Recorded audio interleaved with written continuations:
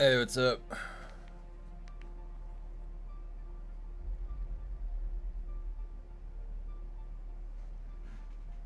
How's it going?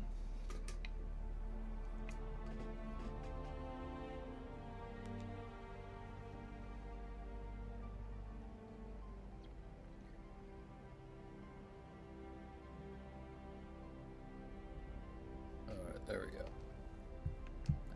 What's happening? Monday, it's Monday. Oh, man. Alright.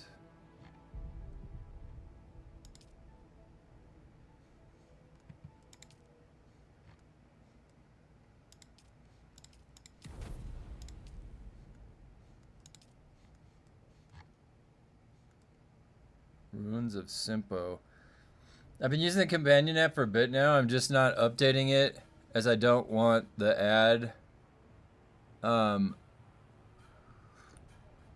yeah, that's a good idea. I didn't even know about that ad thing until I just wanted to run some tests on it. Because I've never actually took a look under the hood. Oh, is it hot out there? The companion app's pretty interesting. Oh, I gotta dump all that stuff off.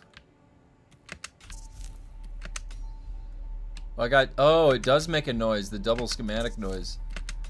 It's kind of an annoying noise.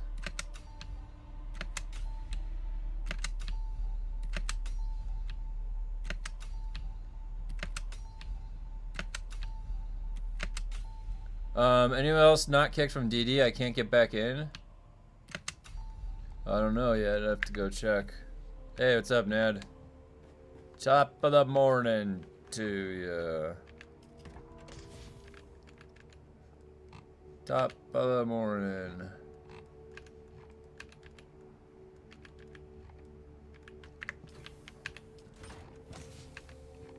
How was everybody's weekend? Did everybody have a good weekend? Why? I never fill up my water. Currently 27 Celsius, but like Thursday it's gonna be 36, and basically after today, 4 days above. Wow. That is hot. That is hot. It's not gonna be too bad. Like we had a couple days that were, well, out here, you know, we say it in the Fahrenheit. It was in the 80s. It's been the hot past days already. Bedroom's 30°C already. My little fan doesn't keep me cool anymore. I'm getting through it. Yeah, the honestly, like, it's our computers love the ambient temperatures that are cooler. So when it's wintertime, my computer loves it. That interface right there. How do you hide the Funcom tooltips? Like, where are the tool display, right?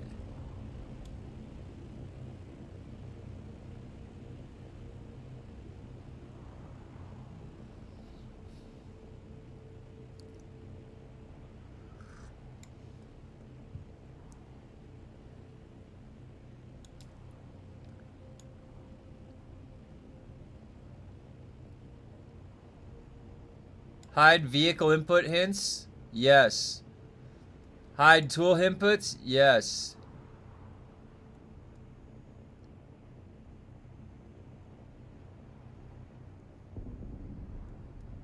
Oh.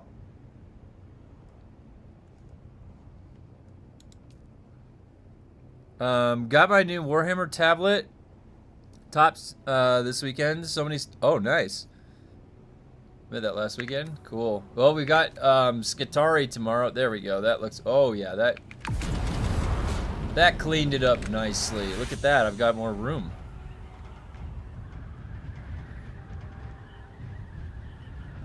My generator is worse for the wear right there. Well, look at this place right here. This looks cool.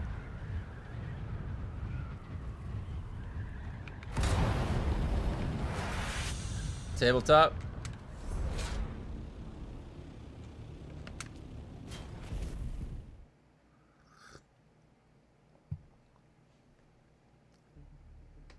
That is awesome.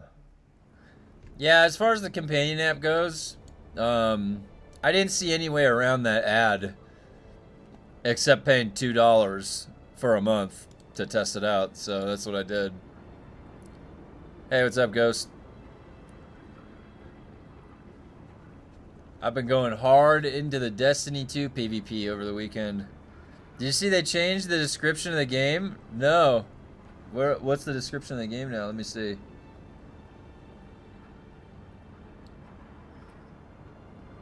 Dune Awakening Steam. Let's see. Okay. What do they put for the new? The hell? They want to validate my birthday? The fuck? Most legendary? Okay, let's see here. It's Dune Awakening is an open world survival game with an immersive adventure and RPG gameplay.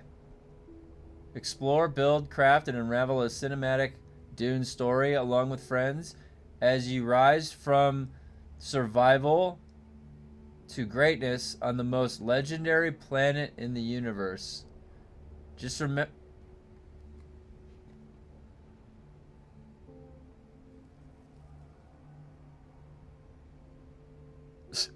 This has a little arrow. This has a little arrow pointing for me where to go. I haven't done one of the LANSRAADs yet with the, That's pretty funny. Yeah, so they removed the word dangerous and then put, legendary. That's a deliberate... Did they think nobody would notice that they changed one of the... It's like there's like a... You know in, when you make a comment, you can see the edits that had gone in. Alright, so these guys got like 400 health. 400.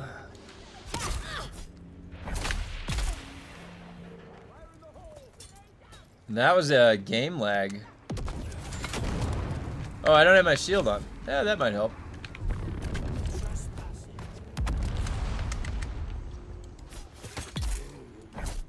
Morning. Only one planet? That's what they said. That's what they're saying. It's literally a motto of Dune. In Arrakis is the most dangerous planet. Yeah, honestly, that's not a good sign, is it? That's really not the greatest sign. Yeah. Yeah, I like, you don't want to read the writing on the walls, but...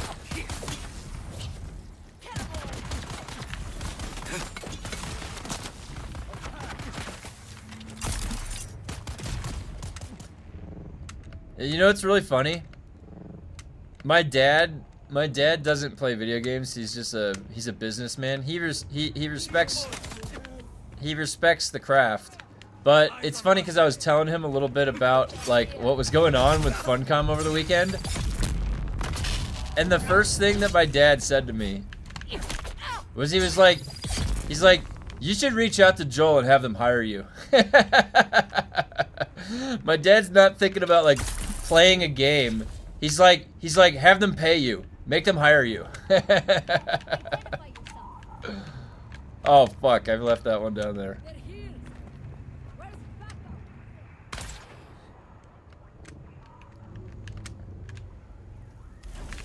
Now it's a complete vision change now. Yeah, it's definitely, it definitely changes the mood. This companion app is predatory with the subscription.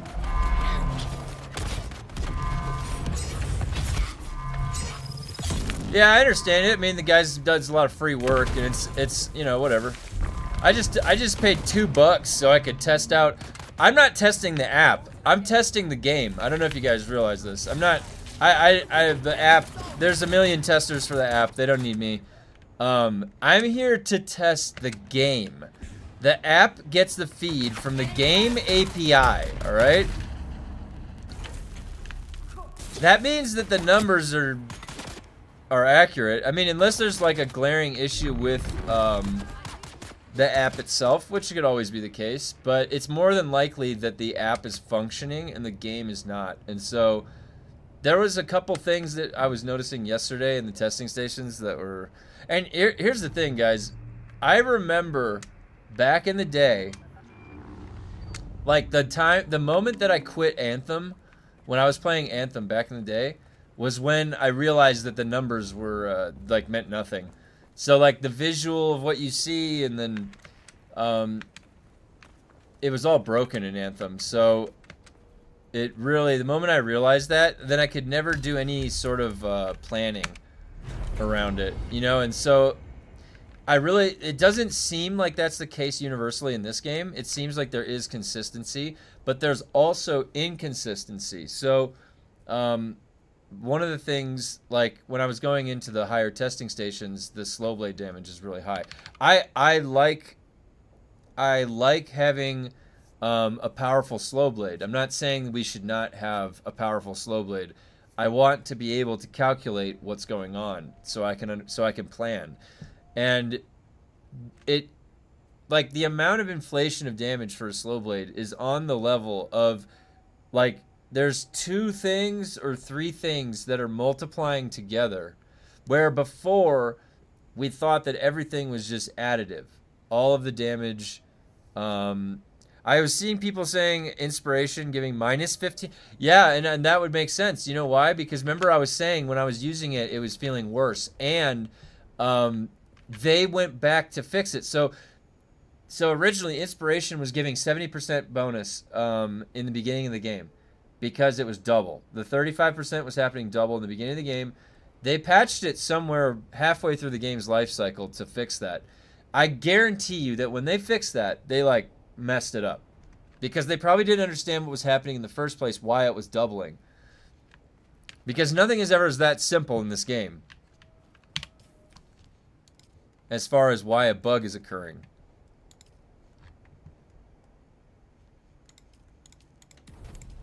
So I suspect that it is bugged. It was already not very good because the casting time was annoying. Oh my god. What the hell was that? I was inside of another plane.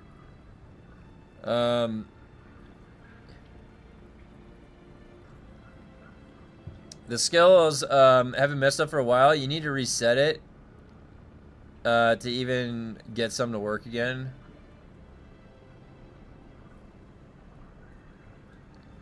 The thing is, too, right? If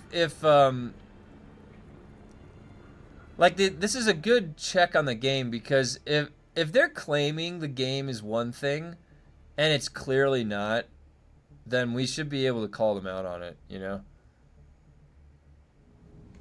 This isn't like content creators and then the general public is not in the business of false advertisement on behalf of another company.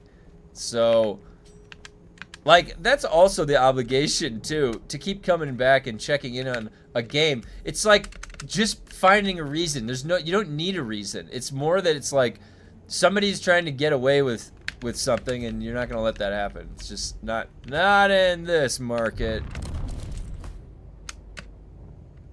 You know, you said, Funcom, you said this game was dangerous. It's not. Well, shit, they edited the word dangerous out.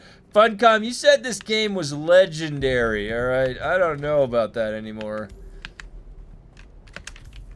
The most legendary, that's a bold claim there, Funcom.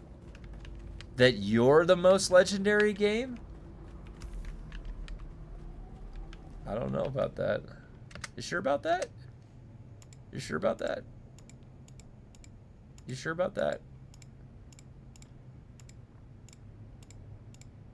Oh my gosh.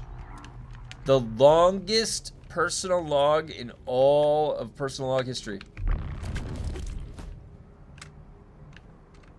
Boy, at least I've got an arrow now. Now I'll never get sidetracked. Never get lost.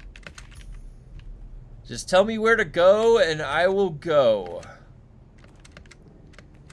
I don't really care about the other stuff. The biggest thing for me from the companion... Can I just do that? Oh. The companion app is the damage numbers. That's all I really care about. Now do that again 34 more times and make your eyes bleed. Don't blink. Tape them open. Tape the eyes open. No blinking. Can you imagine? Someone's here.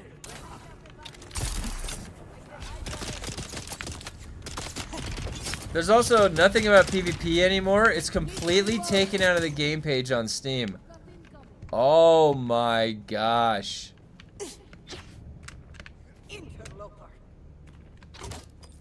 Why would they do that? So,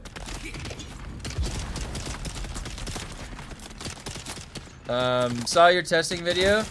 Takeaway, they're doing some weird damage modifiers. Yeah, we're trying to figure out what is going on. The slow blade damage is high. Like,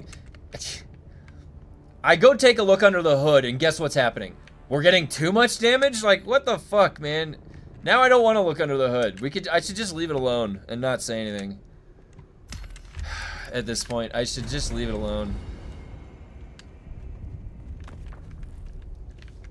Oh my god, dude. I just want to make things work. I want truth, right? I just want to know the truth. Okay? That's all I care about. I just want to know what's going on. Is this right? Is this correct? Is this real? Oh, hey, Gunny.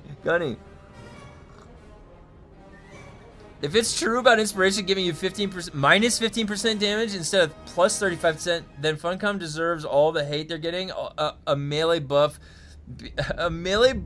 being a debuff. Ah, it's the worst, isn't it?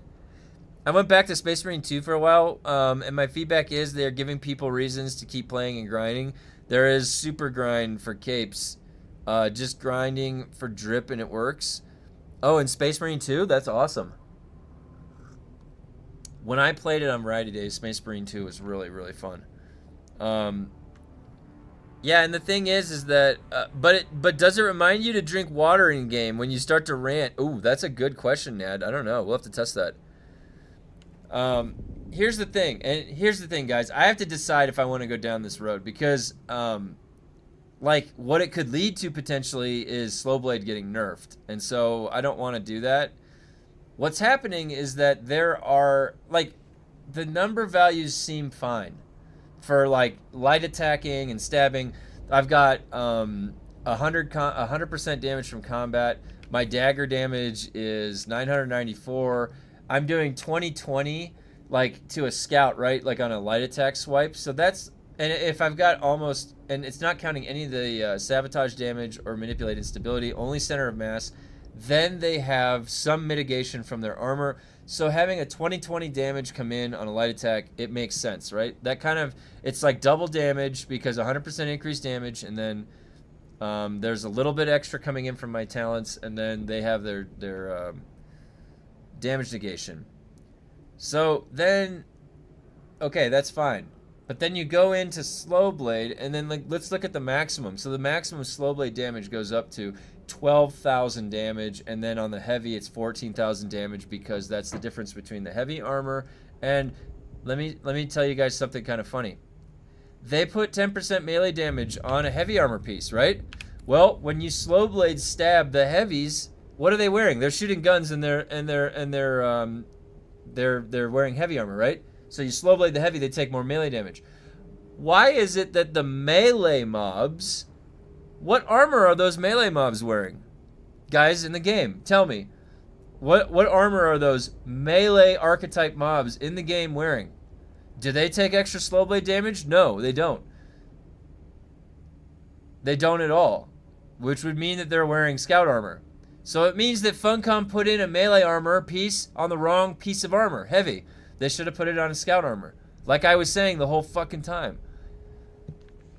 So I wouldn't worry about it, Kev. They got way more stuff to get to even consider it. You are correct on that, I guess. But the problem is that my quest for information, I'm trying to understand why the damage number is up to 12,000 and 14,000. That's a 12 times, that's 1,300% increase, and then 1,500% increased damage.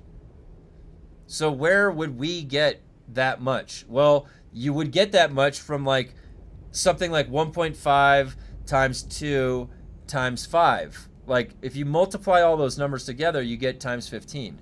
So I'm just trying to understand what's multiplying together and what's adding together. Because before any of that, we were under the understanding that all of these damage numbers were adding together. Like 100% damage and this, and oh, I got to 70, nice. We were under the impression that these numbers were adding together, but for slow blade, so when you go in for stagger, so then is there a hidden like 2.5 or 3 times multiplier on slow blade that they just see? There's no wiki or anything. Like, how are you supposed to know this? It doesn't. There's no description. It doesn't tell you. It's like, is a slow blade like a crit? Does it look as if damage percents are multiplicative or additive? Fallout 76 had a problem for a while about some buffs being multiplicative when they were supposed to be additive. Eventually they'll... Well, I'm under the impression that Funcom would only ever want additive damage increases. Because... Right? Because of how the game is scaled, like just with the numbers. So having one particular aspect of the game have a multiplicative increase is, but see, is that the nature of the slow blade? Does slow blade have a hidden multiplier, which could explain it? If you had like a times 3 multiplier per slow blade, but you would have been able to see that in any of the other cases where like you're doing testing in PvP. It's probably multiplying everything in sequence. Base damage times 2 times AUG 1. Oh. Interesting.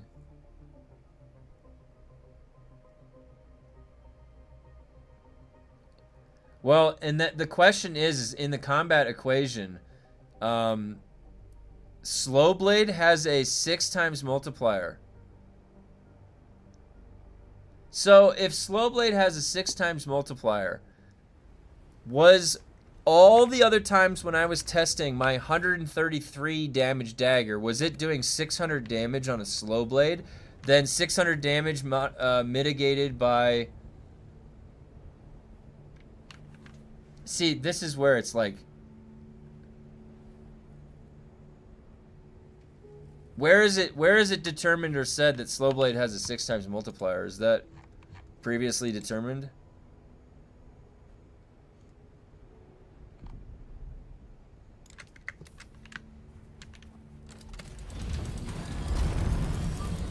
I would love to just understand what the combat equation is. I don't understand why that's so difficult for them. Oh, it's in here. Data mining? Well, a 6 times multiplier would definitely account for that. But then where is it multiplying in? Is it adding everything else and then what is it multiplying? That's the question. So it's multiplying versus everything that's added together.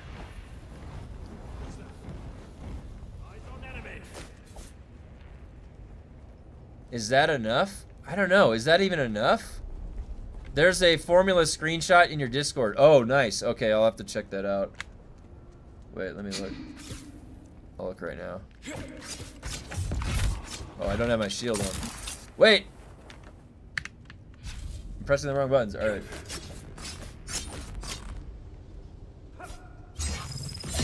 Oh, that actually landed? Where's the screenshot in my Discord? Can you tag me in it? I'm trying to see where it is. Maybe it was like was it an old post? I know the damage reduction equation, but I didn't see the formula for slow blade. Oh, was it from yesterday? Was it?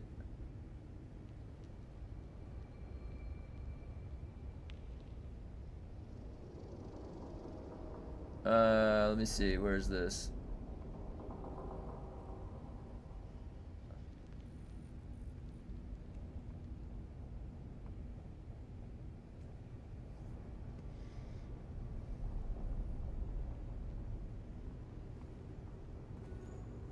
Oh.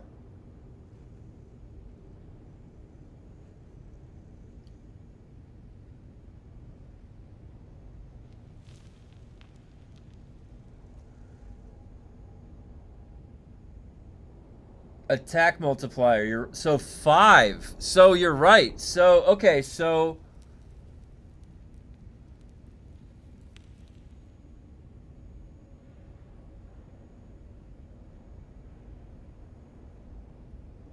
um oh.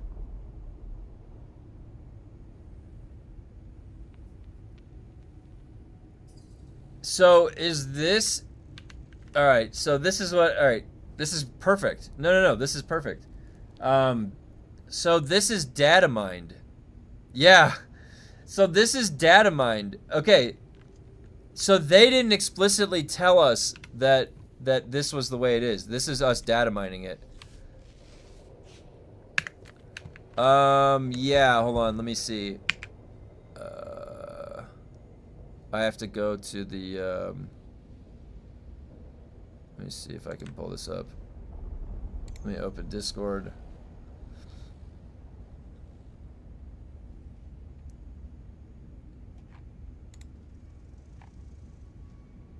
It's right here. This one.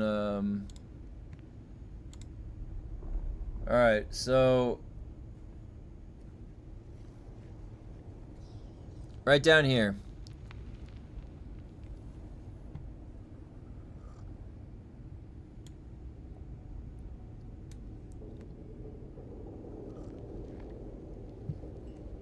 Yeah, I mean, there you have it right there.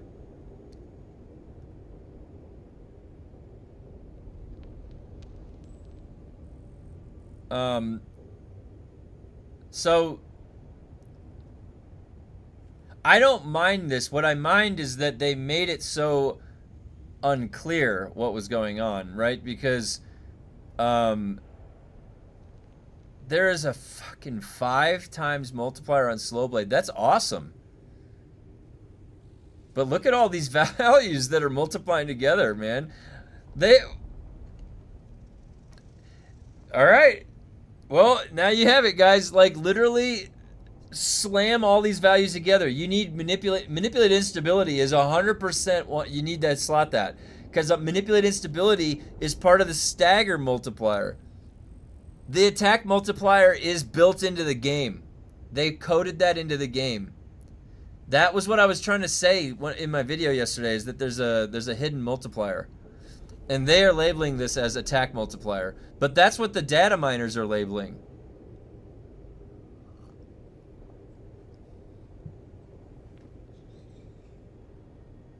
Bad news, DD server went down while I was crawling. Oh, good news, it reset the field.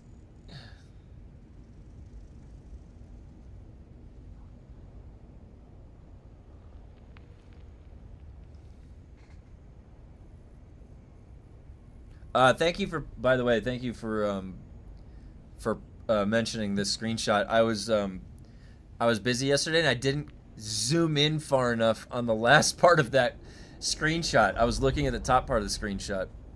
This is exactly what I was wondering about.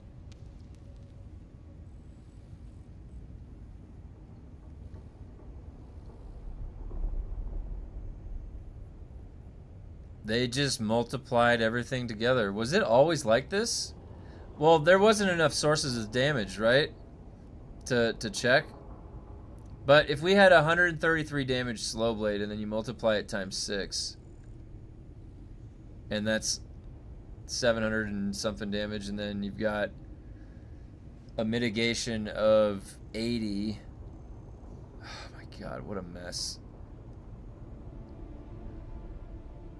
Thanks for this. What's the source website for this? I'm curious to dig deeper.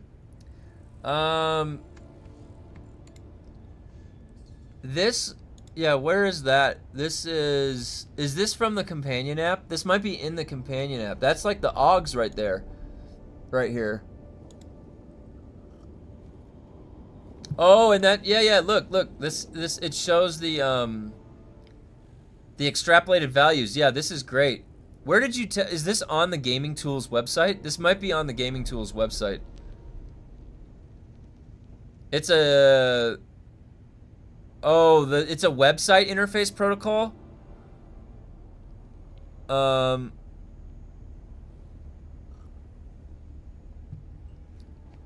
it's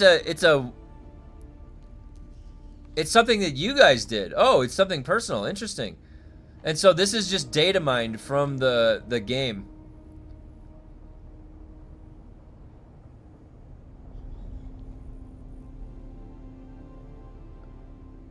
I guess in 2 weeks we were done. So what values might still be incorrect?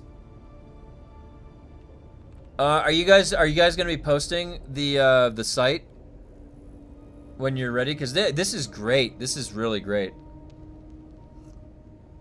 Having accurate extrapolated values come out is what this game needs. Honestly, it's what the devs need themselves, I feel like. So they can make sure stuff is always working. Yeah, this is the God roll right here. Right here.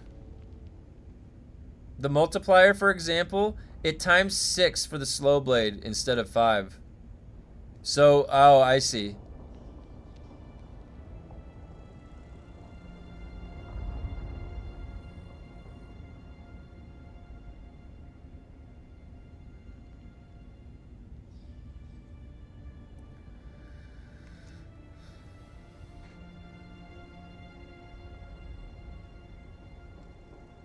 Also, there is still a range talent that increases...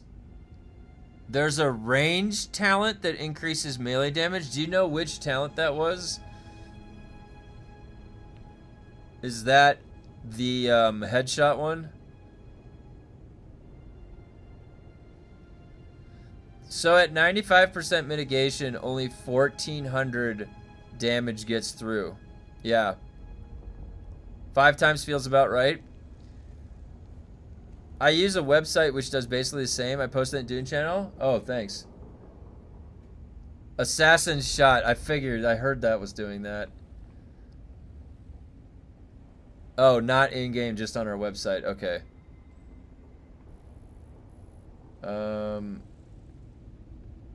Oh, yeah, Method. The Method. Yeah, Method's cool. I know about Method through World of Warcraft. Not quite sure about the 3 times multiplier, though.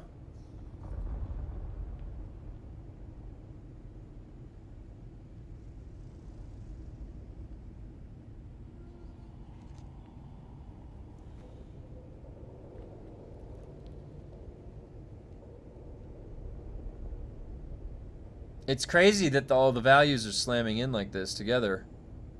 I just don't know if it's intentional or not. It's 6 for slow blade.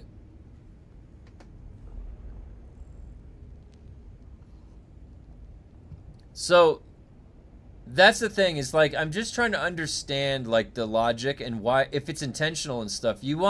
Don't you want to play a game that everything is intended? Like that you don't want to play a game where you're getting comfortable with something that's a bug or something like that. And so we should be able to extrapolate values. Like, where in the game was it ever mentioned, or on a tooltip, on something, that that this is what's happening? That a slow blade does an extreme damage, like a crit. It doesn't even mention the word crit anywhere.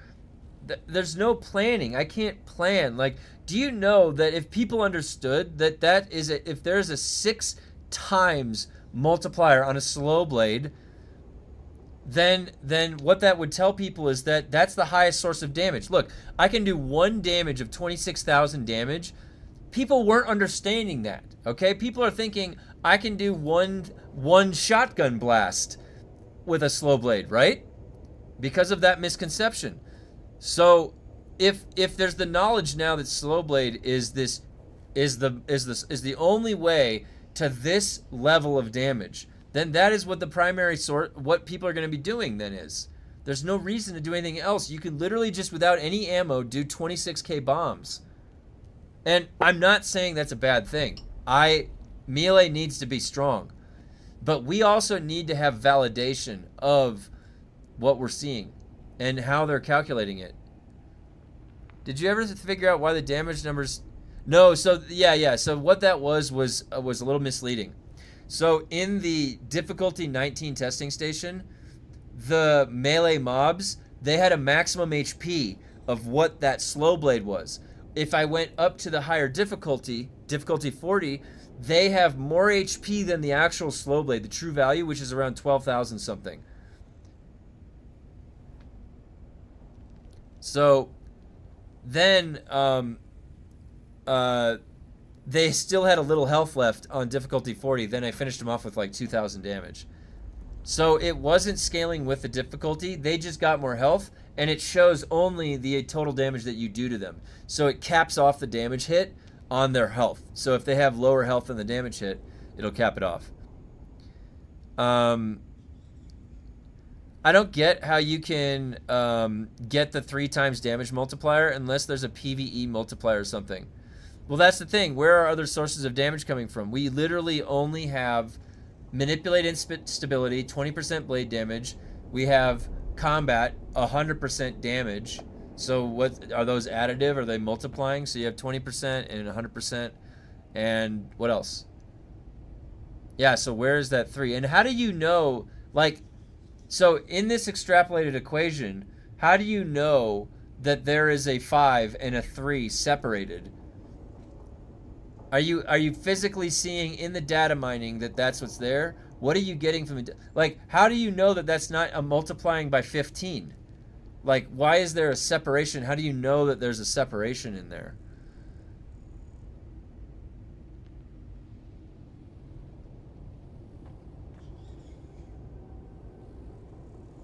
So I'd like to see. I'm curious to see as this gets refined more, because it definitely seems like all of this needs some refinement. And I'm just gonna be honest. I don't know if like there's some issues on the Funcom end.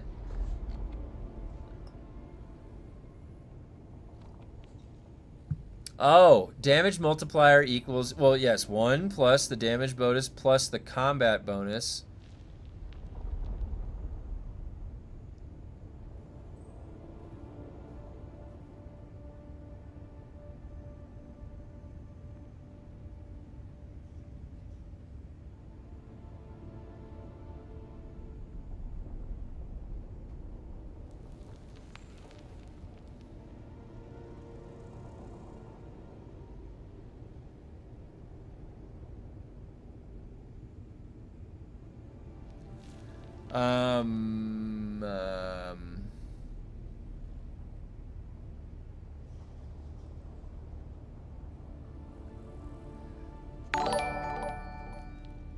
Oh, hey, T-Fox.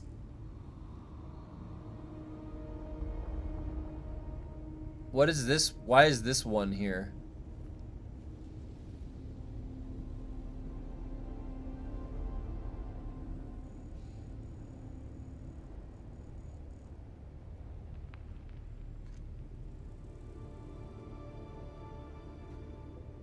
In PvP, there's an additional mitigation taking place, 60%. Then, yeah, you're right. I have no clue what the jewels are. Oh, nice. Thanks, T-Fox.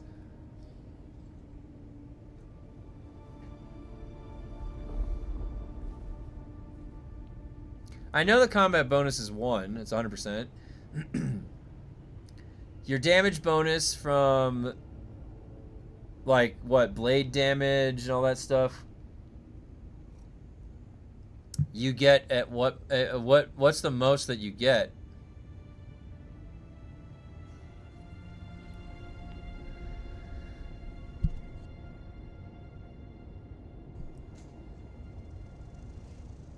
Doesn't it seem like because if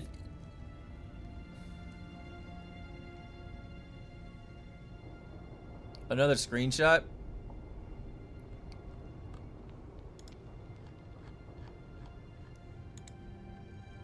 Okay, let me see. Ah, here we go.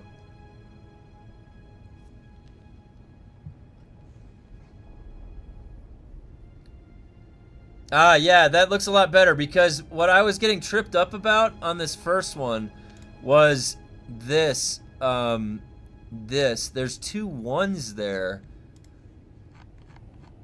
And on this, yeah, this looks a little bit better. So now it's 53. Yeah, okay, that's better. Now you have 1 plus those values that are added. Now that makes sense. Okay. It was throwing me off that there was a 1 right there. I don't know if... Because there's no way to get another 100% something damage, right? So I was like... 1 plus 3% damage, and then another 1. So something was off. But this looks better. Okay, so 2.53. Okay.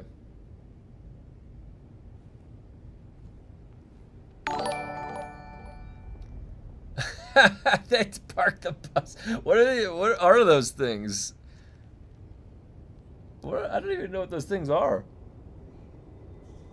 So, all right. So the other thing too is that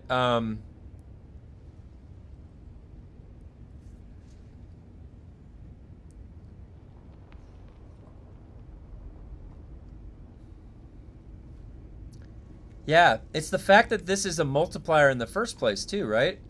Like before before this was even determined, it seemed like the only thing happening to our damage was just the damage bonus.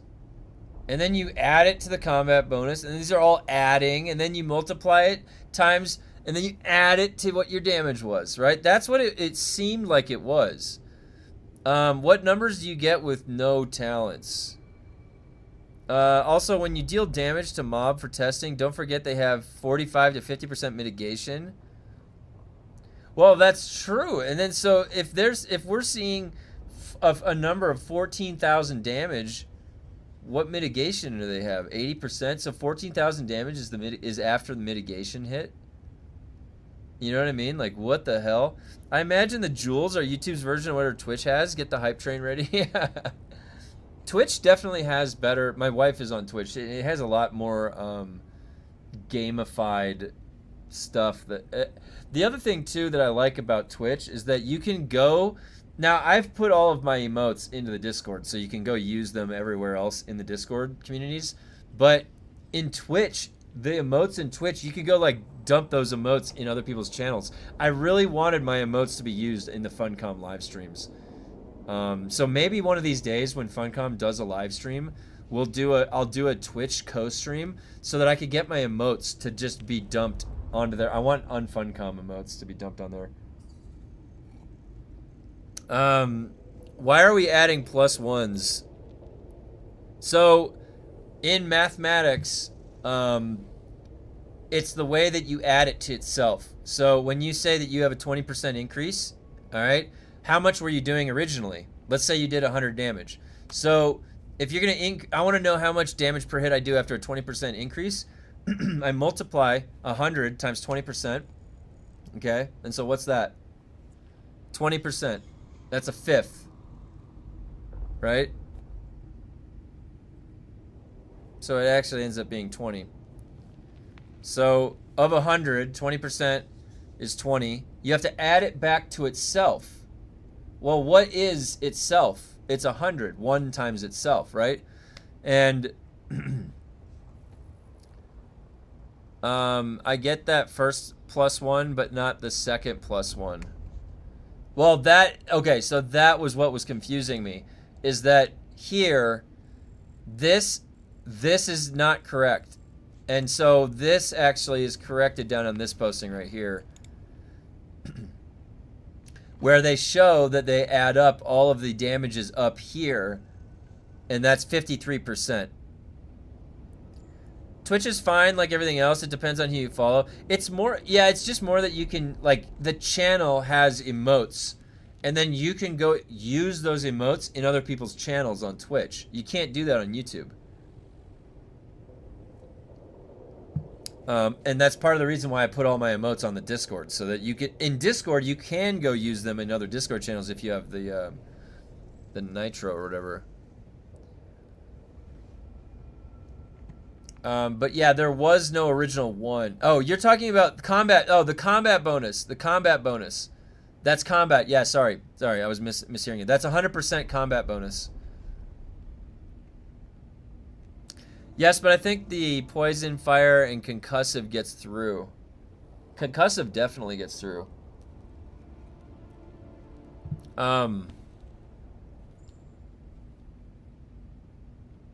As long as you subscribe to the Twitch channel, you can indeed use them in other people's channels on Twitch. Yeah, the thing is and the other thing about Twitch is that they would only allow, because I'm not partnered on Twitch, I'm only partnered on YouTube. They would limit my bandwidth to like 6K, and if I do a joint stream, I might lose some of the stream's fidelity. I don't know. I'll have to see. I'll run some tests. I don't even know if it's worth doing, but all good. I didn't see it probably the first time. It's okay. I was misreading it anyways too. Twitch is fine for me. Hyperjuvenile. It's targeted towards teens. What site is this? We have a build planner now. He's in chat. So the guy that has been working on this, and I don't know that it's up to them if they're going to be making it public to, you know, for general use, but it's definitely a really good utility. And this is like, again, we're trying to understand what is going on with the calculations that we're seeing. Because they aren't explicitly clear. They haven't. I don't know actually if Funcom has actually given us the numbers themselves. This is data mining, right? Well, now we know why Poison Tooth is OP. Did you guys see in the video yesterday? I pulled out the bleed blade and I'm like, let me see how much the bleed block does. And I'm like, bleed blocking? Oh my god, they need to scale dots. It's like 45 damage, 70 damage, 135 damage. Yay! As it's like ticking down. It needs to do way more damage. It's pathetic. Like, I'm doing a slow blade. It's like 24,000 damage. And then I've got like 75 damage ticks for the bleed. Yeah, okay. We are working on a weapon armor builder for public. And we want also to add formulas and tooltips that explain everything behind the curtain. That would be really cool, man. Holy cow. And, you know, can I just say, guys, that things like this, floating damage numbers, an interface that shows explicitly the damage calculations, guys, this is more than Funcom has given us. More effort than even the game company themselves has put in, okay? Look at these guys, all right? This is awesome that these guys put in their own time to create stuff like this. That can create system API calls. It makes the game better. When the developers themselves refuse to put in their own fucking effort and just do it themselves good with their own resources. But no. They've got to wait for the good nature of the public to step it up and block me in here. So you're saying the people that bought the game are doing the jobs of the devs? Yes, and they're doing it better. They're actually doing it better. Isn't that fucking funny, dude? It's like, they even had Kronos saying he was doing a better job than Funcom getting the server architecture to work on their private server. So yeah, it wouldn't surprise me if they are lazy enough to just let other people do it for them. And then not even think twice about it. Like, not even think for a second there's anything wrong with doing that. Not even once. But you know what? Why am I complaining? Because we've got a company like Fat Shark, and I love Darktide, but why the fuck is there not a scoreboard integrate? Who the fuck is shooting me still? Are you kidding me? You followed me on.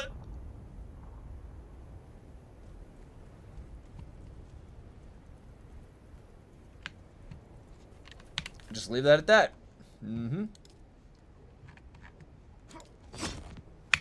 Are you fucking?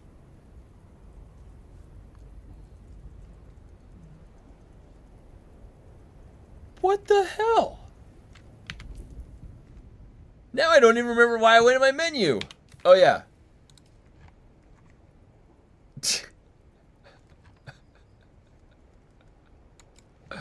They're sending me to water shippers. I can't abandon it.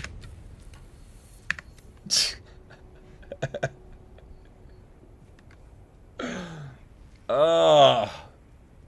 God damn it.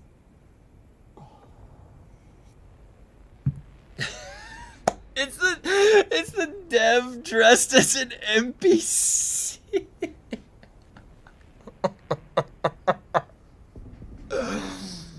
It's a dev dressed as an NPC. Oh my god, that's funny. Is the companion app for Dune new? It's been getting more polished. It's been around for like, I think, a month or two. Since I was talking shit. What's up, Dune and Duners? We're Duning it. Funcom was listening. Oh my god.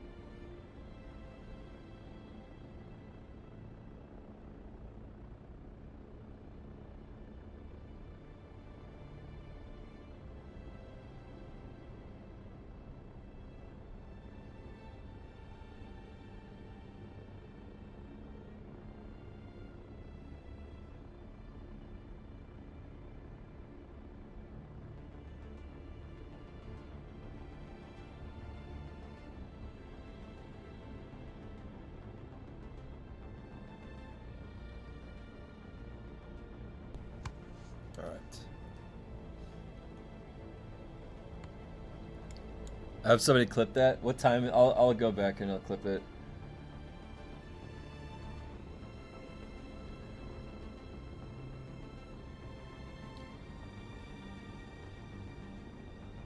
Hey, careful, man. There's a beverage here, huh? Since he's gone.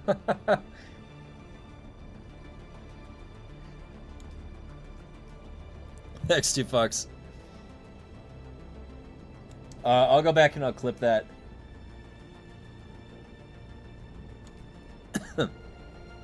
I was trying to figure out what timestamp. What time is it? 8:55.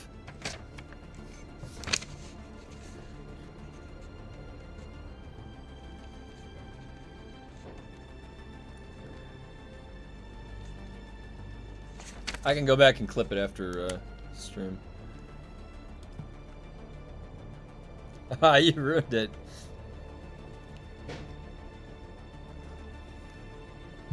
Thanks, 2 Fox. I appreciate it. Hope you're doing well. What game are you still playing? DCU online? 11:55 a.m.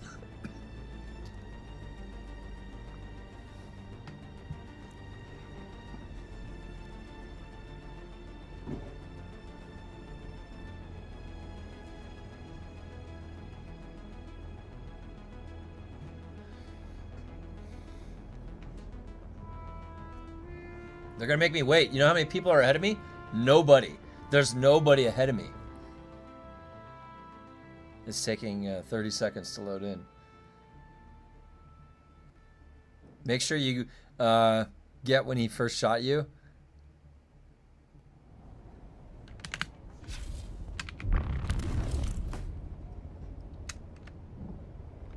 But yeah, so what I was saying too is that if you think about it with Darktide, and I love Darktide, we use, and it's like accepted that we use all those mods for Darktide, right? And they're not creating any of the interface. So, and I can tell you that it's kind of a pain in the ass when they update the game and everything breaks, and then now I'm like crashing, and so if like like in their development schema, do they not have the manpower to create a scoreboard, Fat Shark, or did they get in the habit already, like early? Because their design choice was to not include a scoreboard. Their design choice, and arguably, like, is it better as a choice? But should it be integrated in the game? I would say that the scoreboard is like a very bare minimum for improving your performance always, and it is almost impossible to get a glimpse of how to improve what you're doing without a scoreboard or damage numbers or something, right? So how is it like they didn't want bullying? Is that really what Fat Shark did? Are they like, how did Fat Shark get in the point where they just don't make the mods the way they should?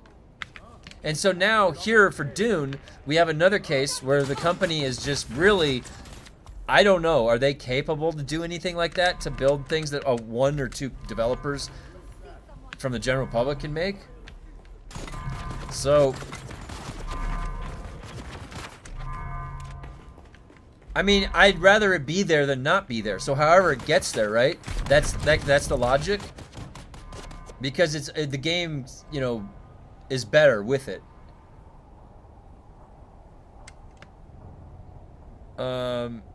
Is that guy still in here? I'm not sure. You can, yeah, if he is, and if he's in the Discord, I think he was posting in the Discord. No, this is a mod, 2Fox. This has damage numbers too.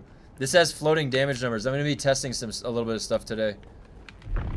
And yeah, this is, oh my God, there's a sunstroke meter. A sunstroke meter. Wait, I don't get sunstroke in here anymore? But yeah, this is the Dune companion app. I have it linked in my description. But just guys, be warned. You have to pay $2 to get the Nitrado ad off the top right of the interface. All right, just be warned, okay? So I have that also posted in the. Wait, did I post that in the description? No, I posted that in my video.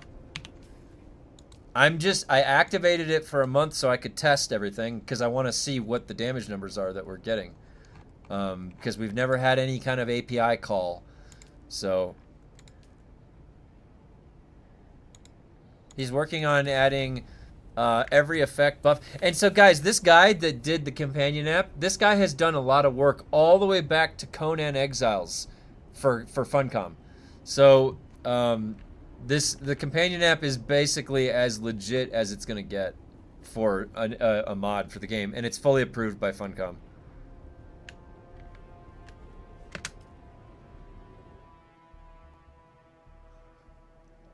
But where it's really, I'm one-shotting everything, so you can't even tell what's going on. What's the point of damage numbers? Where it is interesting is when you go into the testing stations and you can actually see how high the numbers grow to, and how much benefit, the full benefit of these perks. Who doesn't love marketing slot paywalls? If it doesn't have a paywall, is it even a good app? Well, you know, you put in time for your effort, you gotta get paid. I don't blame them. It's $2 too. It's like, please, sir, for your time. He deserves it. He's been putting in a lot of work. Who cares? And I don't know if it's more than one person. It's probably more than one person.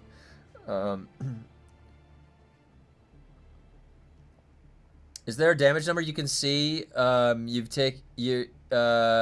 there is. There is. I'll go into the testing station and show it after a few of these. Maybe after this. I'm glad that this bug is still here. And now we have to wait, guys. I'm sorry, but we have to wait. Don't worry, I'm not out of fuel. Don't panic. Nobody panic.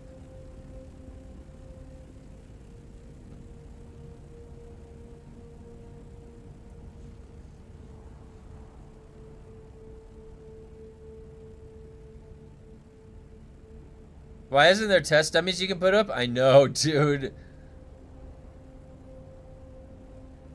$2 times 5,000 players. That's some good money before taxes. It's the way the world works, you know? And don't you want to pay for good service? Hey, at least they removed the repair glitch. Running out of fuel would be a rookie mistake.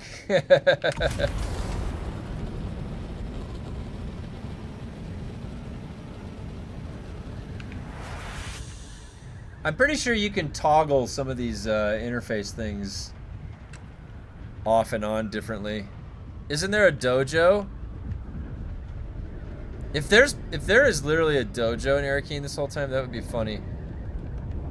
Whoa, look at that.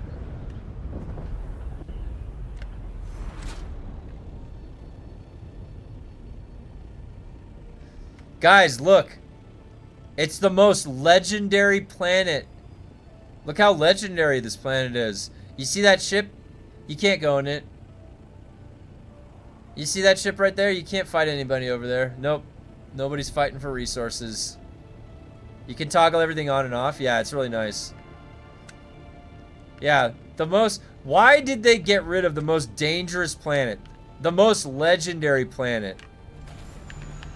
How long did that take them to come up with a new word? We need a new word that's not dangerous. Like, what do you mean? Why would you not want the word dangerous? Danger... we've been growing up. I used to joke that Danger's my middle name, dude, when I was in college.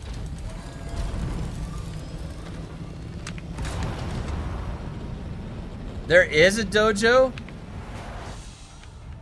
There's a dojo? Can you actually fight anything? You don't want the sunstroke? You can have it off. Same with the fire rad. That's good to know. If I wanted to pay for good service, I wouldn't be playing Dune.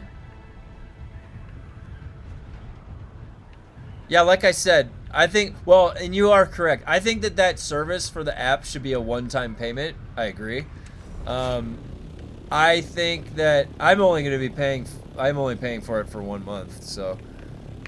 I activated it so that I could test out the game. I activated it. So yeah, I agree.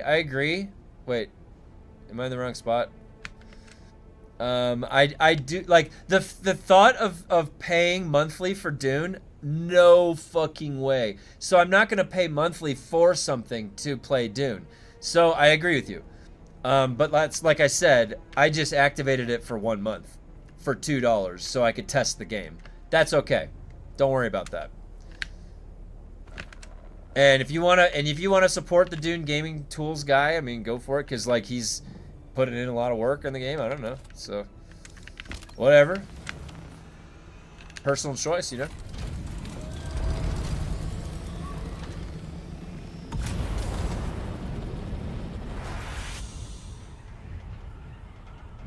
Yeah, by the LANSRAAD store farther down. Oh.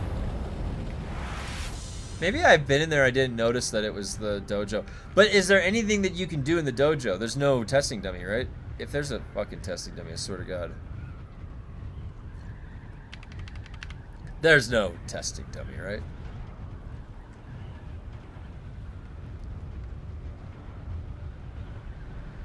Today's society are full of wimps that get offended for anything and everything. Well, you know that I remember when I was growing up, and I was in baseball, and I played football, and I did other sports when I was younger too. Like when you're young, you do like soccer where you turn the shirt inside out, the blue and yellow.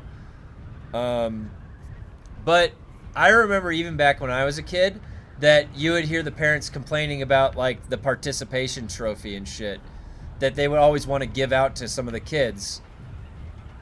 And there's a whole psychological argument to be discussed about participation awards or participation trophies. Right? And that's kind of in line with what you're talking about. Not just wimps, but like, it's just,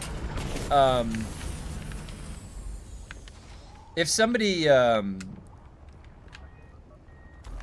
is afraid of something, you can't really hold it against them. It's not, sometimes it's not necessarily like their fault. It's either they don't have a lot of practice or exposure, or, you know, can't hold necessarily against somebody. But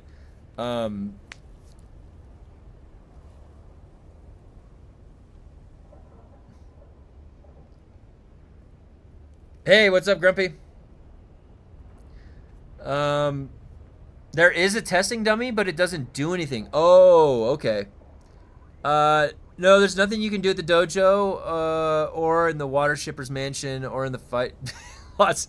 Well, you use a racial epithet towards me or someone near me, and I get upset. It's not over nothing. That's true. Yeah. Hey, what's up, Lafu?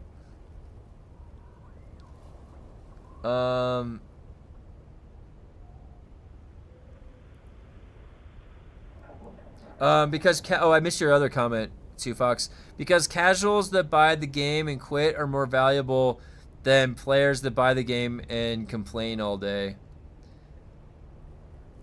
Hostile is a great word instead of dangerous. Yeah, too, Fox. Well, there's no distinction between the data point of a purchase. Like whatever comes after the purchase doesn't matter. It's if the purchase happened. But hey, oh, Lafu, hey, thank you very much. Appreciate that. I love that Arnold one. So good. Thank you very much, Lafu. I always appreciate that.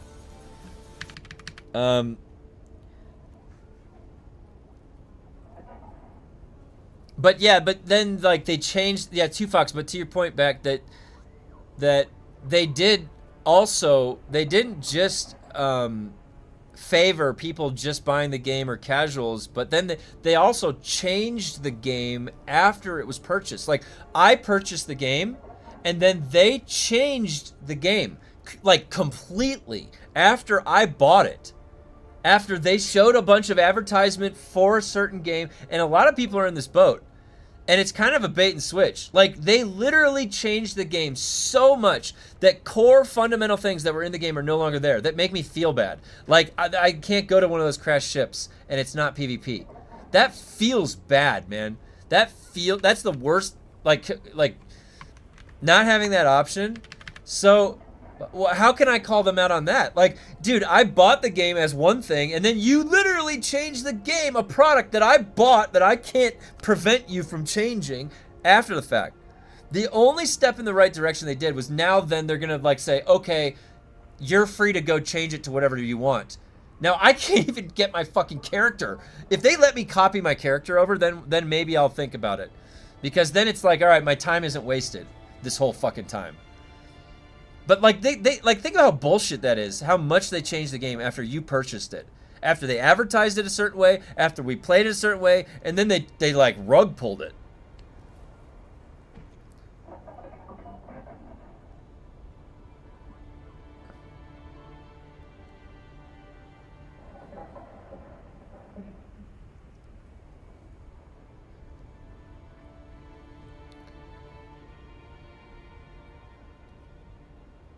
Hey, what's up, Grumpy? You have seen nothing. Hey, George, keep it tame, buddy, alright? I don't want to hear that political shit right now.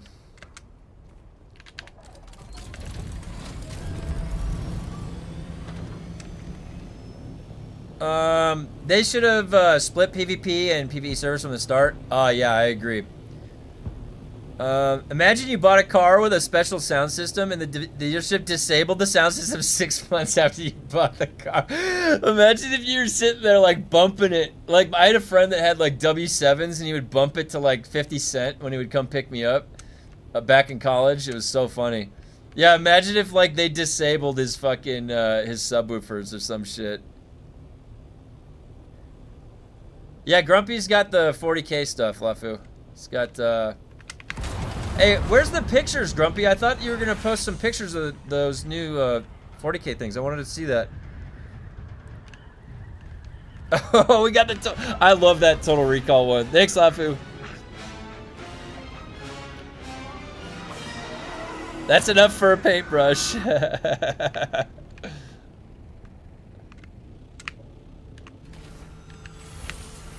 At some point, I'm gonna need to build a new ornithopter because mine has been taking some damage. Look at my generator. It doesn't have any resources left.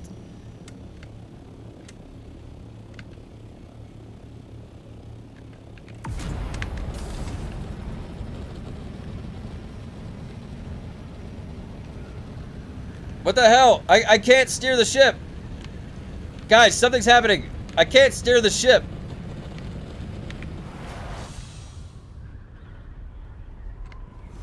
What's happening?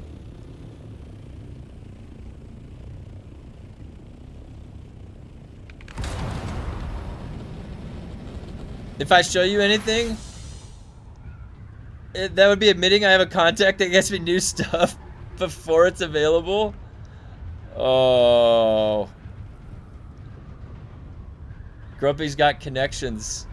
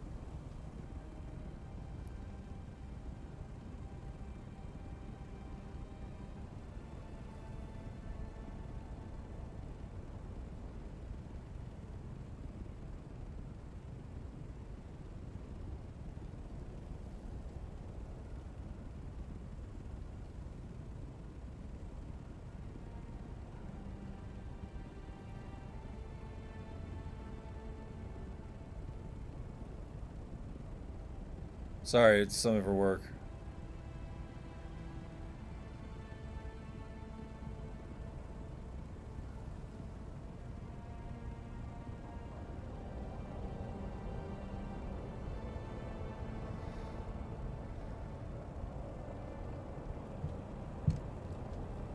Where do I get the app from? I linked it in my description. I'll post a pic of the list I'm using this weekend. Give me a minute. Yeah, that'd be great. I'm just happy we finally get battle axes this spring.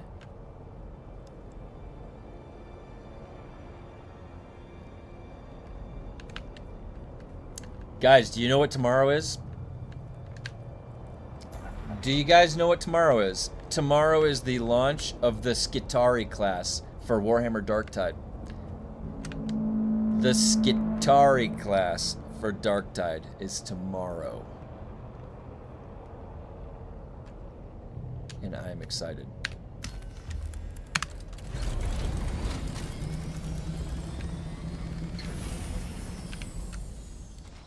Let's see. Did they fix my goggles? Do you guys think that they fixed the goggles? Nope. I can immediately see they did not fix the goggles. Damn.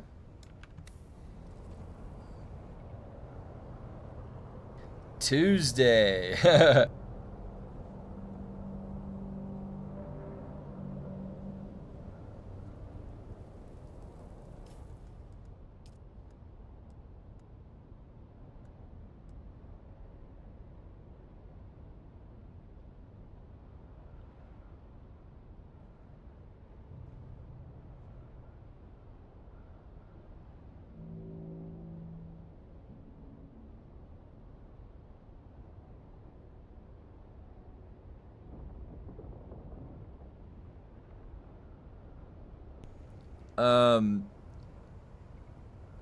Praise the Omnissiah. Yeah, guys, if you guys are playing Darktide tomorrow, hop on. We'll be doing it.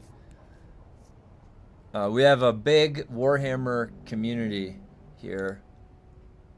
Oh, that's so cool. Those guys look great. Look at that.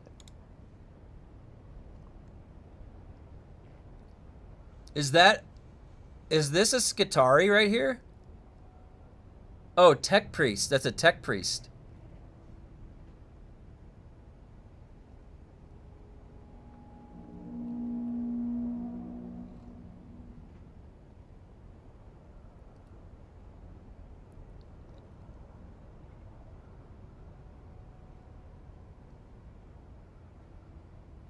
I think this looks awesome. I really like the color. Did you paint all these, Grumpy, or did they come painted? I like this. These ones look really cool too, right here.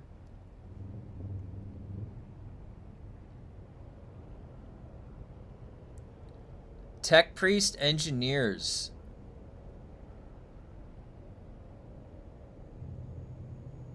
And Gaunt's Ghost. This looks really fun. What a cool hobby to get into.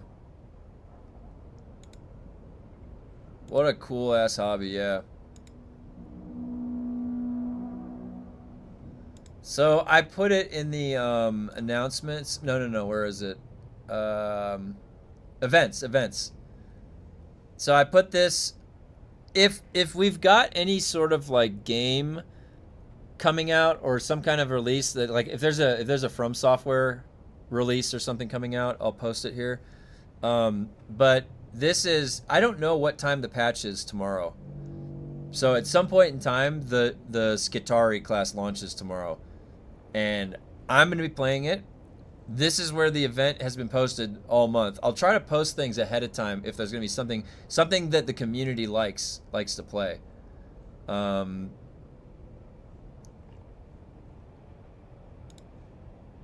Yeah, that's going to be great. I can't wait. Vehicles I did. The infantry is a friend of mine. My hand is not steady enough for tiny details. Really cool. Really, really cool.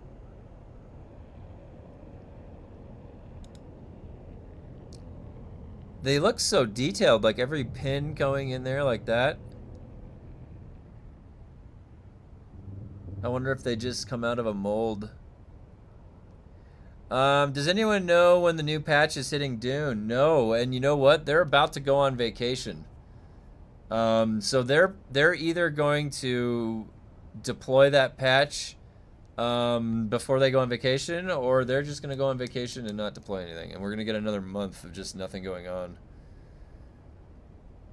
Nothing going on.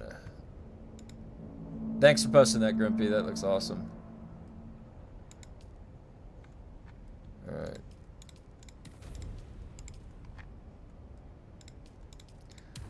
The old wounds. Ruins of Simpo.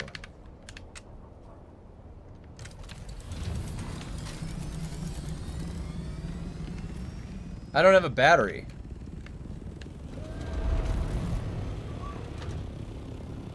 I should probably go get some more fuel real quick.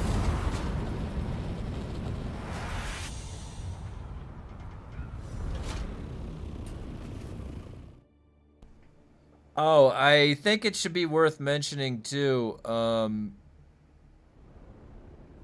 Has anybody played Final Fantasy 14? The MMO. I'm not too crazy about it, but we might play it for a month this summer. My wife is going to be testing it out with some of her other friends. I personally don't really think Final Fantasy 14 for my taste in MMOs is one of the better ones. That's why I play the other ones. Like I have Elder Scrolls Online downloaded, World of Warcraft downloaded.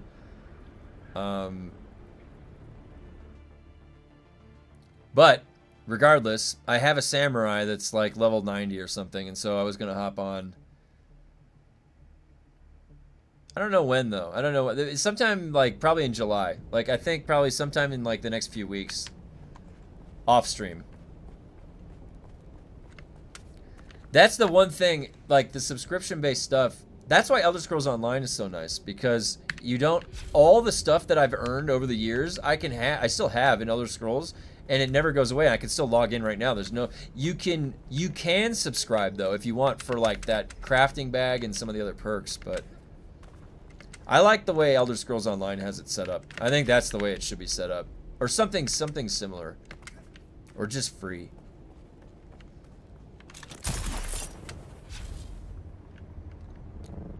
But yeah, I agree, and it's also really hard. I'm not looking forward to going back into the MOG station to try and fucking activate my account. That always is like a pain in the ass. You're like, what is this place? There's 9 different websites.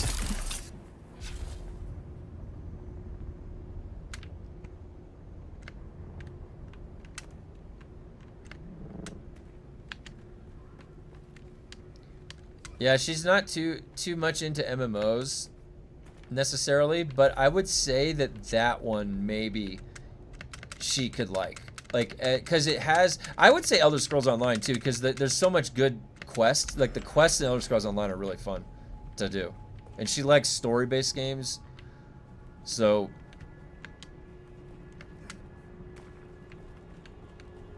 And she's a fan of all the Final Fantasy games, so like I could see how that the Final Fantasy 14 might, but she doesn't really like to play with other people. She would be playing it solo. So I don't know. We'll see how it goes.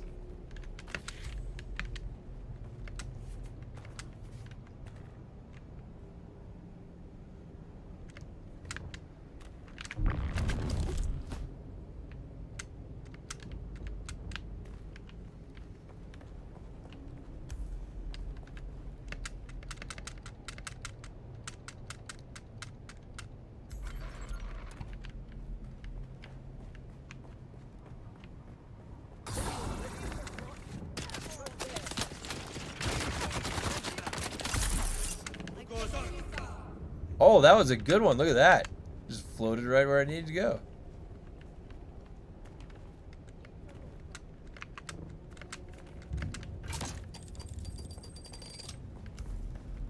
I need reinforcements.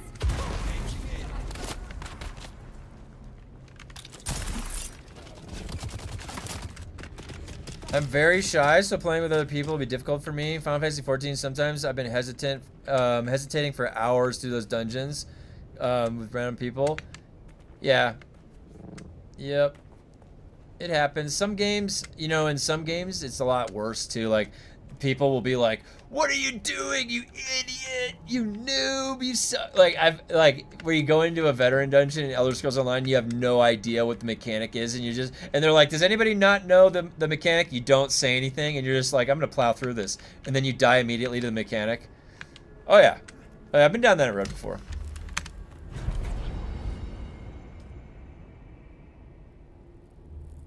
It's like when you play Monster Hunter.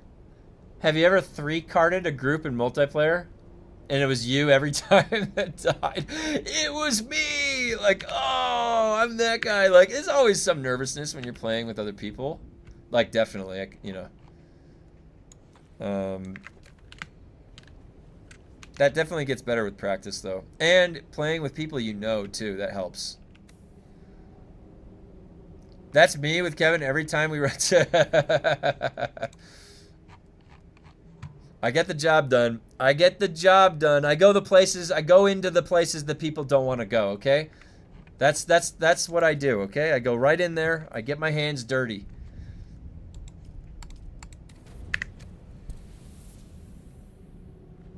Noob.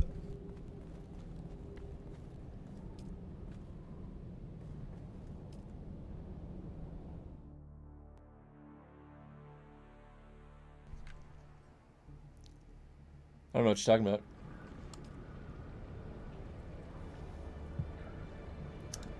I don't know what you're talking about.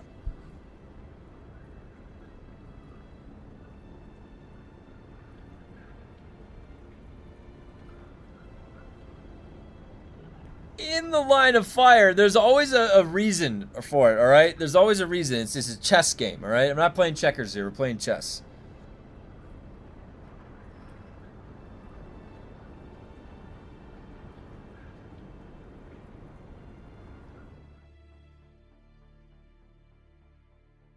I like that slow delay. He steps in the line of fire and there's just like a pause on purpose.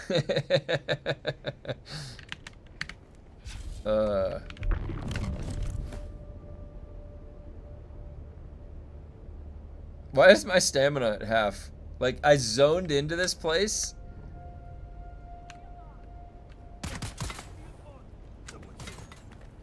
I zoned into this place. Wait, yeah, what happened with my stamina? That was weird. I was just looking over at it. It just like, it jumped down.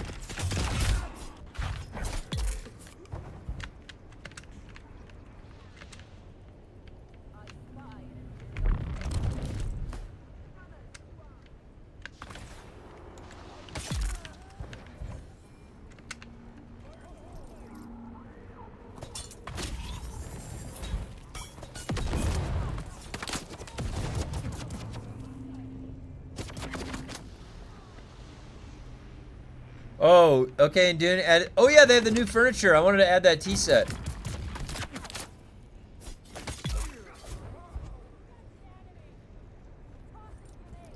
Is it just me, or does it seem that Dune Help Desk is about as useful as a goldfish with a pogo stick? I bet you could make some money off of a goldfish with a pogo stick. How many people have seen that?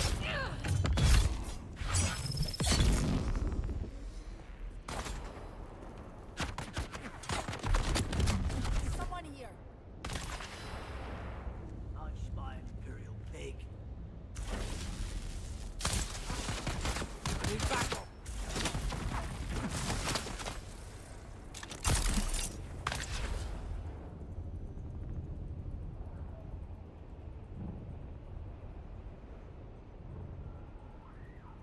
I got you.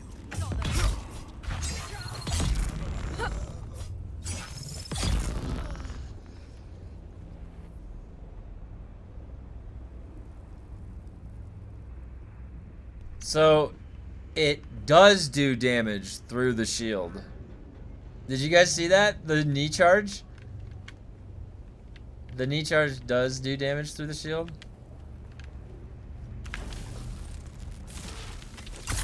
How's the companion app so far? Good.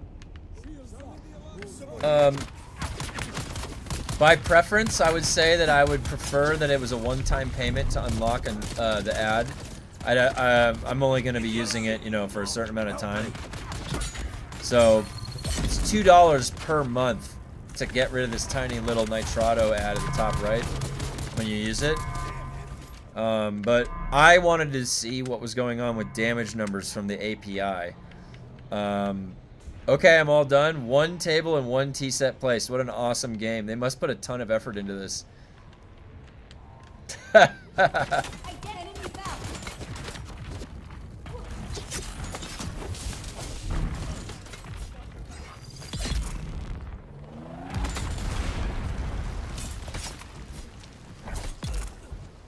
So it does 1 shield damage.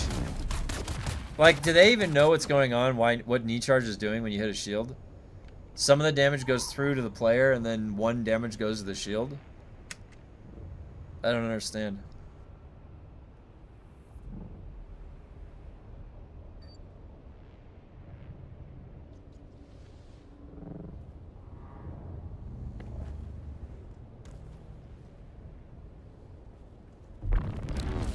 Identify yourself.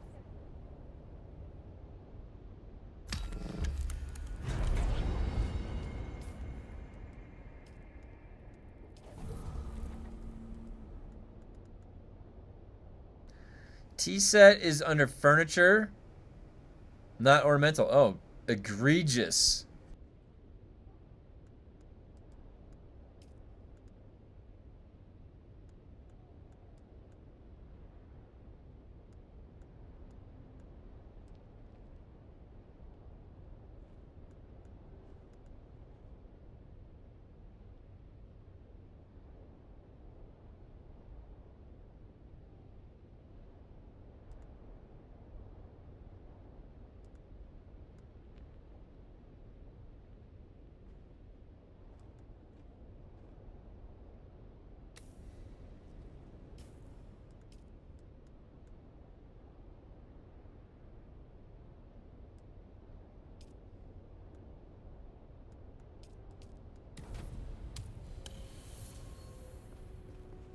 These are moving very slow today.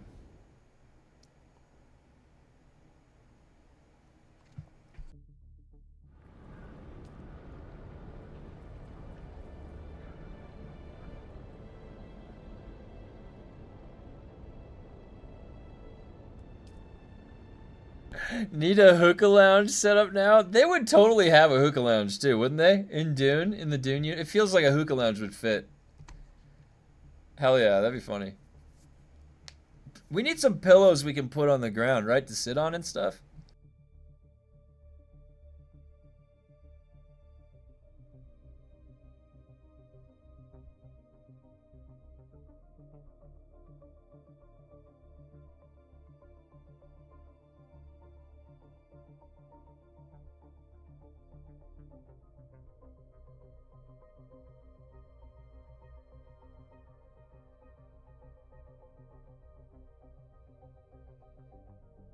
This is a long load to get into Haga.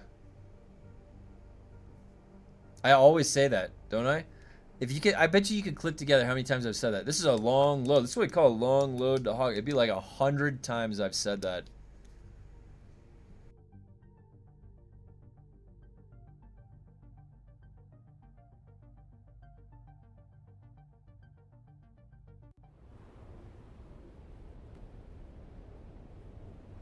It's just crazy that we have 200 HP. 200, like they even scaled the HP of the mobs that had like 260 HP up, but then we get these, we have 260 HP.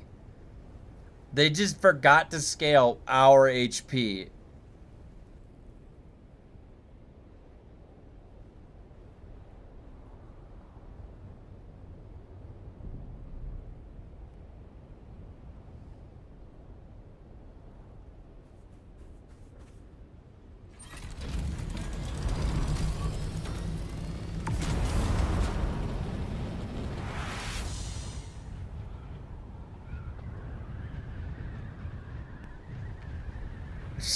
I told my guys, that's so funny. I told my dad about that. I was like, yeah, the creative director at the last the last developer live stream kept talking about how hard his job was and how hard game development was, and my dad just shook his head.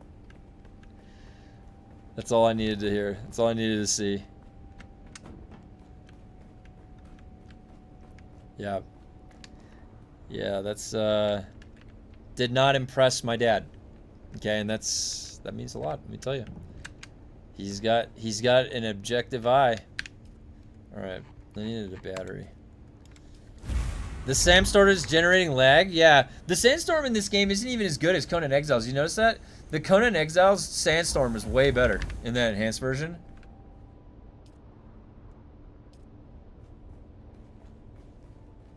We've got these like baby sandstorms made for babies. It's like a little toddler sandstorm compared to what's in the other game.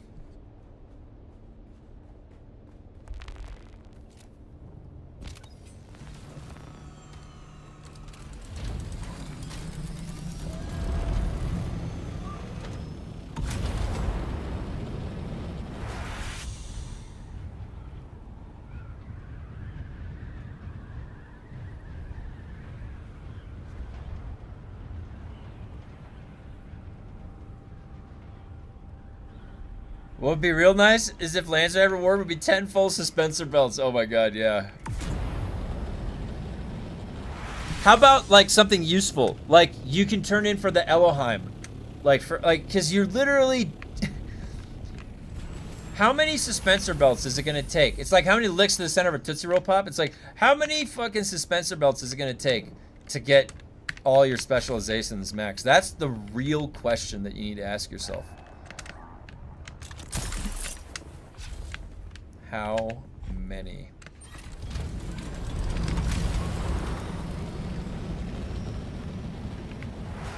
It's a good question.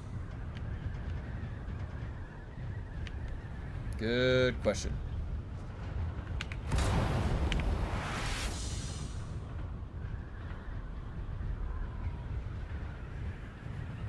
Thousands.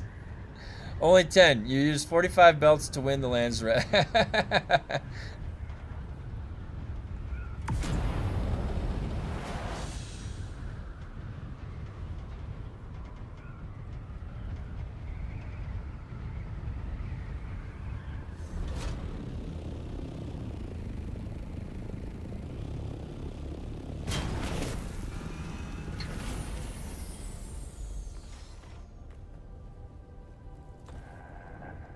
I carry 2 belts? Yeah, that's what I just did. I swapped off my 1 belt right here. This Elohim is about to be completely dusted. It's like, it's wearing out so often because it's so in the red. Because there's no way to repair the red bar. New currency unlocked. I carry 20 Elohims, 10,000, 109,000 full suspensor belts. It's probably that much.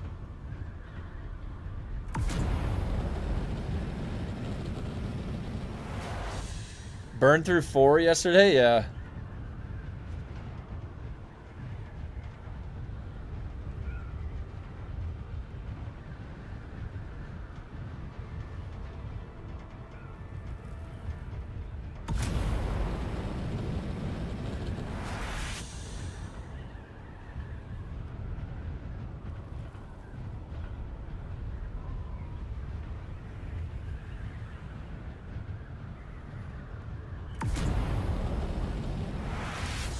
Wasn't modding only for single player, or how do you have the extra HUDs? Is the companion app?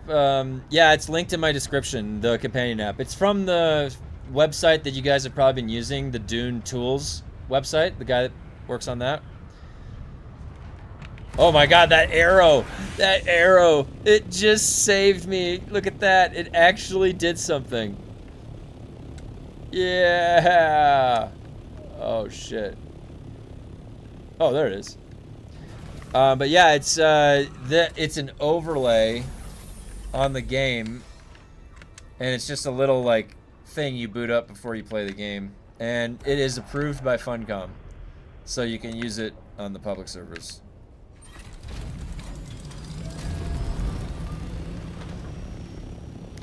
The guy programming it has been following the steps with Funcom. He's been working alongside Funcom since Conan days, so it's trustworthy.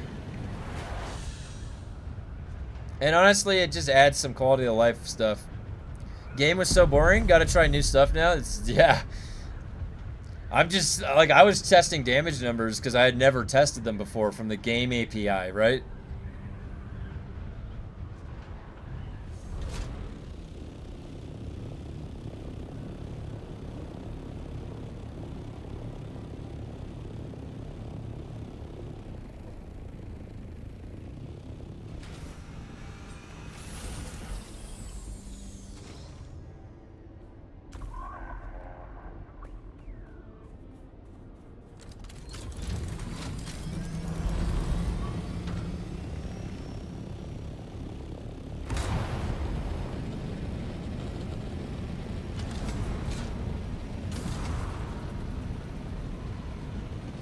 Why wouldn't they just include the damage numbers? That always bothered me. Yeah, Joel said that it's something for the immersion of the game, but I agree. There are mechanical features of a game that make it more fun to play as a game. We're not living a real life simulator here, you know? So you should always have the option to toggle things on that are quality of life like that. I agree. But now, like, now that people are doing it for them, they're not going to do anything themselves. They're not going to put any of those features in. Not to say they would have, but now they really won't. Wish they would let you fully mod it through like Conan and other games would. Some funky mods for this game. Yeah, I mean, the mods would probably make it more fun. Well, immersion, sure, but let's have a toggle then. Yeah, option. Yeah, I agree. It should be the option.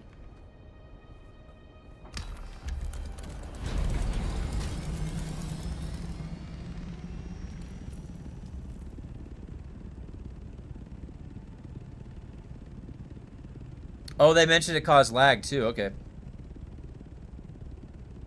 But this, it's not causing lag the way this guy did it. It's just calling the API. Maybe they just didn't know how to do it. Like, I don't seem to be lagging anymore, like when I'm using it now.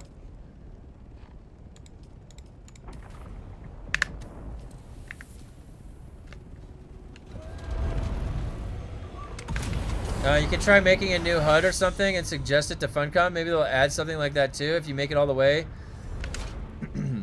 Well, like I said, I don't know how much work we could do for Funcom because I don't know how much they're actually willing to integrate that's coming from an outside source. I just don't think they'll listen. They gathered everybody together. They crowdsourced all of our communities. They publicly displayed it. They put us on an embargo. And if none of that feedback makes it into the game, then there's no chance that anything else will ever make it into the game as far as feedback goes. That literally was the most organized effort, and it's all documented. Like, our questions are documented out there. They're not just questions, they're also like, come with it some suggestions. The questions are suggestions in a way. So, well, that was nice.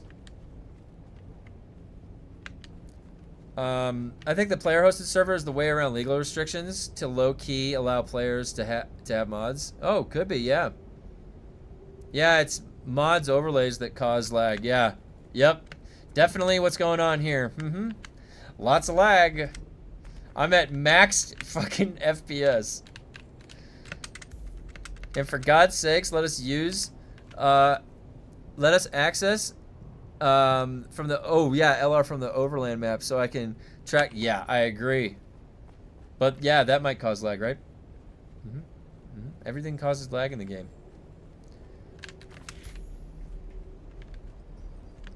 I had finished that Atlas story in No Man's Sky after seeing you in that red station on Variety Stream. Made me curious. Oh, nice. Yeah, that wasn't that cool. I will definitely, like, for Variety Day, I'm going to be spinning the wheel, and what I'll do is I'll keep the games up there, like No Man's Sky and the other ones, and so if I'll have a playthrough I can go back to, and I'll just pick up where I left off. So, yeah, that was really fun. I can't tell you how much fun I had when I was playing. Even though it was like, you know, there's not a lot of combat necessarily, the game was about how far can you go. And it's getting you curious about where you're going. And you're in space. And so that's why that game is fun. Now, I bet you there's even more depth to it I hadn't even gotten to. So, that Atlas is Joel's secret lair. It has some black cat or Dr. Claw. They heard me. We got 3 weeks of LANSRAAD missions. Yeah, I watched the full VOD of that, and the ending to that stream was cool. Kevin got fascinated about the universe and the unknown. Yeah, it was really fun. Well, because it's just like, you know, when you're out there, that type of stuff to me is more than just a game. They're, you know, when they're trying to like pull on some accurate physics and then show you a representation of stuff that's out there in the universe, that's really where you can get wild with your imagination. Just even thinking about simple things like, what was that one that was the evolution game where you had a planet and the creatures would evolve together? So it's like thinking about if you were to create another life form that was not carbon based, how would that even work and what would that look like? And if you think about Star Trek had you know, they tried to like come up with all these different ideas for what an alien species would look like, and then would it always like we're modeling it after like what we look like, would they all, and there's a human in a suit sometimes underneath, but is that even what they would look like in form and structure? So playing No Man's Sky and going out there into the universe, oh, Spore, yeah, that's what it was.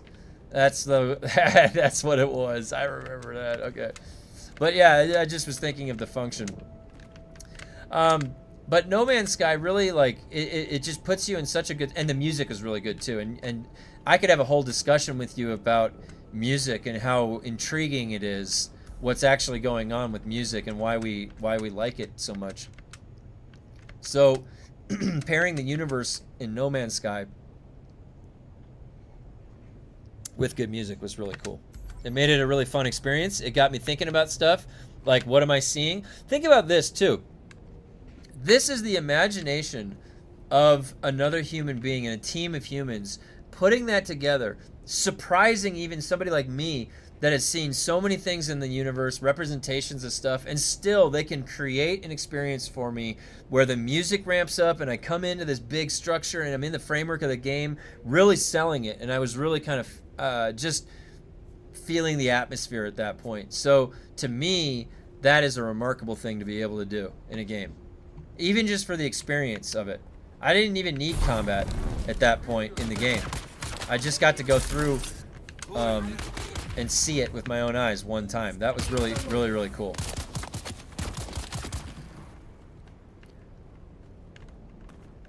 There could be anything, something, or someone bigger who created all this. The Atlas story questions such things later on. Why were we?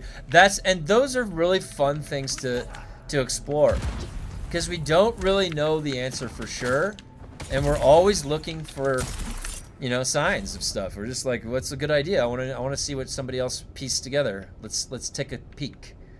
That's kind of fun to go through that experience. And when you put that out there in space like that, you're thinking relatively like, this actually could make sense. Yeah, this is what it would look like maybe. So really cool stuff. No Man's Sky really impressed me. A lot of fun. I'm glad. You know that in like in that stream, I almost didn't even do that last jump, and I'm so happy that I did. Imagine that if I had ended that stream, because I had another meeting I had to go to right after that, right before I had gotten to Atlas. Man, that would have been such a shame. But I didn't. I did one more jump, and then I found Atlas, and it was really a great experience to end that on. Speaking of Atlas, this PoE2 Atlas tree is big as hell. A lot of yeah, lots of like I was really happy with what they did with the PoE2 endgame. They really made it pretty robust. It's intertwined with itself. It makes sense. The systems blend in together nicely. And I'm going back to Wind Pass. That's happening. What level are you up to?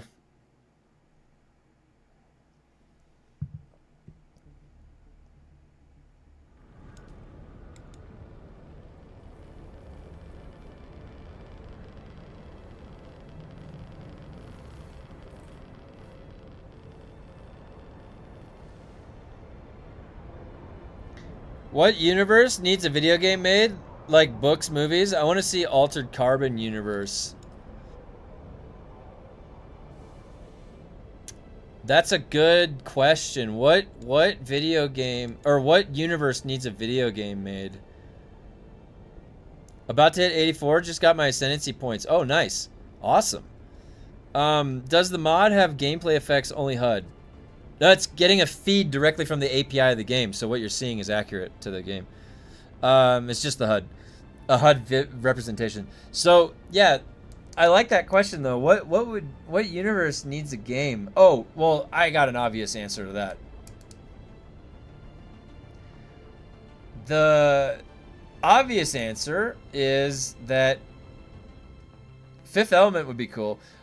We need like in my opinion, the only way that you would get like a 20-year, 30-year MMORPG is if it was a really solid Lord of the Rings MMORPG or something like that. Like Lord of the Rings has not, like, we had a fucking Golem game. Like, what the hell was that shit? We need a good Lord of the Rings. We had some, but I mean, we need like a good ass Lord of the Rings game or an MMORPG that's Lord of the Rings. That's my opinion. But if we're talking about something that hasn't been done yet, that's another interesting question. Yeah, I'm not sure. What would be fun? Something sci-fi. Sci-fi would be fun. Star Wars games are always fun.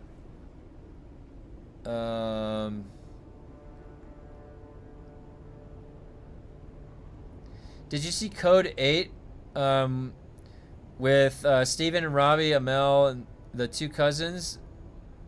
I'm not sure. Code 8.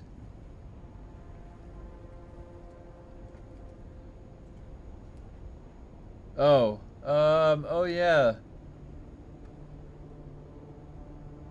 I don't think I saw that. Is it a show? It's a movie. Did they have Lord of the Rings Online? They did, but they didn't really do it. It was a long time ago, so it was kind of old. Like I would need to be like a good version of it. Game of Thrones might be cool. If they did that right. Yeah. Give me 1 second.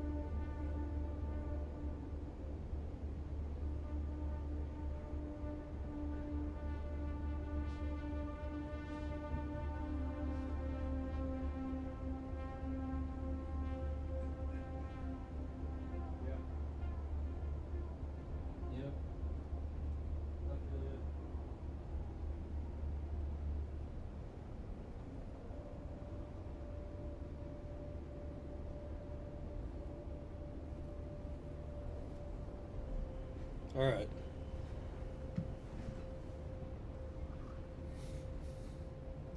Okay. Oh, let me look at some of your comments here. We need a great Dune game. I agree. Like I was trying to say, I was talking to my dad this weekend for Father's Day. He's not too big into video games, but he understands them. And he also understands Dune. And when I was explaining Dune, it sounded cool to him, right? Even to my dad. And Dune, why is Dune important? How many of us, we got this huge Warhammer fan, like a community, we're really big fans of Warhammer. And Warhammer got a lot of its inspiration from Dune in the lore. So that's why it's a shame that they're absolutely neutering this game so much. Because this game, like, just like how much we like Warhammer, I wanted to like Dune that much. Legitimately. And it's really a shame that they just, like, what happened, man? Like, they just got their balls cut off by everybody complaining about the game and whatever the hell else happened. And now we got this. This is the game we've got now, guys. This game is completely changed from when I purchased this. And I still remember going in that first crashed ship and it's PvP. And I'm like trying to find that blueprint. And I'm like, whoa, this is cool. I was like, should I go a poison build? No, Tiny Kevin from a year ago. No, you should not try to go a poison build. But I didn't know that yet. What a fucking shame how much they changed this game since we bought it. They should have just left it alone and created new shit on top of it. What is with the, like, what is that habit of a dev to continue to go back and change everything like that? It's just so stupid. Playing whack-a-mole. I think Dark Matter. Oh, I missed some of the comments. I love Lord of the Rings Online. I still play it. I'm super excited for Warhorse Studios Lord of the Ring RPG. Yeah, that should be fun. Kingdom Come Deliverance is such a great series. I'm sure the RPG will be great. MMO, best GOAT IP. Yeah. I think John Carter of Mars, where you pick your race with all the different ones in it, would be cool with all the ships, cool building styles. Yeah, the John Carter, that story about John Carter was crazy because Edgar Rice Burroughs wrote that story back in like fucking 1912 or some shit. If you really think about that, he was coming up with those concepts of things on Mars back in 1912, which is kind of cool. I don't know why, it just seems like that's a long time ago to be having that type of imagination. Someone's here. Interlope, I need help. Fighting skyships, boarding parties like that, that'd be cool. Maybe Planet Mongo game where you can, did I pick that up? Yeah. Be one of the races that rebel and fight against with or against Flash Gordon. Look how slow this is so...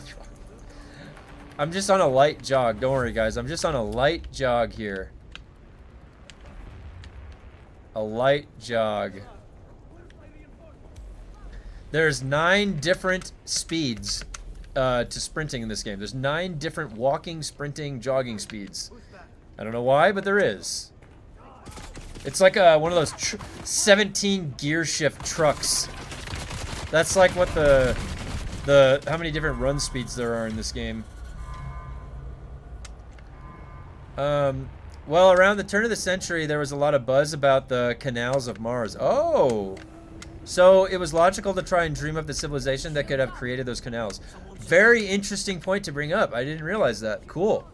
We could see those canals because our telescope optics were getting better and better. Very cool. Very cool. That's a good piece of insight. I didn't know that.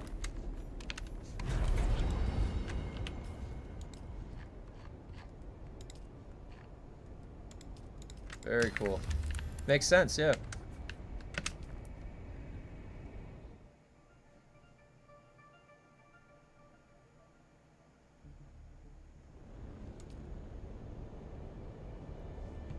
I did not mind the John Carter movie.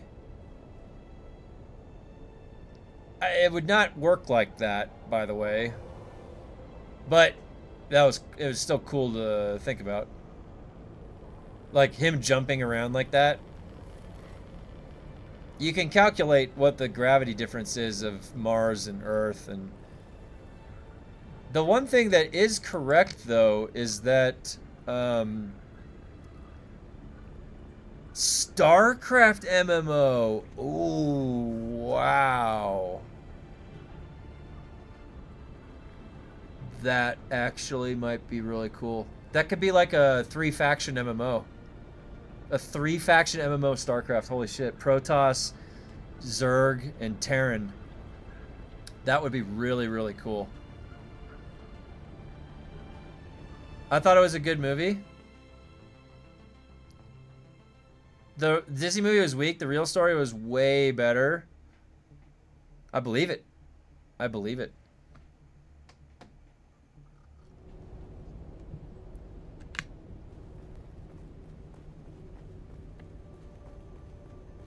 I believe it.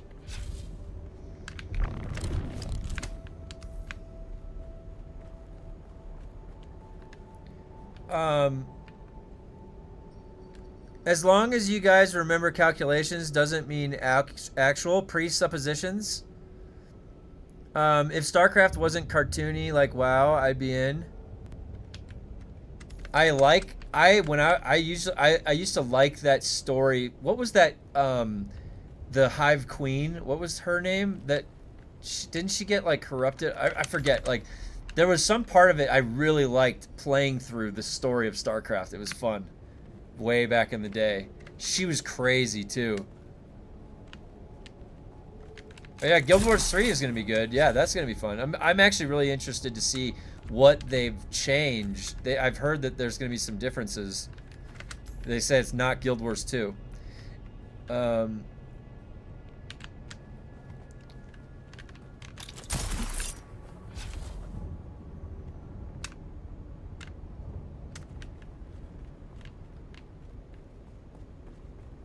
But yeah, Guild Wars 3 should be cool.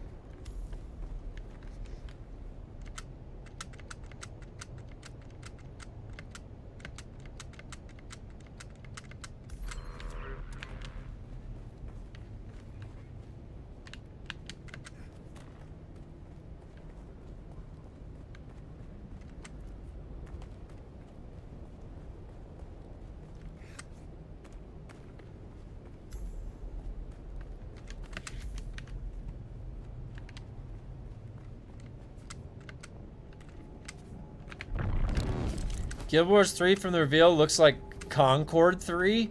Oh, jeez. Really? Wait, did I see the reveal of it? I don't even remember if I saw it. I just heard about the announcement. I don't even think I saw anything about it. Did I see something? Did they show something? I don't remember. It's not in my memory banks what it looks like. How bad is it?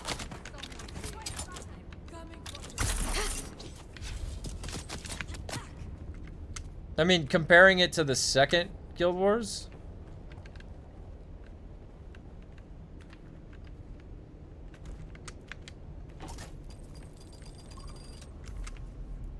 Who are you? I've got you. Where is everybody?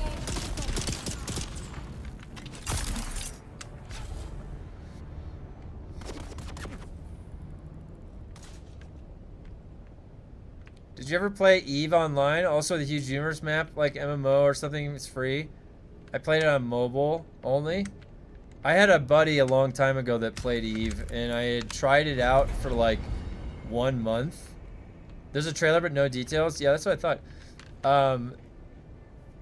I tried EVE out for 1 month, and I understood the systems. Like, it's really long form, how you have to queue things up to research and all that.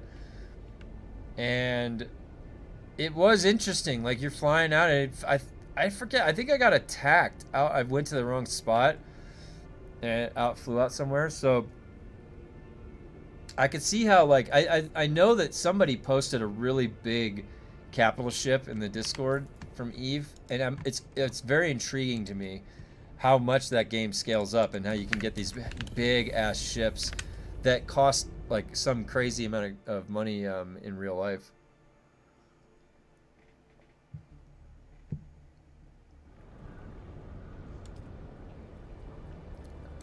I'm currently level. First character looks like the high guard guy.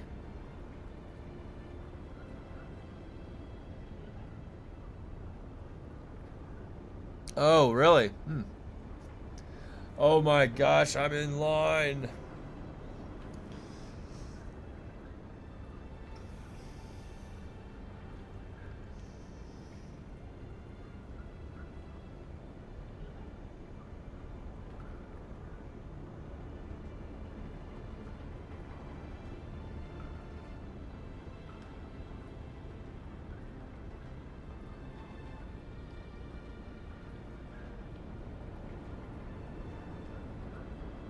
Eve's battles can be epic. That's what I heard.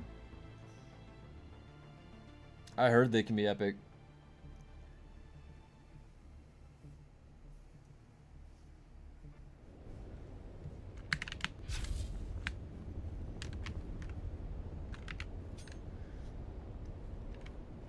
Are you talking about that fleet pick?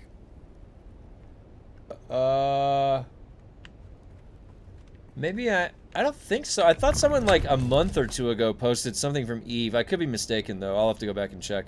But yeah, there was a badass fleet posted from No Man's Sky too. And that looked, I didn't even realize that you could get a fleet. That's pretty cool.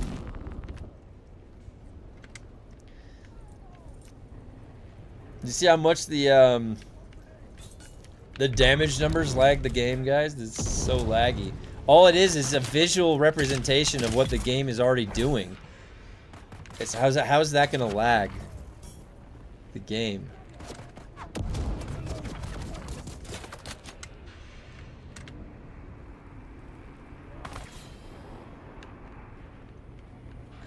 Oh my god, that's so funny. No, fleet pick, not fleet. The next 2 weekends are gonna be the best ones.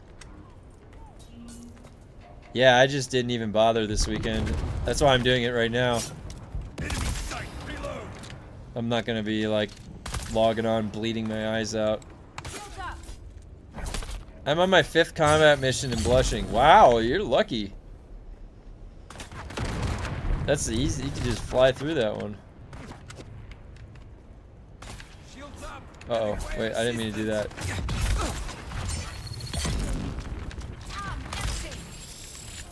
Because you can carve out parts of space and call it your own. Always stuck to being conquered. That's what DUNE needs? Yeah.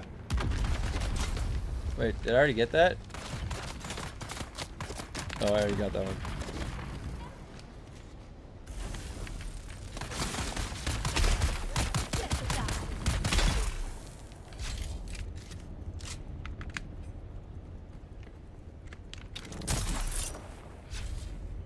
I miss combat missions? Oh my god.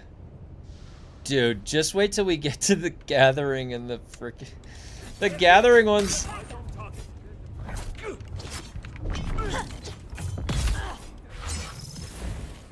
Oh really? You're gonna do that?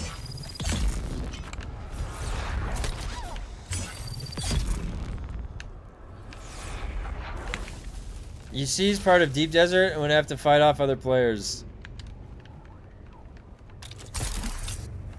Cool. We have a visitor.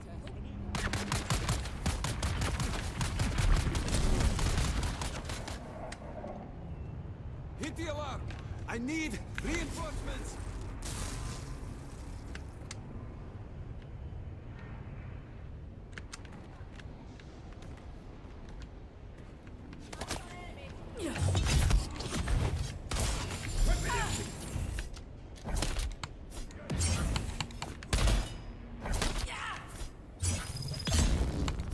That was a no damage slow blade. I knew those were doing no damage.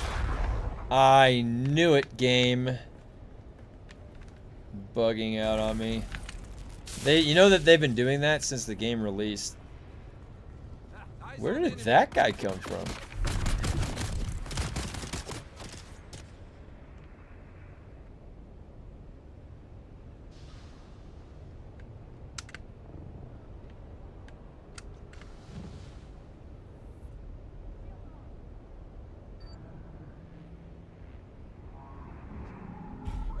Oh.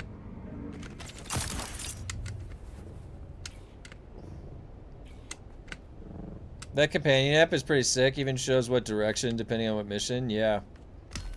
So that's how far it is too. It's pretty cool.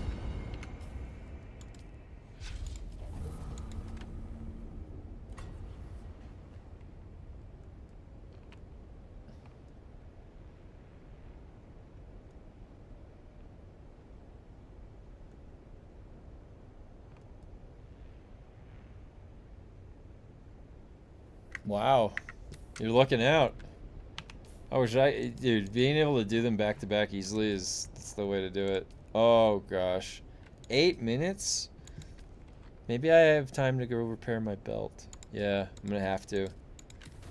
It'd be cool if you could list your guild to go to war with other guilds. Players can be attacked on sight. Yeah, that would be really cool. That would be fun. It's a vector.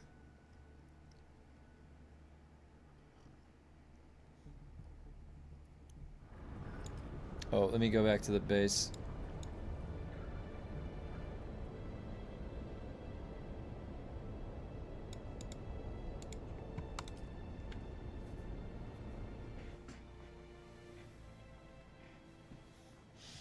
I wonder when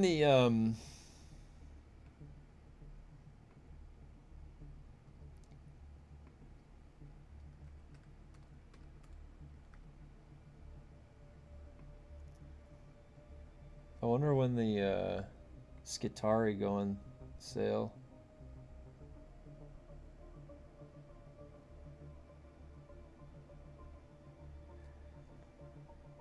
Not yet. It's gonna be right when they go live, probably tomorrow. It says coming soon, yeah, right here. Yep.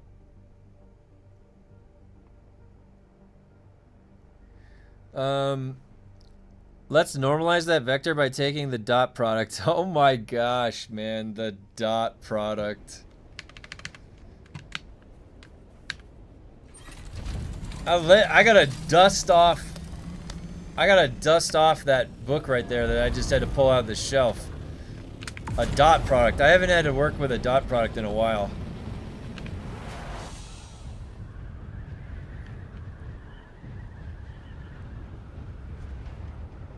Good old vectors. Alright, now I'm gonna repair my belt. And let's see how badly repaired it's gonna be. Oh my gosh. It's not even worth repairing.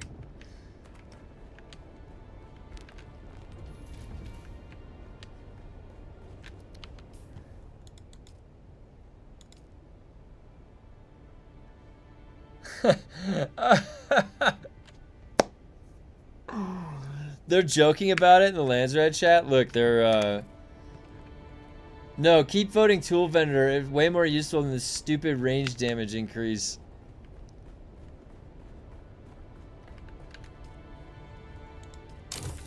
Alright, this is repaired. Now, what did my fuel get to?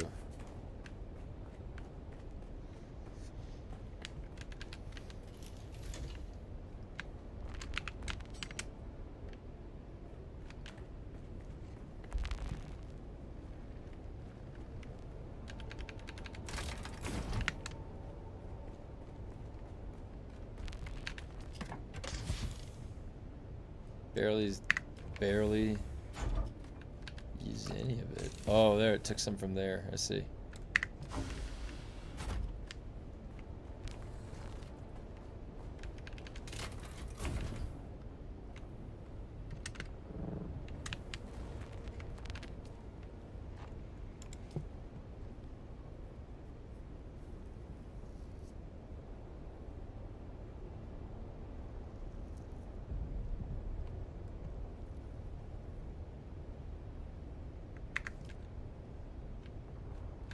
Huh. Okay.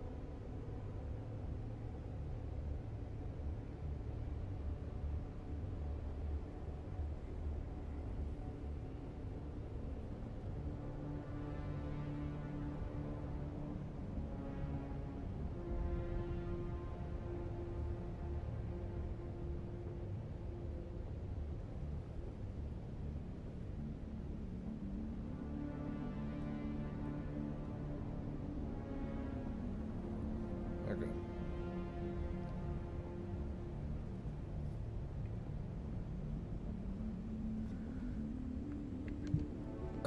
Okay, let me see what you said.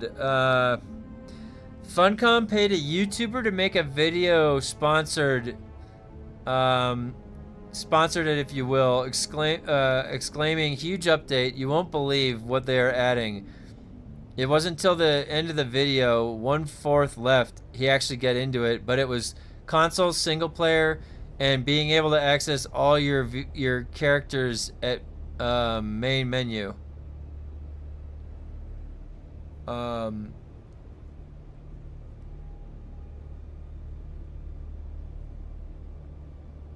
The Dom video? Oh yeah, we looked at that last week, right? Didn't we take a look at that last week? Is that the same video?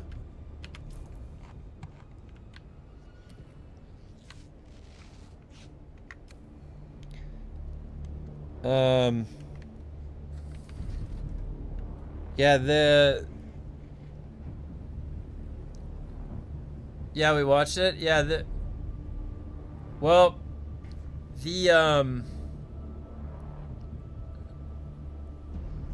console is exciting for people that are going to play on console, absolutely. I think single player should have been with the game when it launched, so that's good. And then PC is getting the final act, so like I said, there's only a few more things that they have until the movie ahead of us, and you know, I think a lot of people are just waiting to see something interesting, you know, like what they've been doing, because they've been inundated with so much technical fixes and technical debt that they got themselves into. We want to just see them create something as a developer, like get whatever that developer magic is and how you go through a design process, create something fun. That's not just a rotation of more of the same, like just move the status effects around. They don't really do that much damage. None of the skills get addressed. They just leave them there. So we need like a shake-up a little bit. And so they have the final act coming. Are there any new weapons, items, armor, anything interesting with the final act?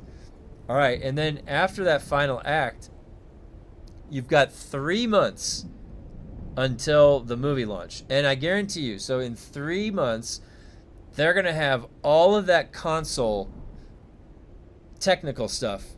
Huge new release on a new platform. So what's going on with PC on our end over here? Like, what are we? Are we going to have anything, you know, added? Now, I like the interface, the character first interface, because that's like Valheim. You go to Valheim, it's a character first interface. That's good. So a lot of the things that are coming are good. Now we still want some stuff put in, because like we've talked about it for days, the critique of the end game, but so we don't necessarily need to get back into that, but that's what just needs to be added. So that's all. They need to finish. You know what it is? It's like I don't know. They were like painting. They were painting something, painting a picture, and they didn't finish it. It's just like finish your goddamn painting. Finish your work. They didn't finish it. They launched it unfinished, and they need to finish it. Okay, complete. I'm not talking about the story wherever it's going.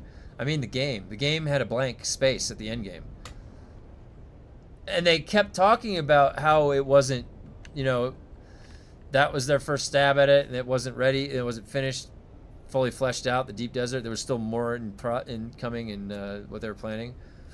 So. Yeah, sorry, I didn't know you watched on stream. I had a busy. Oh, it's okay. Was Polar Caps coming to console? No. So, was Polar Caps coming to console at the same time as PC? I think they're implying there is content parity after they launch console, right?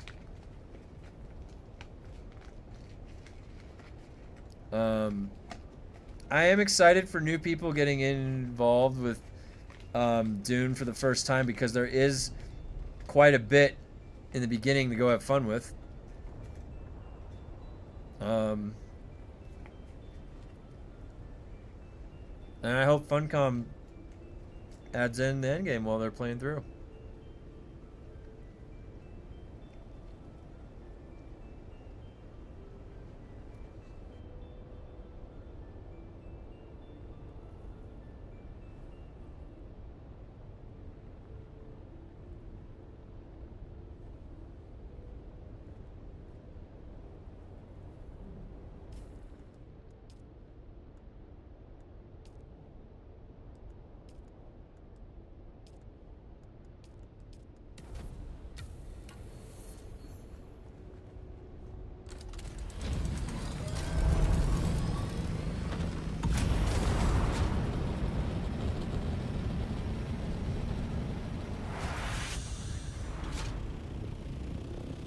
What do you mean endless LANSRAAD isn't good enough endgame? How dare you? Shields up. See someone. Eyes on hostile. There's someone here. Just think about this.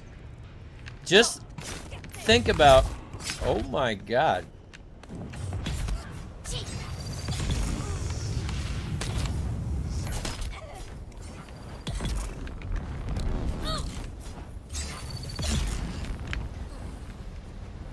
Just think about this.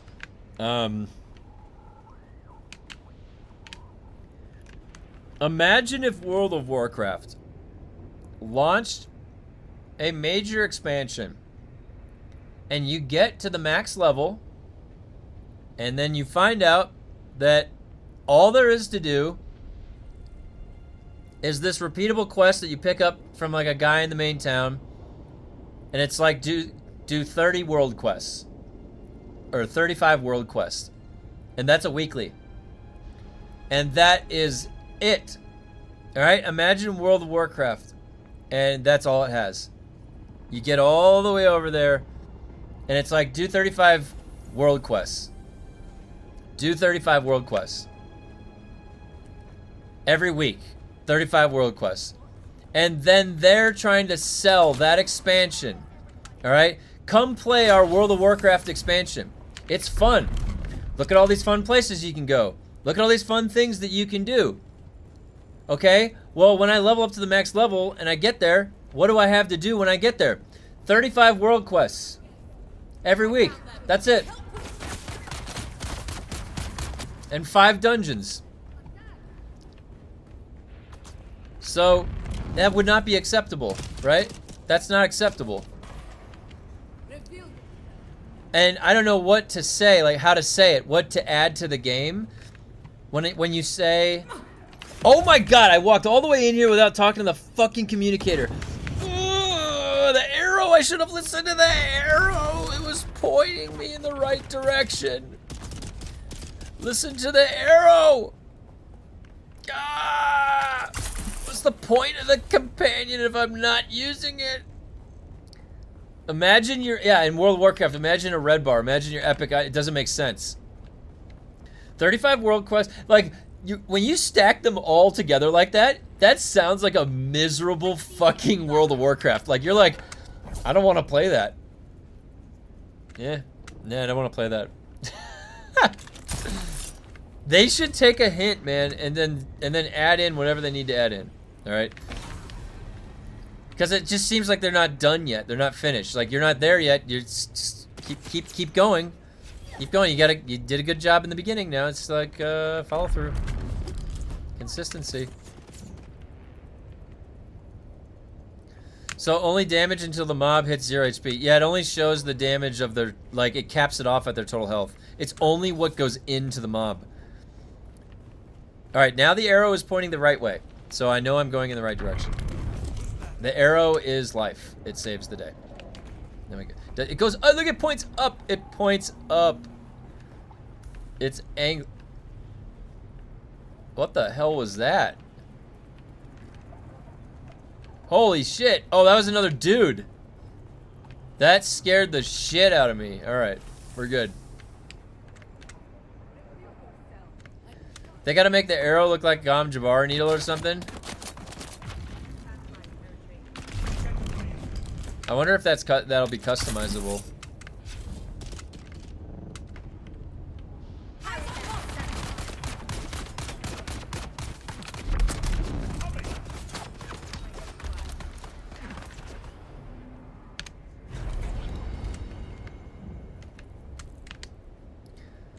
I'd queue for big raises. I'd queue for the big raise this week, but my axe might break before I win and roll on a big new one. Yep.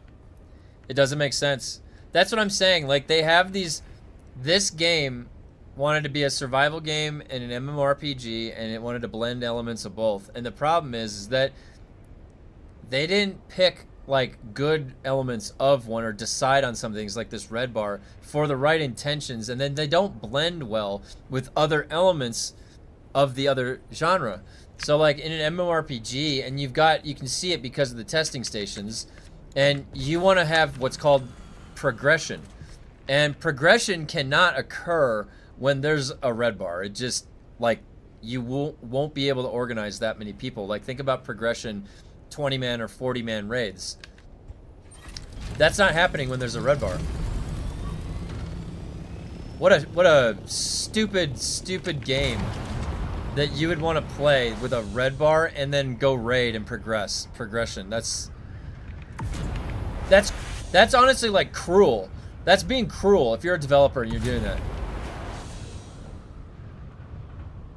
So it's like it doesn't really want to be an MMORPG, but is it really a survival game? Because it's not that hard. So we're like, dude, it's not even that hard of a survival game. So they took the word dangerous out of the description. Isn't that funny? Like, what are the chances that they were actually listening to that feedback point? This game isn't fucking dangerous. It's not dangerous at all. And then they're like, you know, you're right. We're going to take that word back. It's not dangerous. Instead of adding danger back to it, they just took the word away. So I think my stomach is all right so far, at least. That's good. Dune is better than Conan, at least. In Dune, they tell you there is something you need to do. In Conan, they don't tell you shit. They don't even tell you there's a quest. I agree with that, Gray. Conan can be confusing on what to do next. Yeah. They need to make the arrow like Joel's party hat. Wait.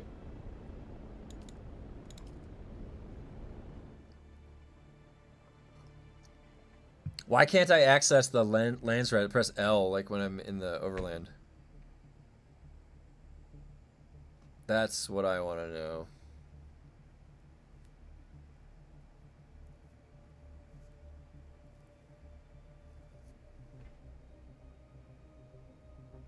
And because I zoned out, I have to wait now. It doesn't like remember that I just zoned out. It has to take the entire process again, and I'm coming back in from a different server. There's no reason why it should have no memory of me when I just left. I should be able to zone right back in. But they don't have that. That's just beyond. It's beyond their capability to provide that.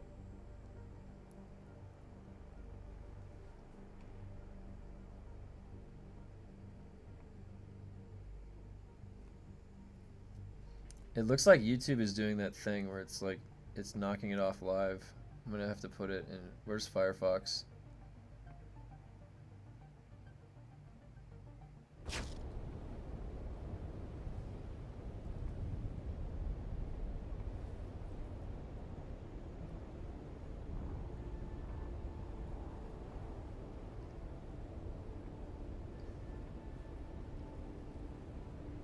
What a weird thing. I don't understand why it does that.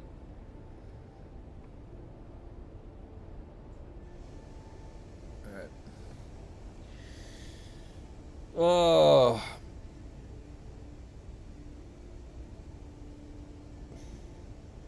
And when you beat the mission, a little smiling Joel head pops out of the wormhole. That'd be egregious. One of my favorite characters in Dune is Edric, the guild navigator. Those fish-like alien creatures. And the melange gas tanks. Dune 3 should show him, and I wonder if they add him to the game. Oh my god, I'm seeing Joel as the sandworm breach. I can't unsee that. Jeez. Can you imagine? He got uploaded to Discord as a GIF. Did you guys see that?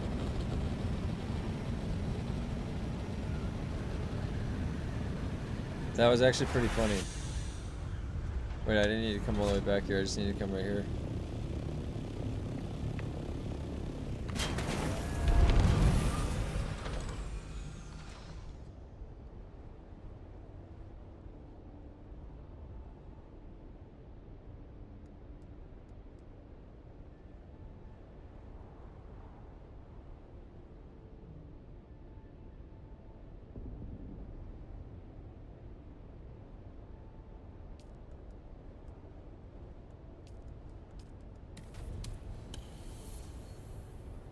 Whack-a-Joel.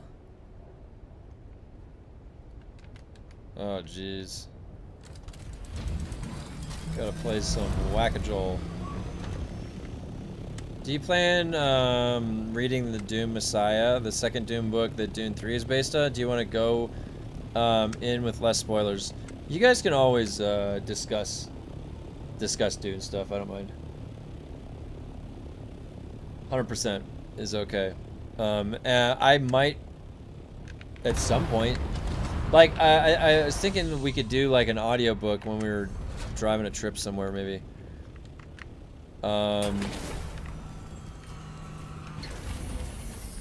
Egregious is egregious today's word of the day. Well, I say egregious all the time. It's actually an emote. There's a Greg emote. It's actually short for egregious. That's how often I say egregious. I say it all the time. I don't know why. They show the guild navigator in a small suspensor containment tank in the trailer, but you don't get to see what he looks like inside. Interesting. I saw Dune 1 and 2 without reading the books yet, but for Dune 3, I already know the thing's supposed to happen, but the books and movies are still much different, yeah. There it is. There's the egregious emote. Oh my gosh.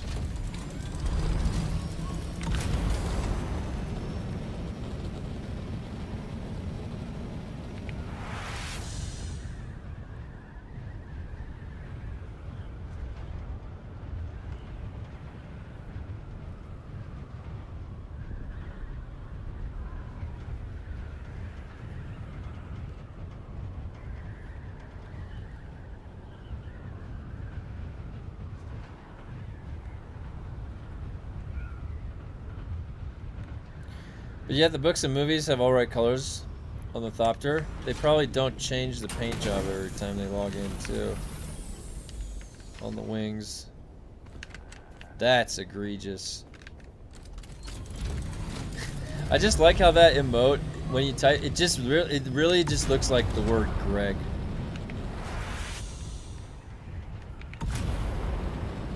Somebody's gonna have the name Greg and appreciate that.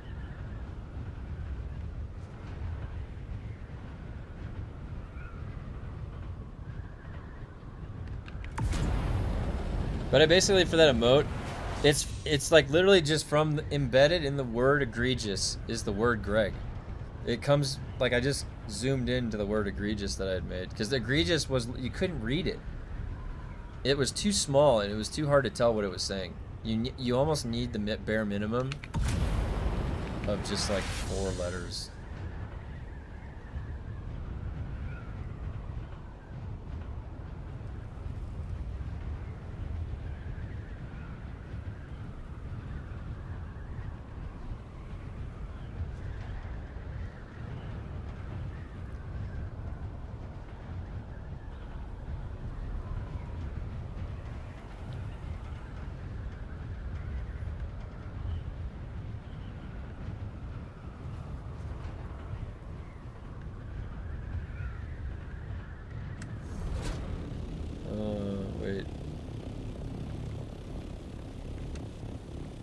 The arrow. Follow the arrow always. Look at that arrow. It just saved me. Completely. Saved me all that time.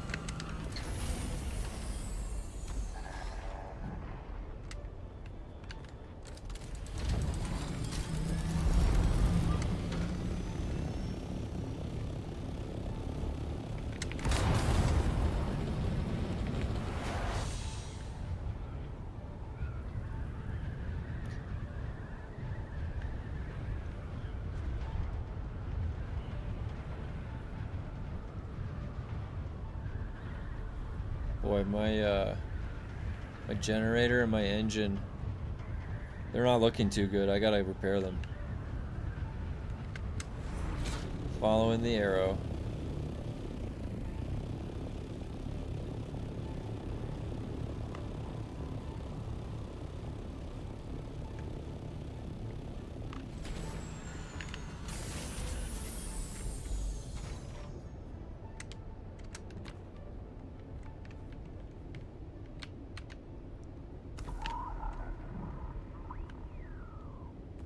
Man, that place right there, that place right there used to be PvP. It just, this whole place feels watered down now. No danger, no risk. Just go collect everything and... How did they fuck this game up so much, man?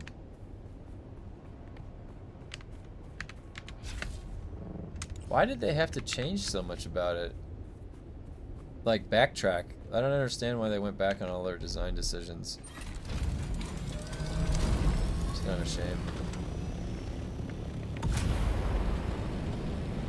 All they had to do was launch the game with with servers. PvE, PvP, that's it.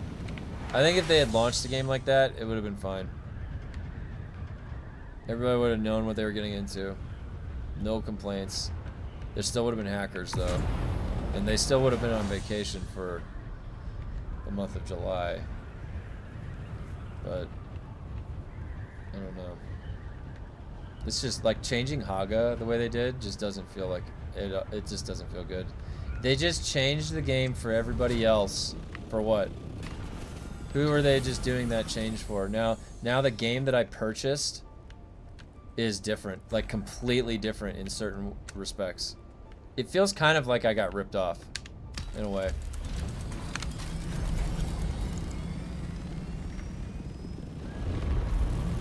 I wish they at least kept the 4 faction PvP. Yeah, they shouldn't have touched Haga. There's, like, what's the point? This just made this Haga now, like, less fun. You didn't even have to go interact. It was optional. You didn't have to go do that. You didn't have to enter into any of those places.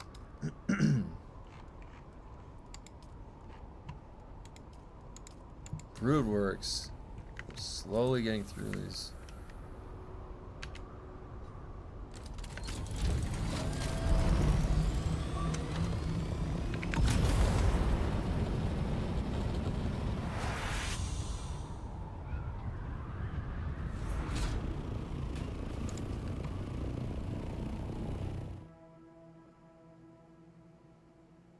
Yeah, I don't understand what's going on with YouTube.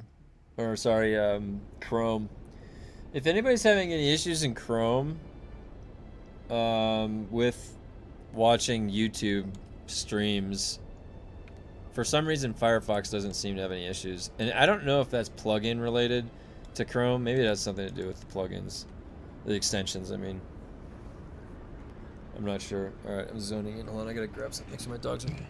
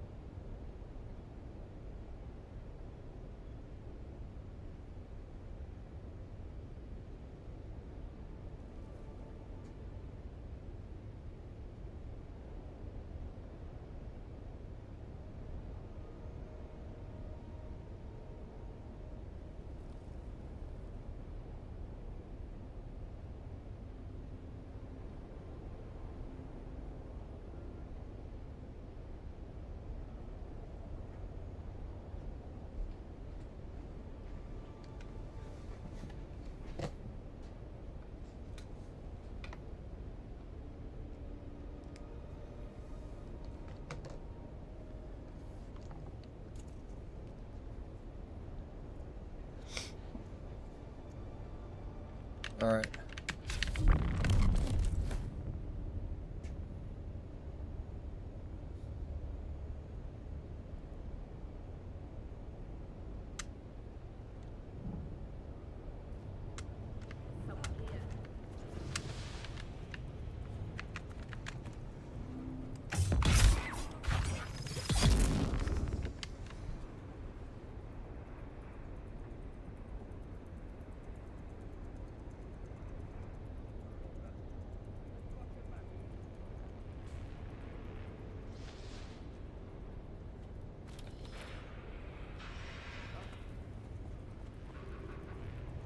State your business, Imperial. Paid $100 at launch for a brutal survival game with fun combat in classes based on the DUNE universe with a sandbox PvP in it. Got LANSRAAD spam and testing station grind with zero risk anywhere. Yes. That is an accurate statement. And every time that they made a change like that to remove things that were there or make it less scary or less dangerous, they removed part of the fun. And it's very, very obvious that there is just something missing, you know? That danger is not there anymore. And it actually made sense, the flow in Haga. It's like preparing you. Like, you get a little bit of an exposure. Dude, there was a reason why I was saying that that was a big mistake to take that out of Haga. You have to at least preview it a little bit because that scaffolds it. It makes sense. It also, it shows, it just, you don't even have to interact with it.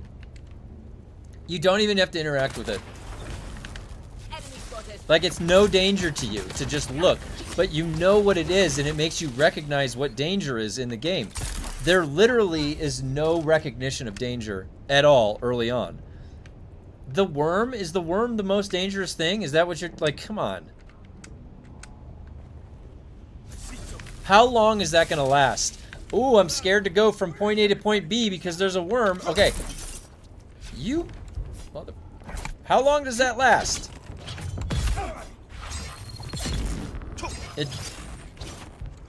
He literally just swung straight through a fucking slow blade. That's not supposed to happen. He's supposed to be staggered when I'm slow blading him. When can I do that? When have I ever been able to do that? Why does my stamina just go to half? Did you see that? My stamina just went to half. So there is a stamina bug. This is great. This companion app is great. It's really showing me what's going on. That this game is fucking broken. Never worked in the first place.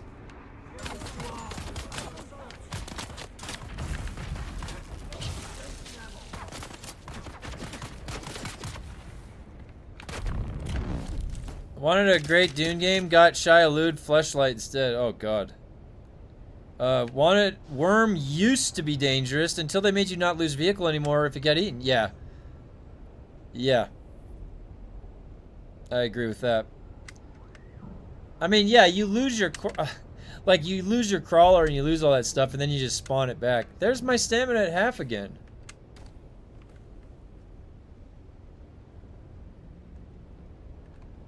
What causes it to drop by half?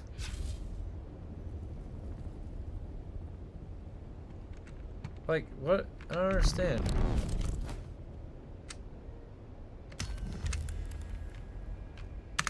Does anybody else notice my stamina just drops by half sometimes randomly? What? Why is that happening?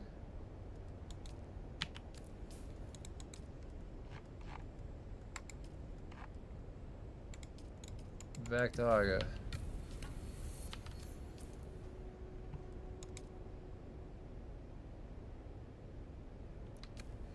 Holy shit. 15. 20 more. It's insane.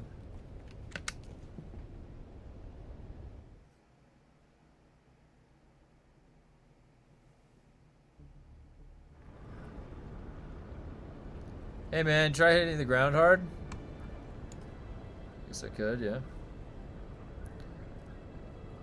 The worms stop being dangerous once you can fly. Yeah, once you can fly. Like, they didn't even put any... Like, there's not even like an environmental randomness that knocks you out of the sky or something. or fight, or there's not other flying NPCs in the sky that attack you or anything. There's no danger in the sky. The danger is your internet disconnecting you, which happened to me.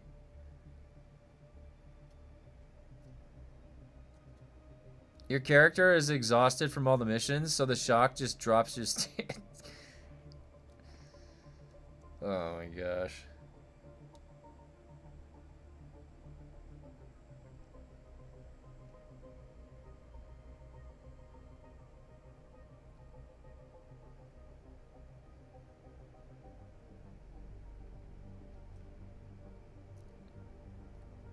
Problem is, they wanted vehicle NPCs, but it was too hard to do. Oh my god. How does any other game do it? Do you know how many other games have it to where you have an NPC driving a craft? Destiny. Look at Destiny 2, alright? I can just go in there. There's little guys that get in these little things and drive them around. And I can blow up their thing they're driving, or I can shoot them out of it. Look at my stamina! Look at my stamina! Why is my stamina dropping by half out of nowhere?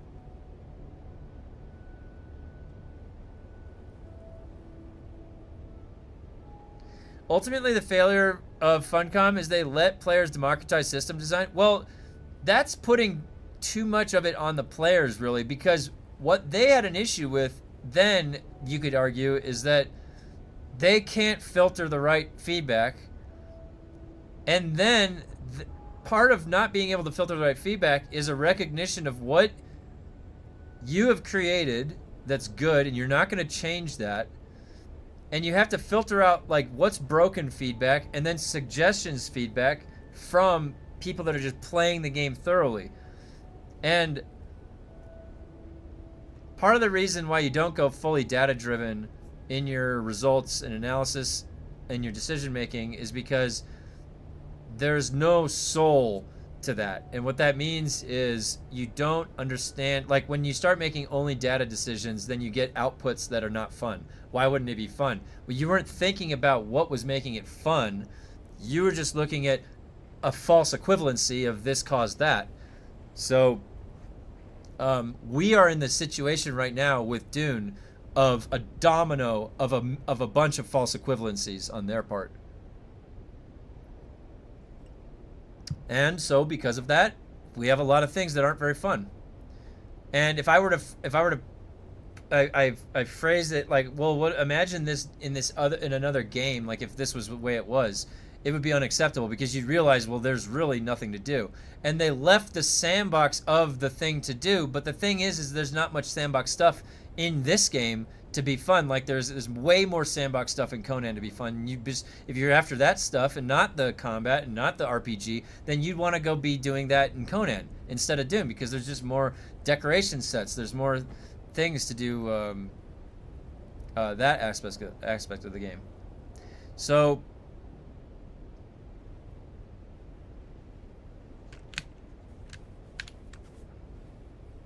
I thought it was going to make me wait for the fuel. Anyways, I hope they can start understanding. And Joel said something that was, in one aspect, kind of relieving, is that he said he was like actually playing the game with controller. He's playing the game. Okay, if we had heard him say this a year ago, like, guys, I'm in there with you, I'm progressing with you, like they're all immersed, playing their own game. Okay, good. Now we can fucking get some. Now they can start making decisions based on playing the game, like us when we make feedback suggestions. The problem is when they're like, we added more LANSRAAD missions, so that caused more LANSRAAD missions to be done. That's the data. So that must be good, right? They must like that. So that's the analysis after the data point. And then they then create 500 LANSRAAD quests over the next 2 years. But what does that create? Is that fun? No. All right. Are they having fun doing this? No. How could we make the LANSRAAD more fun for them while they do this? Well, make the quests, make more quests. Is that necessarily the answer? Make more interesting quests. Is it what you're doing with the quest? We're asking them to do quests, so what type of quests they could be doing? That's a variable we could change. Asking them to do quests in the first place, that framework is your choice as the game developer too.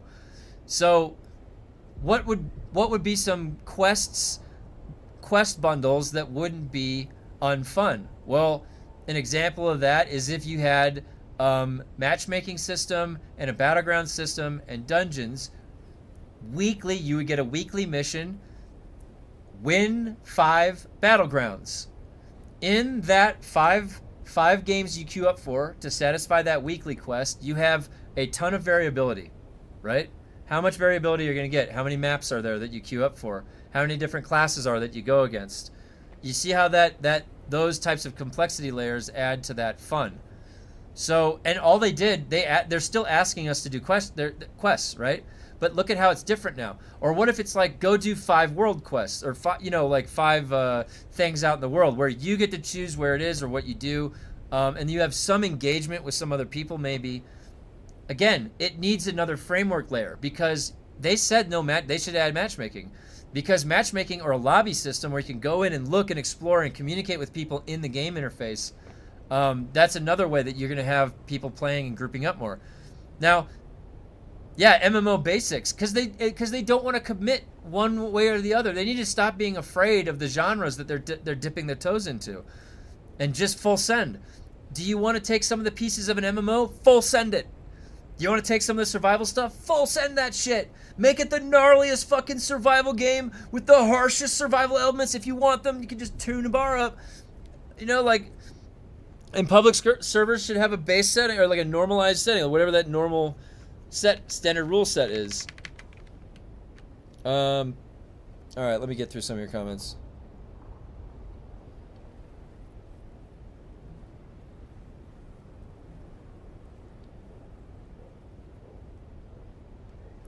Lag knocks me out of the sky all the time. Remember, Joel has a hard job. We have to remember that. Ultimately, the failure of Funcom... Oh, yeah, I read that. Most games figure it out. Yeah, Funcom changes nothing. Because the devs hear you talking shit, so they are altering your character's stats live. Oh my god. Joel does have a hard job, poor Joel. There are too many darts, too much weaponry. PvP could be purposely directed to 3 to 5 people on the DD, in which they only allow so many resources at concentrated parts. Problem is, Dune is a set of systems that are bare bones implemented, and nothing has been really fleshed out. Yeah, that's a good way to look at it, kind one. Vanilla Conan bosses are mostly pointless to repeat, except Godbreaker, once you get the knowledge from them. Yep. Well, that's true, yeah. Matchmaking and Battlegrounds, you mean MMO basics. Yeah, problem is with low player numbers, they need to matchmaking cross servers for most servers. Yeah, and that, like, right there, that server structure, like, communication, I just feel like that's going to be a nightmare for them to even think about. And so many other games out there do it, and they look like they do it so easily.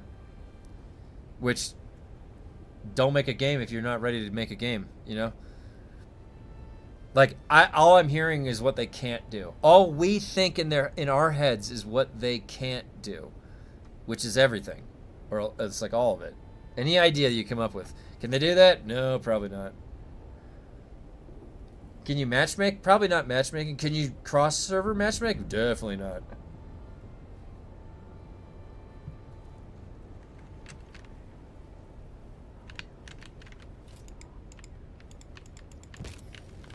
And that is why you, as the leadership of the company, you publicly do not ever put it in the public's eye or the public's ear, your incapability. You don't ever show weakness. Like, seriously, you don't go out there baiting sympathy points every time. How fucking pathetic is that?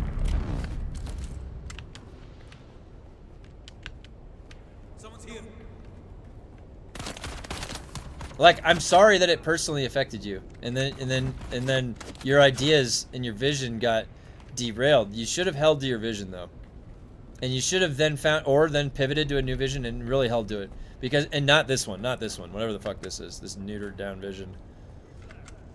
Is this the? Yeah, this is the. Also, it's got damage numbers. I don't know if you can see. These guys have low health, so, dude. How is he able to swing infinitely And why would he choose to do that? And he dodges that. Why won't you just slow blade? Oh my god, dude, this game. What's up? I honestly do not think they made the choices of data prior to implementation. They committed to listening to Reddit complaints about PvP lost single player, then sought the data. Oh, post hoc, maybe you're right. Yeah, you could be right, Veldov. Pretty sure the reason they said no to matchmaking is because they asked the devs and they said it's hard to do and will take a lot of time because it has to be cross-server, so they just went with no. Oh my gosh, you're probably right. I remember Shark falling asleep and me needing to keep reviving his ass because else he was dying, but then storms came and I had no choice but to hide. Don't you prefer Taiki missions since they're short? You can re-roll missions infinitely if you disband and recreate guild. Well, the thing is I can't do that with the guild because I have a big guild. We got a full guild. Also, that's a lot of extra steps. And also, I would also then have to put the radiation suit on and then put all my armor pieces back on individually. And that's also an extra step that I don't want to do. So, but I do agree that Taiki mission is fast. But yeah. That's what Lumpy likes to blitz through that one. Stop moving so slow! Wow, they need to take that out of the game, man. Like, please, please, please take that out of the game. Delete that from the code post haste. Alright, and then you know what you do? You add a move. Like, if you're really worried about people running away from you at range, you add a, like, concussion shot. Okay? That has a cooldown. Like every other normal game.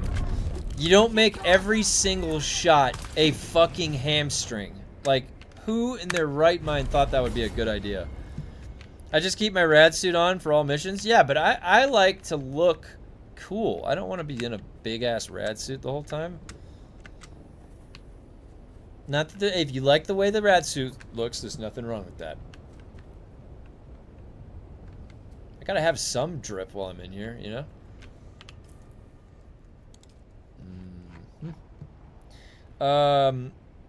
Lumpy from the Star Wars Holiday Special. Lumpy Grendel, he's one of the other members. Doesn't your faction level reset if you leave and remake guild? And yes, the slowdown on getting hit at Darth's stupid. It's so stupid. It's so annoying. It's just annoying. Wait. Oh, that was a sunstroke meter. Hey, what's up, Jason?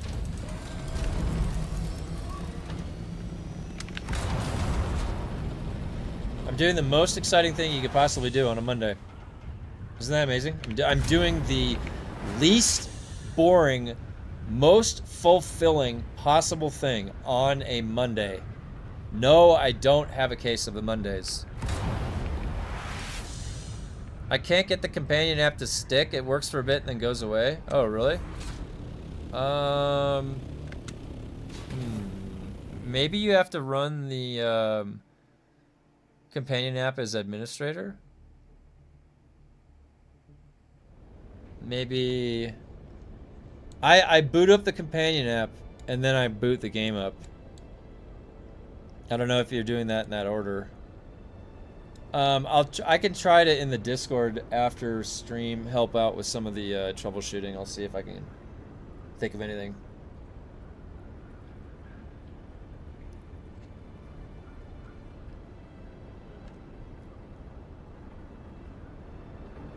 Do them missions. That's about all I can do. Oh, the Steam machine just released.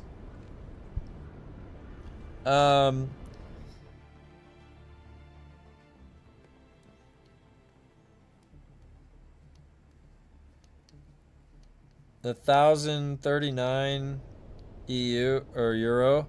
Happy I got a game PC. I don't even have to consider getting that machine. Wow. The best weapon to beat the brute in the arena fight. Oh, really? Yeah, and a deck already. The Steam Machine. What are the positive features of that Steam Machine? That might be very interesting, actually. If it's good, if it's a good performance. Because think about what's going to be happening. Like, first of all, are you buying ownership, or they're not doing any renting, right? I got the Steam Deck already. I don't have a, that'd be cool. A Steam Deck would be cool. I'd be down to get a Steam Deck. I don't have one, because that's like you can just play your computer remotely, right? With that deck. Steam Play on TV. Steam Machine is like buying a PS5 performance for twice the price and none of the exclusives. Ah, no, that's a good way to look at it. Yeah. Oh. You rent all the games.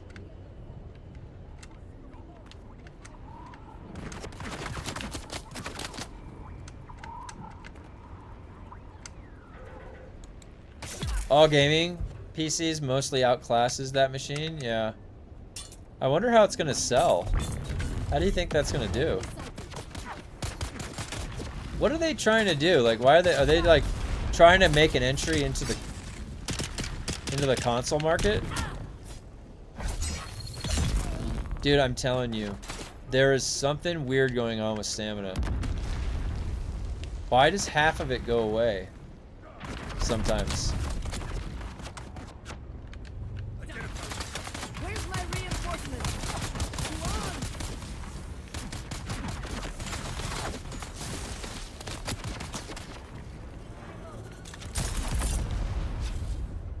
I don't understand. I'm gonna have to go back and check the VOD, see what was going on, because I'm not sure.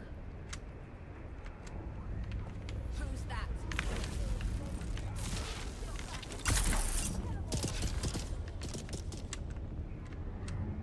Now feel yourself. Well, it wouldn't have been such a poor value proposition if the memory prices and storage prices weren't all nuts. Yeah. I got a Steam link already. Can connect my computer to that link and play my other games on my TV if you want to. I don't see a need for a Steam machine, really. Yeah, I wonder what the actual like benefit would be to have one, if there is anything. Valve got fucked by OpenAI like the rest of tech hardware industry. Yeah, it's kind of lame.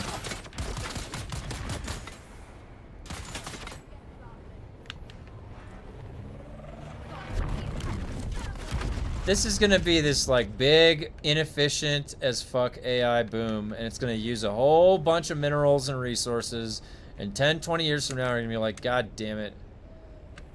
Why do we do that? Why do we waste all those minerals? Well, it also means you aren't trapped in a PlayStation ecosystem. Arguably still in Valve. Yeah, it's probably got some perks to it. The price is high though, but yeah, it's gonna. I could see there being like most of the games that I play are all on Steam. So for somebody like me, if I was gonna have a console, like the thing about a console is like it's like something completely separate in a way. It's like I can go sit down on the couch and play some games. That's how it used to be. I mean, we require more minerals.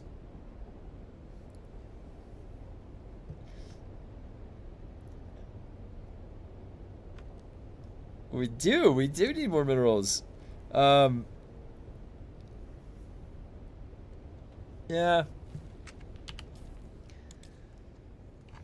The Sony, I don't even know. It's everything is so dynamic. It's like one day, like, I like this company, I like this game, and then the next day, it's like, wait a minute, I don't like this company. These guys are assholes. Sony, it's like, I don't even know how I feel about Sony.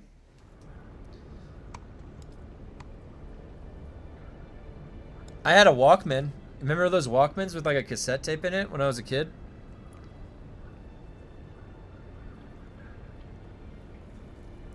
I had some of that going on.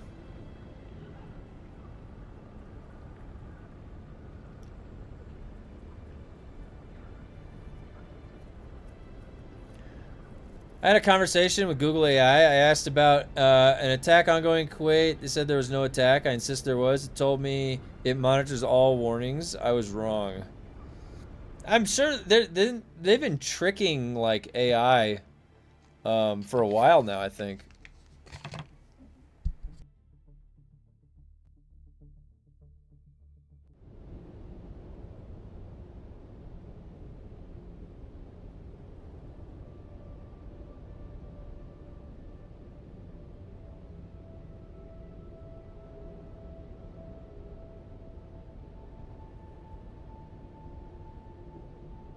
Funcom should have picked up Intrepid staff.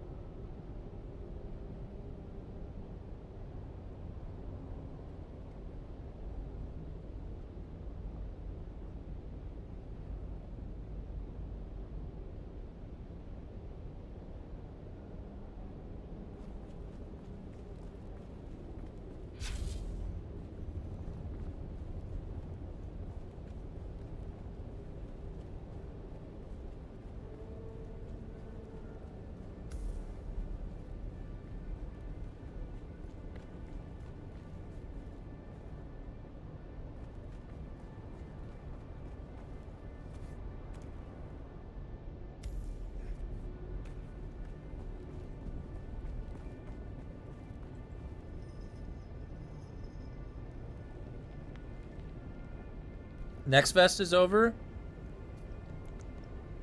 When I later called it out, flat out said I hallucinated. I'm sorry. Yeah, I've had a Walkman, Discman, and mini disc player. I used to have that when I was a kid.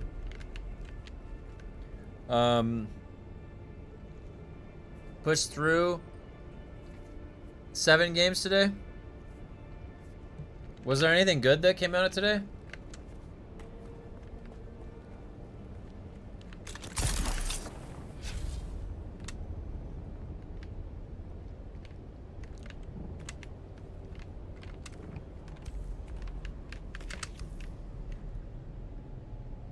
You can convince an LLM the sky is purple. Really? I try to report it, but you just report to the AI. Oh, really? Yeah. Yep.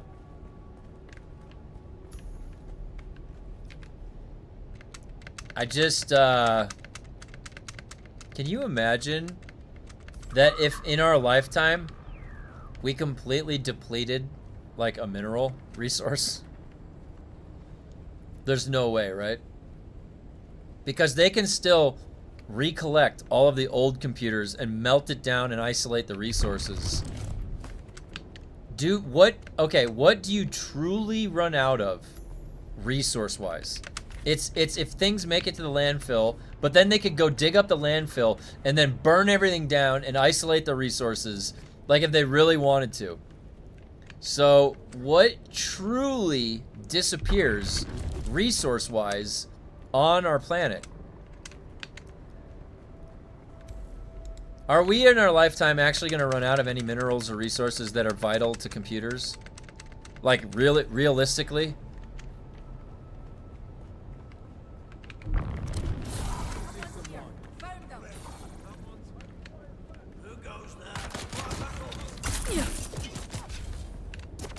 No, I read it, 2Fox. I'm just not going to read all of that out loud.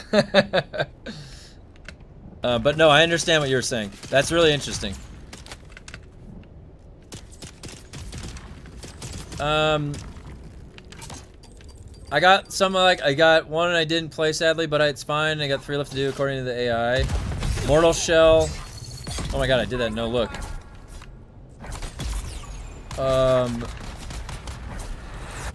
Mortal Shell 2. I downloaded it, but I didn't try the demo. Clean Water. Reread my post. Oh yeah, I already read that. I read your post, don't worry. I read it. I got it in my brain. I understand. I get you. I get you. The arrow, I wish maybe I can redo the arrow at some point, but all right. Oh my god, this is making me go out of my mind. Okay, not too much longer. Not too much longer.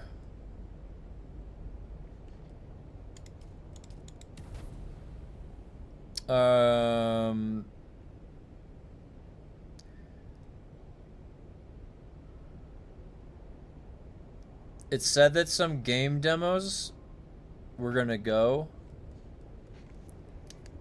There was I'm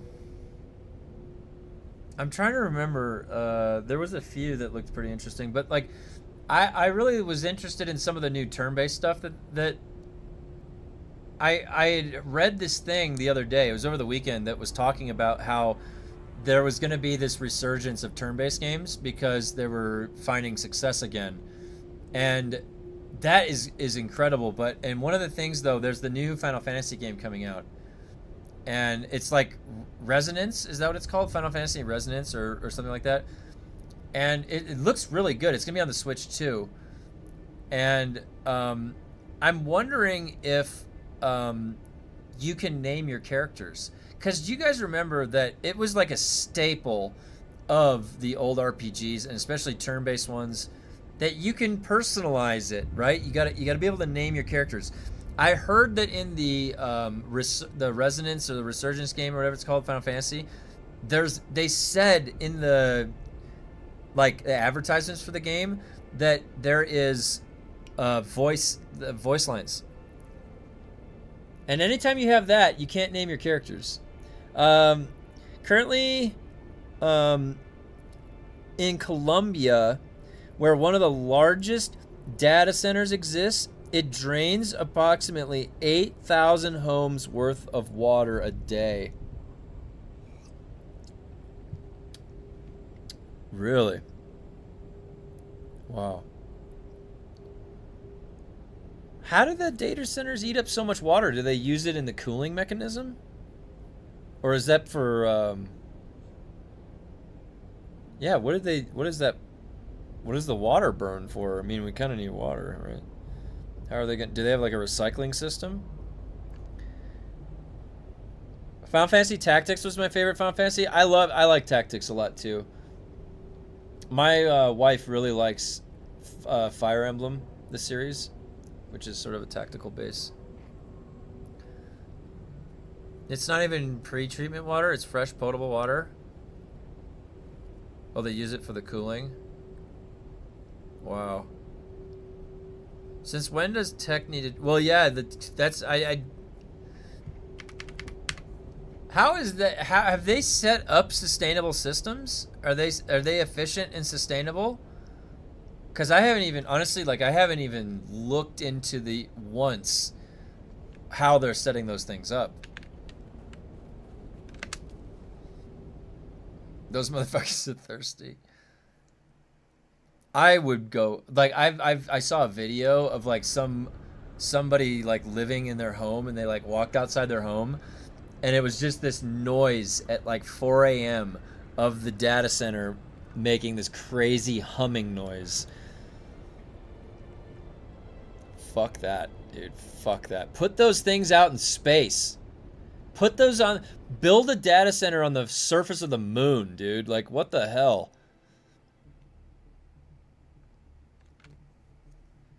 And they force the communities to subsidize the electricity cost through demand pricing. Yep. And I'm pretty sure that's going to be happening everywhere, eventually for everybody, including where I live right now. Of course it's out of fuel. The chip platter manufacturing uses massive amounts of water too. Oh, really? They figured out the system, right? Water evaporates and goes back in the atmosphere. Water doesn't just disappear. I wonder if they... Dude, what if these data centers are multi-purpose, right? It's also a government weapon. They can just, pull a lever, and it's just like lightning storm. They're like superheat the water.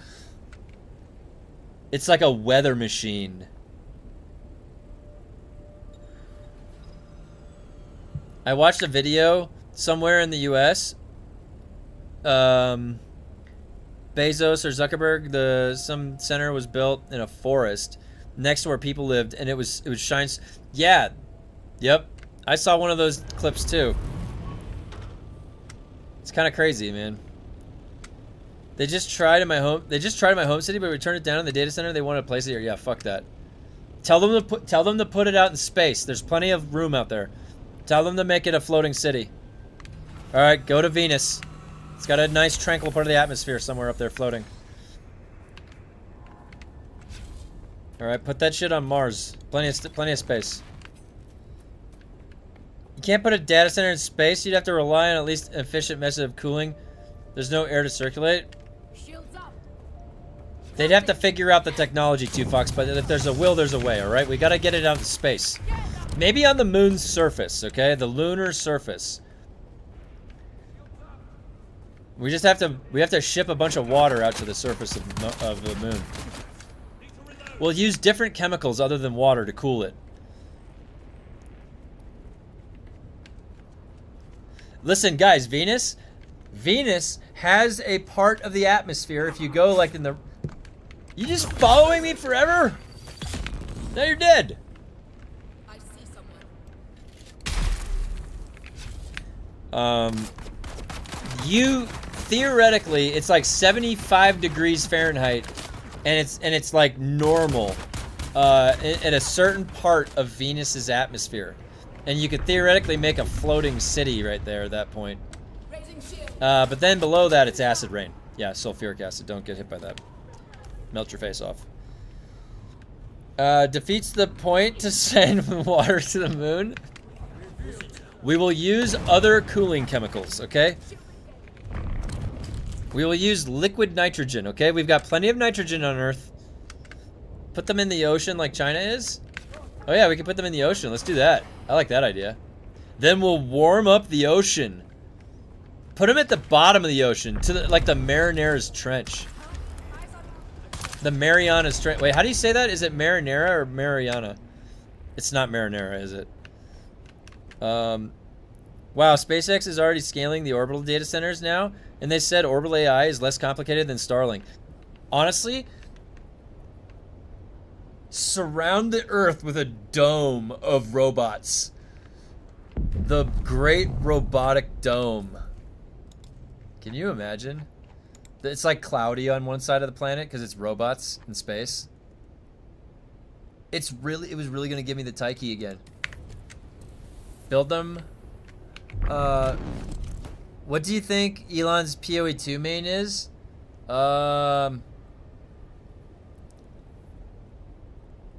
It's probably a monk still.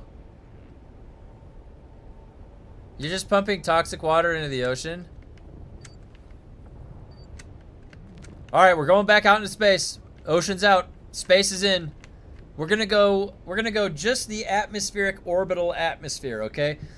Not too far out into space. Now the question is, yeah, it needs particles to transfer the energy to. When it generates heat, it needs to have a way that it transfers. It's gonna have some of it's radiating out of it, but then otherwise it's gonna just retain and keep stacking and stacking this intense energy because the energy has nowhere to transfer. And as it's being used and it's using its power source to be used, it's generating this energy. There needs to be, like, that's a misconception about space, is that it's cold. It's only cold if you have something to transfer the energy to.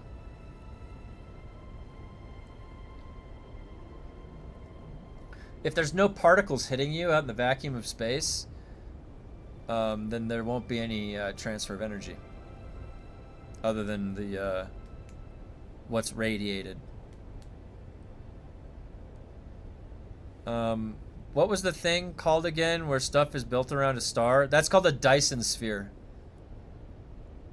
Yeah, it's the Dyson sphere. It's a dome built around a star, harnessing the full energy of the star.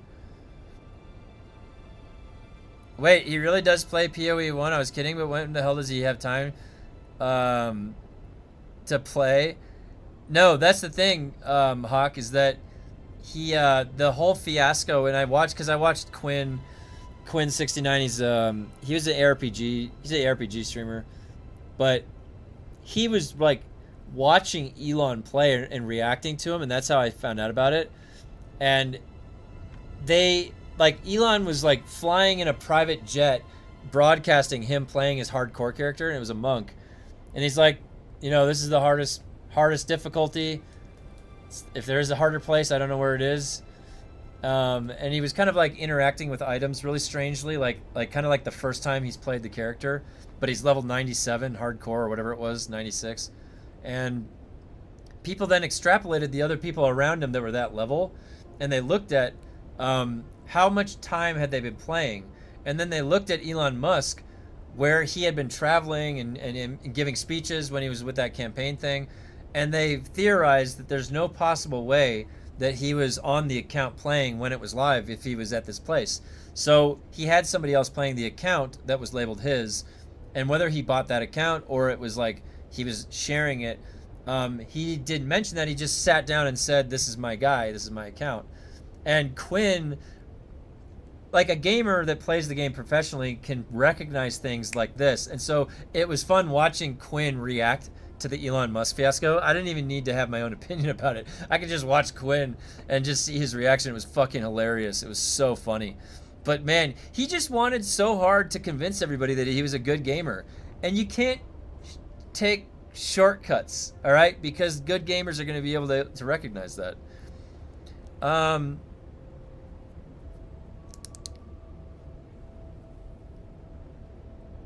We can create way colder environments here on Earth that there are in space. That's right, Nad. What armor chest is that? I like it. It's the Hidden Hand. It's a heavy... Jesus. It's a heavy armor chest piece. It's called the Mantle of the Hidden Hand. It's from the difficulty 30 testing station. Difficulty 30 testing station, and then you get the Mantle of the Hidden Hand. Boom. All right.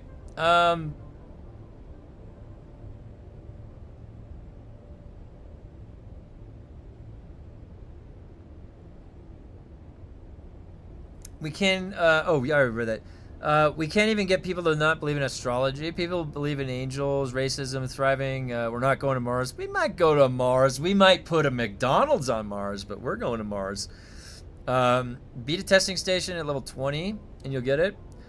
Oh, this because this is a heavy chest piece, because they forced it upon me. This is the Hidden Hand, but it does look similar. The Thopter Pilot is what I'm usually wearing. It would take thousands of star systems worth of matter mined to encase a star, which also means size over time. It would be more practical to build a system ring. The question is like in a Dyson sphere, the energy of the star is so intense that as you get close to it, like anything is going to get annihilated by the amount of energy. There's gamma radiation. There's like intense cosmic radiation. There's all this crazy shit coming right off of the sun. So if you were to have a Dyson sphere around a star, what material exists that could fully encase a star? And in what life cycle of the star would it be able to do that? So it would have to be much bigger than like where the outside diameter of the star is, right? It would have to be much bigger. So our star is already so big that a Dyson sphere around our star seems not feasible.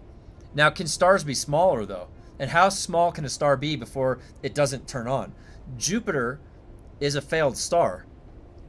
Jupiter could have been a star, but if it had been a little bit bigger. And we would have had a binary star system instead of our solar system. Probably would have not had life if that was the case.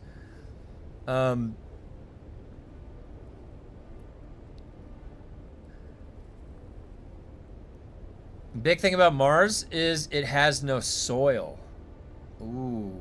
Yeah, I remember Matt Damon, he had to make the special soil to grow the potatoes. There probably already is McDonald's on Mars. They're just waiting for us to catch. A Mars burger. Imagine you just get a random call and the voice goes, "It's Elon Musk. I need you to level my PoE character. I'll pay you 1K per level. Are you in?" Like, how did he go about finding someone to level? It's probably on a website or something. You get a phone call from Elon.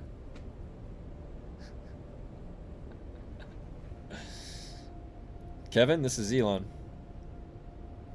I need your help.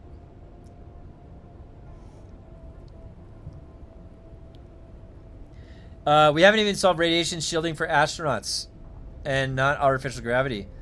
And the cycle. Actually, and yeah, so you just listed off 3 really great topics, Fox. So number 1, the radiation shielding, because as you know, our Earth has a rotating iron nickel core and causes an intense magnetic field, which we also have a thick ozone layer because of that. And all of that is a giant filter to a lot of the dangerous stuff. And you can still get mutations from the sun like I did. That it changes, you can change it. Radiation from the sun can damage your DNA. So when you leave the Earth's atmosphere, those cosmic rays and dangerous stuff, they go right through the hull of that ship. Right through. That's not protecting you. So, really, like, what Fox is saying is that, and like in Star Trek, they have some kind of shield that's artificial. So there needs to be a way that our ships, when they travel long space distances, have a protection against radiation, or eventually the astronauts just are going to get cancer in some places in their body. So, yeah, however we got to simulate that has to be step 1. And then step 2, what he said, we haven't been able to create artificial gravity. Why is that? We can manipulate gravity, but we don't know actually what causes gravity.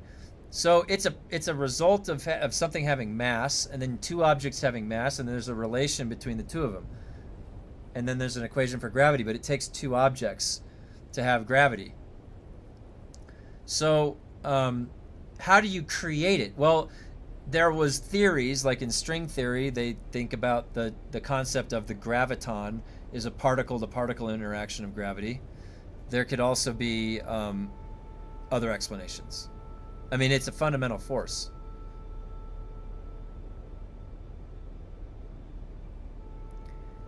So, and then the other thing that he mentioned was the psychological of isolation and travel like that. I feel like if I had a connection to the internet, and then at least a way to like exercise, and if I could play video games, 6 months of a trip might not be too bad. But if you don't have shit to do, and you're just sitting there like 6 months, like, yeah, you're gonna like, oh my gosh, I'm going out of my mind.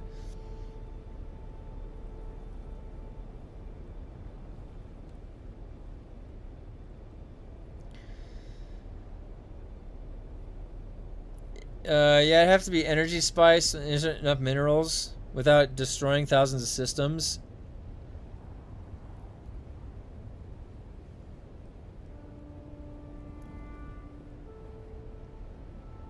I definitely don't skip your messages. If I did, it was an accident. The last one I see is just realized Elon Musk played PoE 2. Never expected him to game ever. Yeah, I think he came into it wanting to game. Some of the messages don't come through. I don't know why. I try to read every message that comes through. Electromagnetic generators? That could work. Just prove we can't rebuild another International Space Station, which to date is the most expensive man-made object. Trillions of dollars. How much do you think a moon base will cost? It's remarkable too. Like the construction and that thing out there. It's crazy that we built that. About 350. What's the best augment for a level 2 ancient way? You know, one of the damaged ones, probably. No artificial gravity will lead to significant bone density loss and vision impairment. We didn't evolve for space. Yeah, yeah, you're correct. So there is a statistic. When you are out in space experiencing no gravity pull on you, every atom of your body getting an engagement from that pull, which you've evolved, that life has evolved on the surface of the Earth. What happens is that your body reintegrates resources that it's not using. So when you're out in space floating around, you actually lose bone density. It's like 2% of your bone density per certain amount of time. I don't remember the interval. That's scary to think about, that you are losing your bone density as you're floating out there in space. So we need to simulate gravity. Absolutely.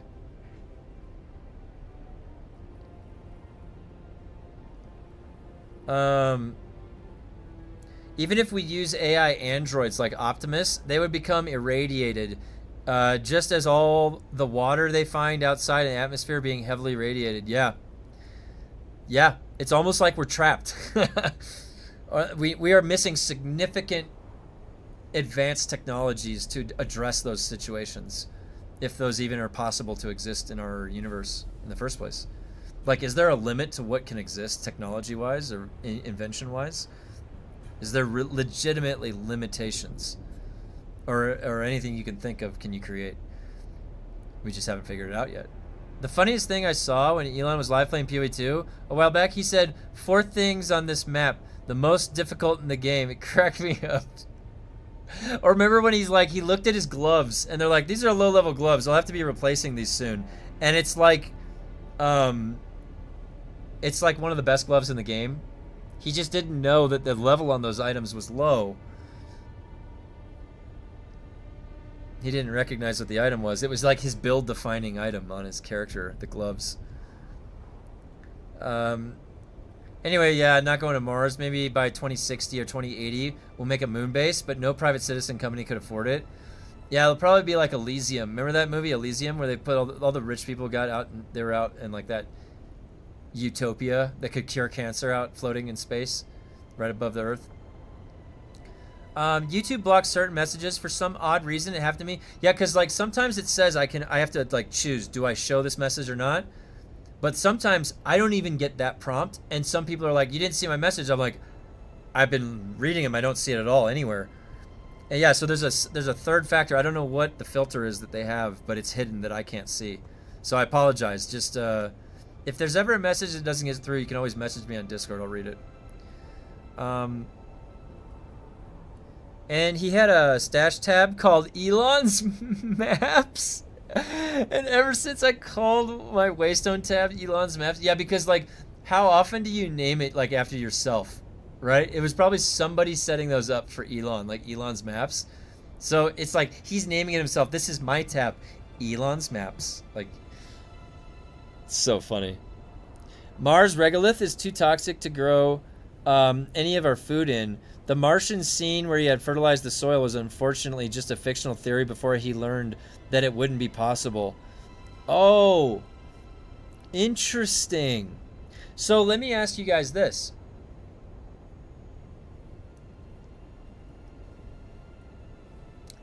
The process that leads it to be in that state in the first place, where it's too toxic, it's too irradiated, is there a detoxification or a reversal process that could potentially exist? Or is that something that is not reversible? So it is dead. There is no chance ever that you could create a situation where you treat it and it becomes normal or better. They print money. Even if all money vanished, they can still build everything. Money is just made up. So we would evolve. Yeah, you could be right. So we would evolve to become a jello monsters with no bone density. Oh my god. The limitation is no ground vehicles on Arrakis, no tanks. They think our life is No Man's Sky, just floating to any planet we want. Sadly, never going to happen in such a big way. Was the best gloves and very hard to get. Bone density loss, vision impairment, liver clots, radiation poisoning, muscle loss. Yep. Those are all the things. Some messages used to glitch out for me too, but then I don't see it in the chat either. It's all good though. You take time to read every chat, which is awesome. Yeah, it's fun. I like talking to everybody. I did it for a while in League, Kia's maps, but then changed it back to Elon's maps. Even the Waystone tab in our guild stash is called Elon's maps now. That's funny. Does the companion app work? Yeah, sorry. Yes. So this is the companion app is the top right, and then this interface. And there is. This is the bases, raw stats. You can see that there's a bunch of stat breakdowns. So, and the best thing about it is that it feeds in from the game API, so and then it gives you damage numbers, like the floating damage numbers. That's a big one because I really wanted to see what was going on under the hood. So that's why I made that video. I went into testing station 19 and 40 to just see what was going on, and we were trying to figure out what the numbers I was seeing, where they were coming from, and we've got some great information and great data now. So there is a hidden multiplier, it looks like, on Slowblade at ×6, which is a very interesting insight piece that was able to come from that. Other than to say we did send people to Mars, we can't bring ore or minerals back because it would collapse the existing economy based on that resource being scarce.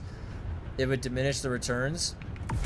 I think it would just depend on like how much you could even get back in the first place.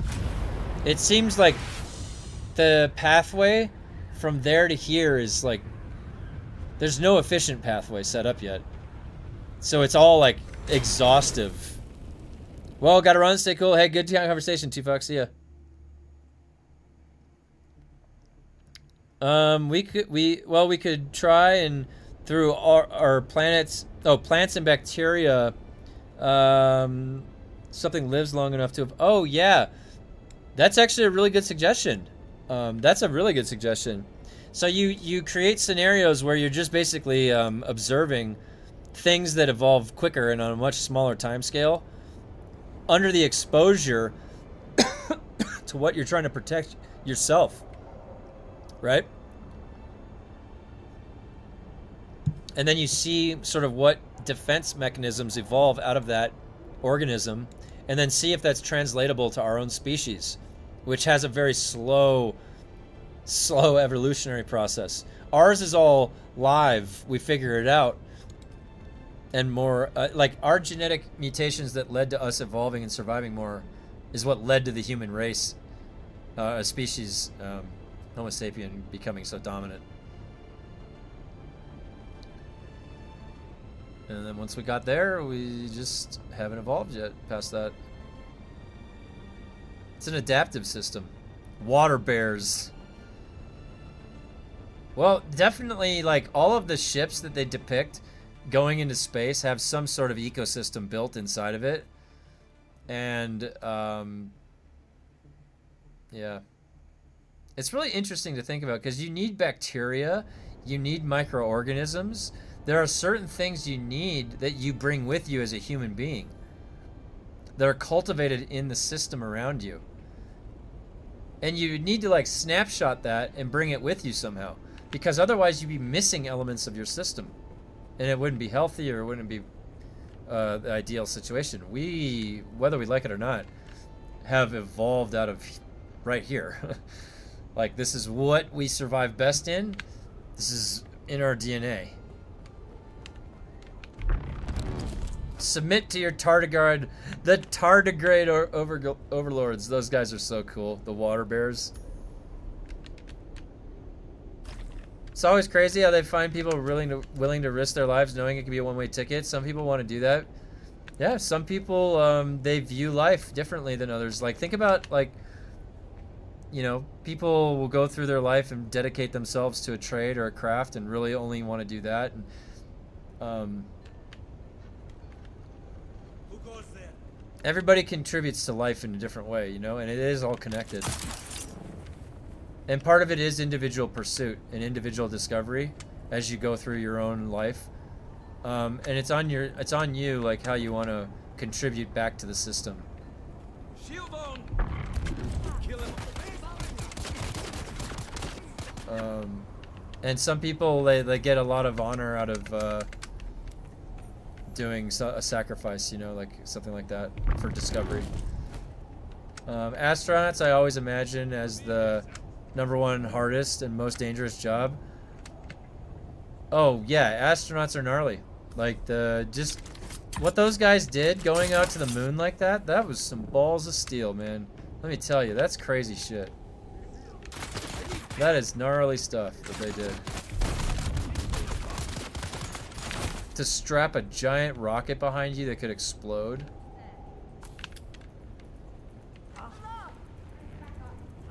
And then you go way out there. Like, think about that. They propelled themselves out there 300,000 miles away. Dude, what if they missed their mark and they just floated out to space forever? How far can they float, guys? Have you ever thought about this? Out in space. How far do you float? If you had an infinite amount of time, how far can you float? How far do you go? You ever thought about that? Where are we really? How far can you just pick a direction and go? How far can you go? You go the speed of light. You go 100 million times the speed of light. How far can you go? And where is that you're going, that you end up? Most probably AI robots that will mine at Mars and extract. Oh yeah, that's a yes. That brilliant. Yes. We will be designing robots to do the job for us. Or at the very least, we will send humans out there to set the robots up to be an autonomous system out there. Yeah. They already have factories and stuff, but that's a lot of work to build a factory. I don't know. Can robots build factories? Back to Aga. There's ads on it. Yeah, that's, well, read my, I said in the description, if you read my description, I said that there is ads. There's one ad, a Nitrado ad on the top right, and it's $2 per month to get rid of that. So I have activated this thing for 1 month so that I could test the damage numbers of the game. And whether or not we go past that. I would have preferred that it's a one-time payment to unlock it. That would have been much more preferable.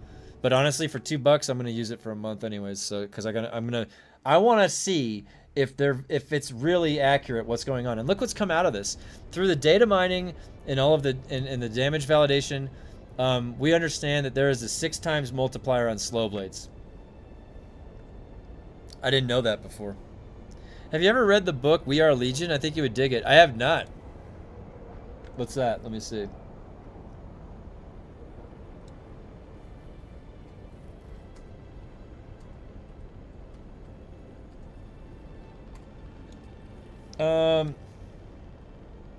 We Are Legion.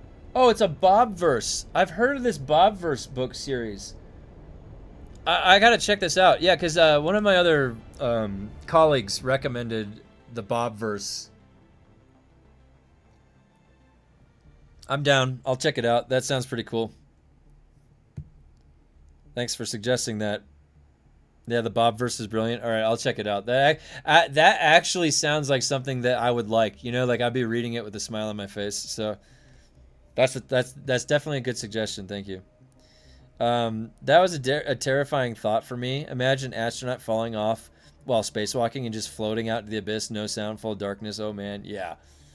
And that type of thought process that can take you to someplace scary. Why is it scary? It's the unknown.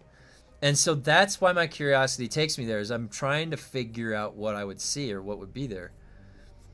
The overlay went away. Where did it go?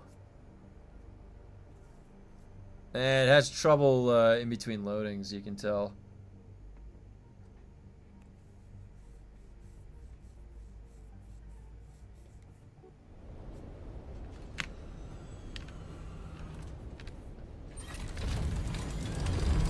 Alright, setting up the surveillance. It's the best, most interesting day around. Everybody just loves these fucking LANSRAAD quests. So great.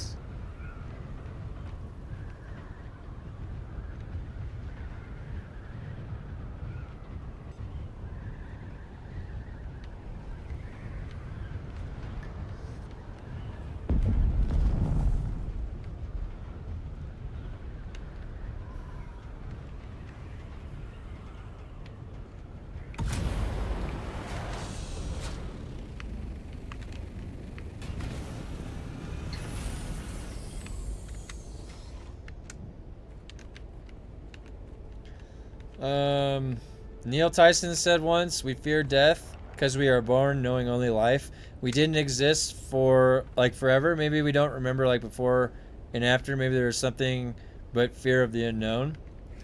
That's a well, yeah. And the way he said that is a good way to put it. Yeah. It's hard to imagine something outside of our understanding,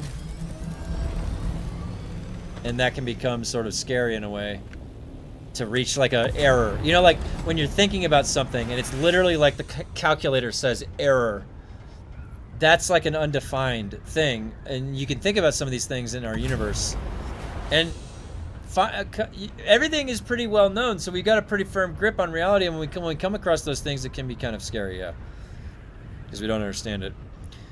I really like how the worm sign indicator works. Makes spice farming a little less stressful. Oh, cool, yeah, that's a good thing. That's good to know. I haven't checked. I haven't even seen what that is yet.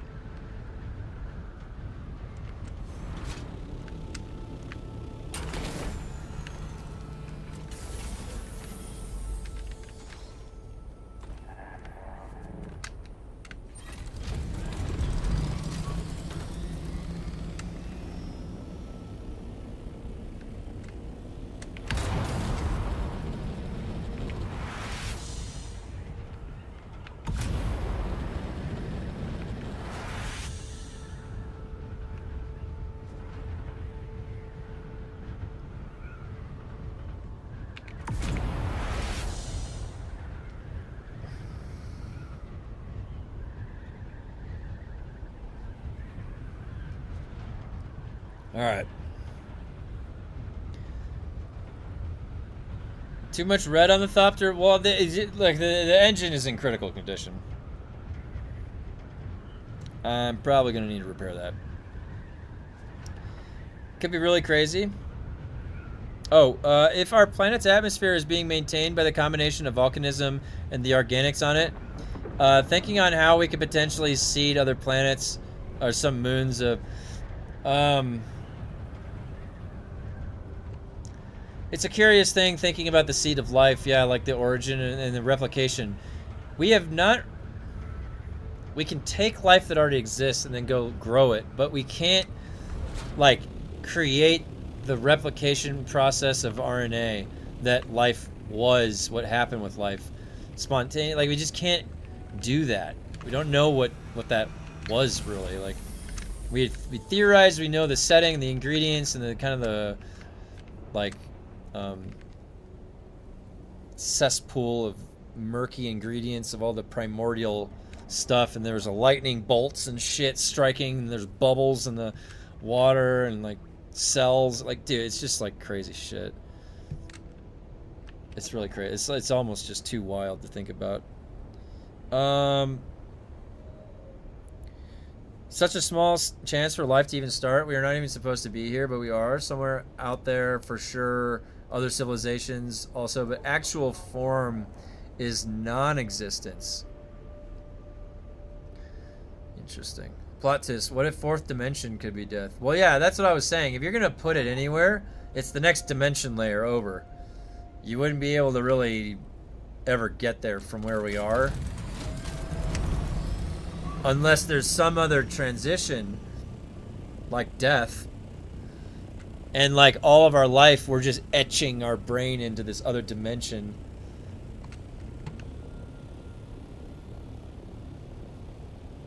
We can't recreate the self-replicating chemicals yet. Yeah, the spontaneous replication of the RNA strand of life, the origin, just started replicating and it never stopped.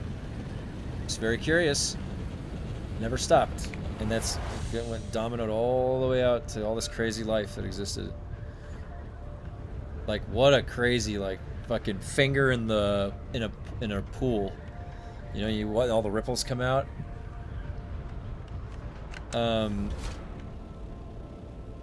It doesn't, yeah, we don't know the origin, but it doesn't stop us from tinkering with it. That's for sure. Look at CRISPR. Look at what we're doing with CRISPR. Look at the, like an atom bomb. We're getting into the DNA, we're into the bonds of atoms. We're into the, splicing of genetics. It's crazy. We're editing. We're editing things. We do not know the origin of life. Oh, I already said that. Sorry, I read that.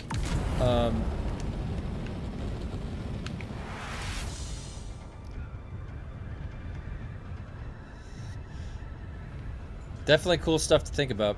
Life is really remarkable. Really a remarkable thing.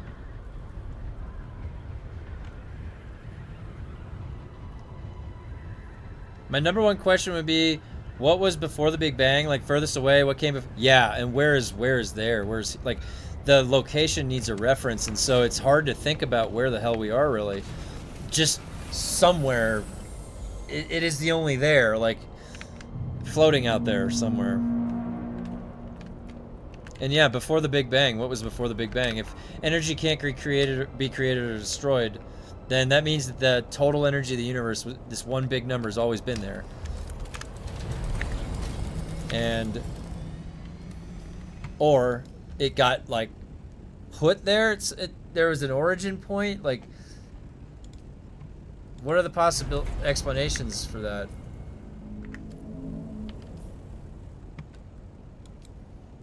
How far back can you go?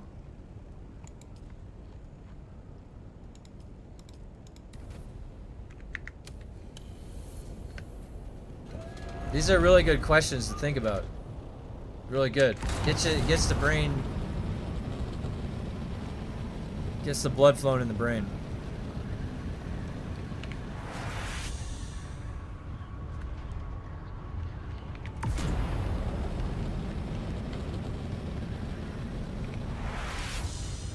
The other thing that I've thought about too is like, does every question have an answer?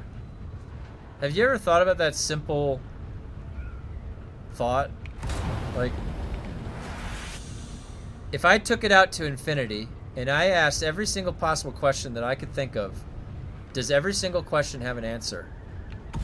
Is everything explainable in the universe? Like, on that basis of a level, is that even answerable? Is there even one possible question you could find that has no answer?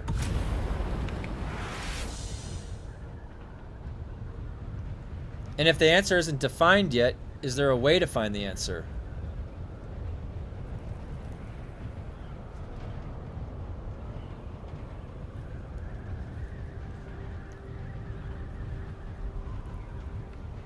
You can answer everything, but not everything can be right. That's a good way to think about it. Decidability is a hard topic of CS.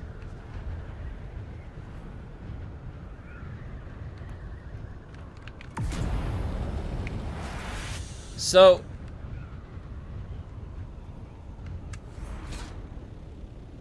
what about this? Yeah, does every, like,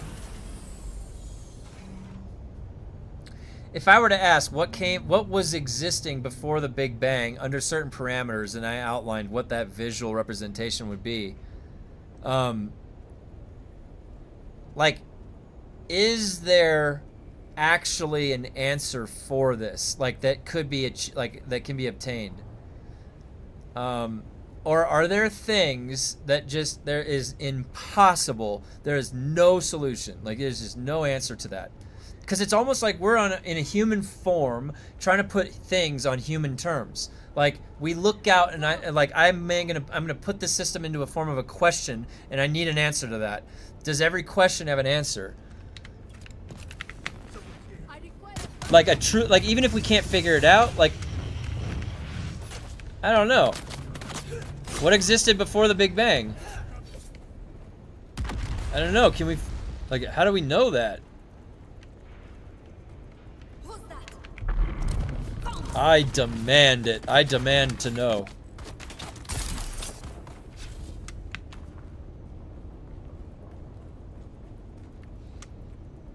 Either it had a start or always existed. Both things are impossible, and I think about the same for me. Yeah, that's a tough thing to think about too, isn't it? Like, trying to think about something having no beginning, something always being there, is not in our realm of understanding, because everything in our terms that we understand it has a beginning and an end, like comes into existence and then dies, or like fades away, or so thinking about something just forever existing, the farther you trace it back in time, it's tough. It's tough to think about that.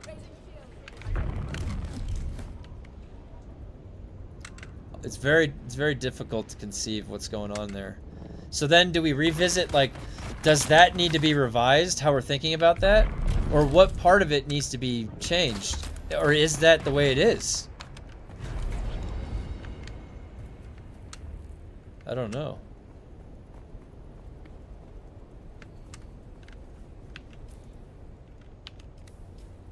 Doing a lot of thinking this morning.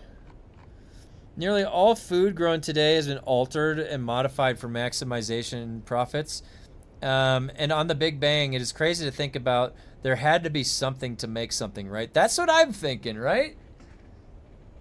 It is crazy. Like, we have just now stumbled onto the most perplexing thing, and that is the Big Bang, and then prior to the Big Bang. And then you could probably have somebody telling you, well, time doesn't exist that way right here, where I'm describing that. So we can't just be, it's not the same for me to describe what happened before the Big Bang when there was no before. So, but we're getting into some sort of semantic loop here. I want like a definitive, I think we should be able to understand that time can go back before the Big Bang, because it's as something as a reference point just progressing forward. Maybe our understanding of time needs to be updated then.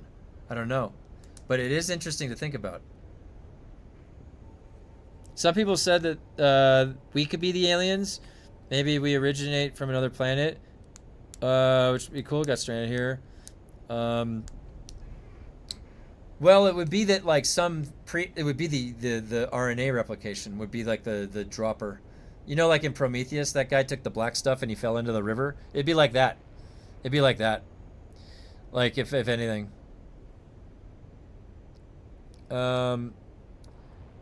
Time is also relative, so that's another brain teaser. Yep.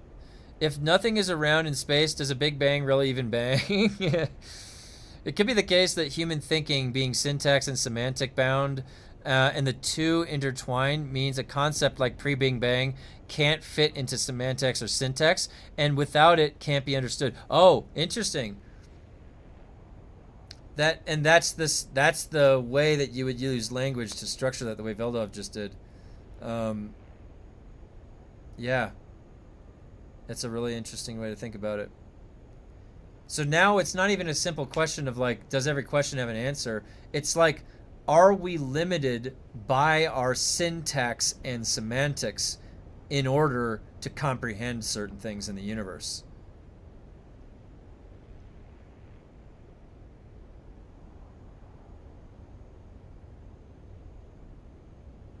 We're defining things by laws, rules, and then observational conclusions. And that's all we have to go off of really in our universe, right? So it's a concept called necessary existence. Interesting, yeah. It's just a product of what is. It is, that's how it gets here. Imagine we could one day open a letter and have the real answer to everything. Big Bang, black holes. I'd be kind of scared to read it at first. Yeah. Be exciting though, wouldn't it? You'd have to have like trust in the, you're like, oh, okay. Like Jesus or somebody, you know, like God, like you just say God would just come down like a lightning bolt or like a beam of a rainbow or something. And then a lightning bolt. And then he's just like, I've got some answers for you. I'd be like, whoa! There'd probably be a lot of wind. I'd be like, whoa! Like, somebody'd pull out their phone, like, God showed up! But then, yeah, and then I would be like, whoa, okay, now I'm a believer. Then I would have validation that letter, all right, now read the letter, all right, this is the answer to the Big Bang and everything. We share a variation plus 90% of our DNA with all life on Earth. Yeah, that's right. Something like that, 90%. It's very interesting, isn't it? We like like we only have like a certain variance from like a spider, right? Like a spider, you wouldn't even think that.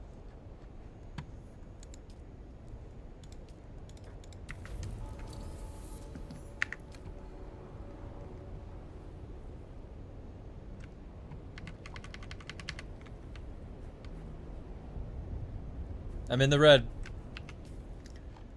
I'm in the red.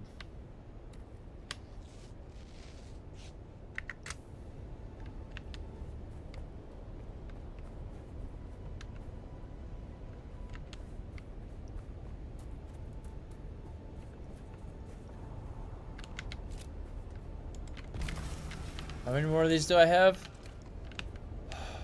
Oh, and the plane changed color on the wings right at the end. If the answers were given to us, then the excitement and value of learning and finding stuff... I agree. I agree. I don't think the answers could ever be obvious, right? I agree. I mean, our life, our reality is the journey, right? It is the point. It is the meaning of everything. Like, because there is no meaning outside of Earth or anywhere else in the universe, really. No, there's no frame of reference. There's no framework for meaning. We are the origin of meaning in the universe to everything. Everything we define is illuminating, casting a vision on that part of the universe, which has just been operating like a machine in the dark for eons. So,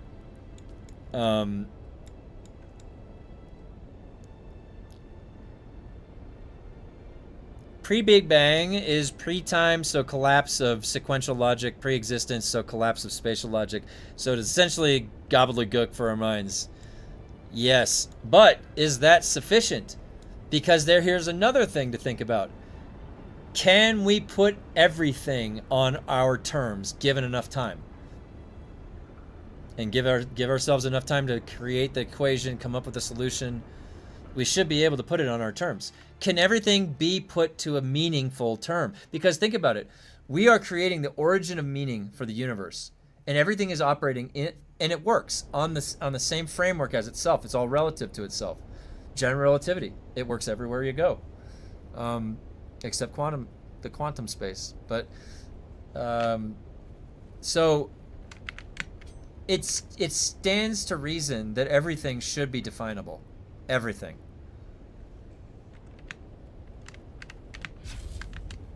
It's just a matter of time, including pre-Big Bang. We still can define pre-Big Bang, I think, to put it on our terms. We just haven't figured it out yet.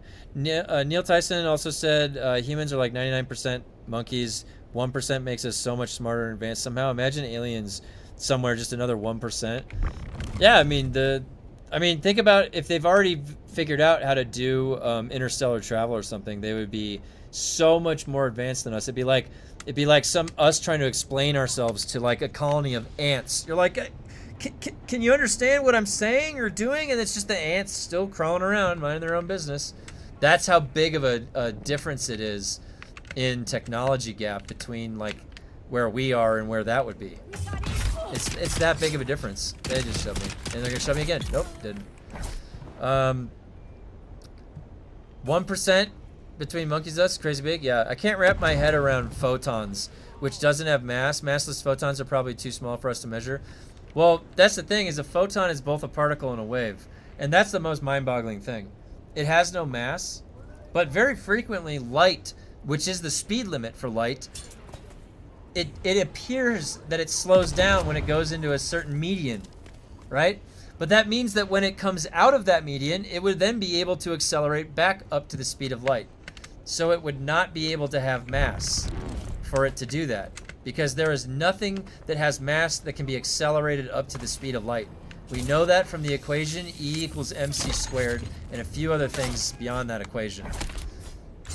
But as you approach the speed of light and you're an object of mass, you approach infinite mass. Hello? What's up? You look good? What? Here's. And I could get into a little bit about why the equation does that, but you need to know the other parts of the equation. That's not the simplified form for E equals mc squared. My two favorite Astro dudes are Brian Cox and Neil Tyson. I watched lots of Star Talk with their Cosmic series. Yeah, those guys, Cosmic Queries. Yeah, those guys are great. Brian Cox is cool. Yep, and same with Neil Tyson. He's great.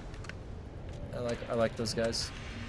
Now with us tinkering in. Oh, nerds! Oh, Grumpy! Hey, careful, man. There's a beverage here. No, I'm getting attacked, Grumpy. You're distracting me. Thank you, Grumpy, very much. Holy shit. Maybe you gotta afford the Warhammer the stuff that's coming out this week. Now, us tinkering and quantum learning that the act of measuring a particle changes the particle behavior. Well, but have we determined that with, is it, smells good. Hey. I'm almost out. My mom bought me this one. Smells good.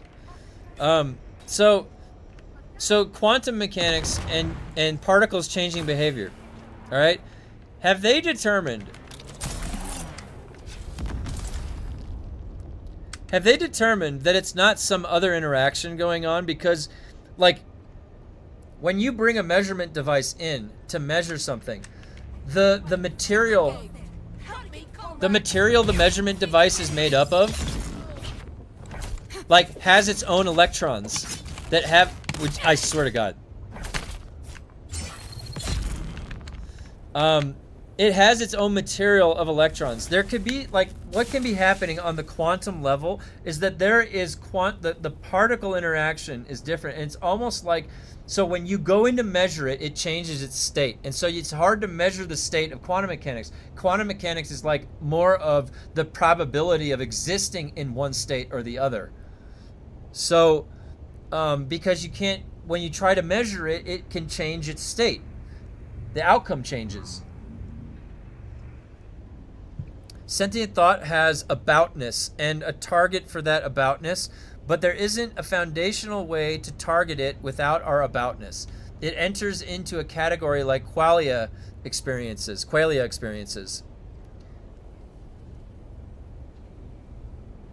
That really gets down to the origin, though, Veldov, is if there is a deeper superstructure to the universe or not.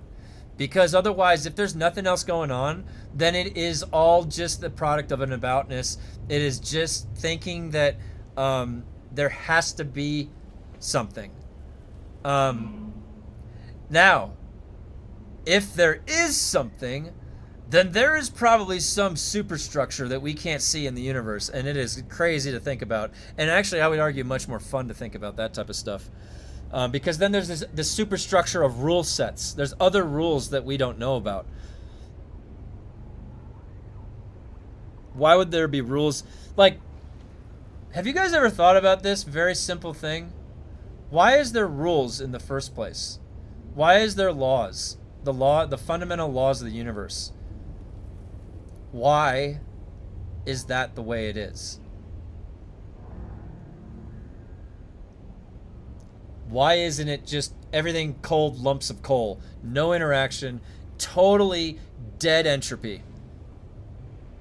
Why is there any activation to this in the first place?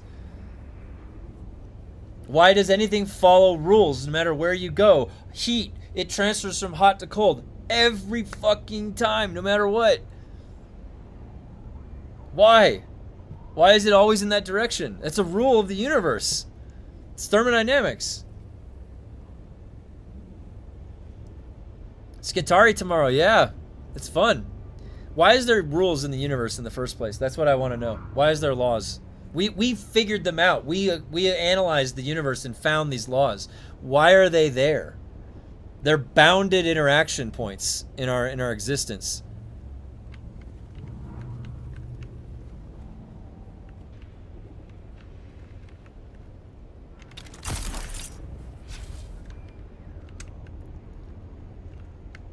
Keeping my mouth shut. I'm just thinking out loud, postulating. I don't know any answers. I just like to think about the universe. It's cool shit. There's cool shit going on out there. No matter where you go, there you are. Dude, what was that from? What was that from? Oh my god. Why is that slipping my mind? Is that Johnny Depp or some shit?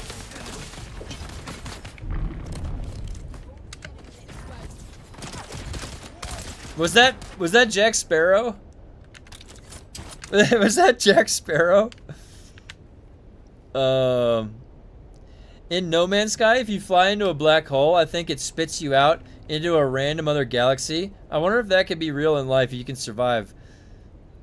Well, the way that we understand black holes right now is that it's like massive amounts of mass crammed in past a feasible point that you would normally allow, and that crunch just creates this insane flux of gravity that doesn't even let light come out, and that is destructive, and it is violent, and it's probably some of the most powerful forces in the universe. What that thing is an annihilator engine, okay? That thing is not a safe little transportation portal device. That thing will rip you to fucking shreds and atomize you before you even realize what's going on. But no, yeah, like, then can we manipulate the creation of folding space-time? I don't know. That's something that doesn't even... There's no way that exists, right? I don't even know if that's accidentally happening in the universe. We're seeing light bending, and space-time is getting warped. I take that back. I don't know, man. This, like, black holes are... There's a reason why the smartest guy that lived in our lifetime studied black holes his entire career, Stephen Hawking. All right? Because they were absolutely mind-boggling to think about what's going on past the event horizon. Why is our favorite question as humans? Buckaroo Banzai is the correct answer, yes. We're going to the 8th dimension. I will say that the rules change close to absolute zero. Ah. Nad coming in with the reality check. Why do we not just fall apart as we are a collection of atoms? Well, so that actually is explainable on the same level explanation as to how can we get such a destructive force as like a nuclear bomb from just breaking the little tiny atoms, or the bonds in between atoms. How can that translate to such a big explosion? Well, it's because the bonds between atoms are very strong. And the intermolecular forces and intramolecular forces are a lot crazier than we'd like to believe, and that's what creates this density on our structure. That's how if I push into this desk, it pushes back, and I don't just fall right through of empty space. There's electromagnetic forces that are going on. Did you see Our Universe, the best space and Earth documentary I saw about narrated by Morgan Freeman? Yeah, and there was one with Stephen Hawking, Into the Universe, that was really good,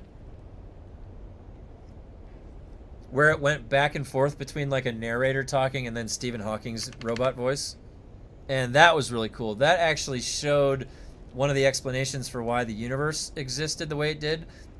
It's because of tiny imperfections that all of the atoms, if they were evenly distributed in space, the original early origin of it, after the Big Bang, hydrogen, then if it was all evenly distributed, then everything would pull equally in all directions and nothing would move. But what happened was you'd like take an atom out here and there, and then slowly over time they start to group up because those vectors are not, the gravity is not pulling on the same. So as they start to clump up, you start to have this cascade effect, and that's how the density and the stars first started forming. And when you get enough of them grouped up, the pressure on the inside, it starts to ignite the stars and they turn on. And so it was from imperfection that the universe was able to exist in the first place. This is from the theory coming out of the Big Bang. So assuming all of those ducks are in order, or correct.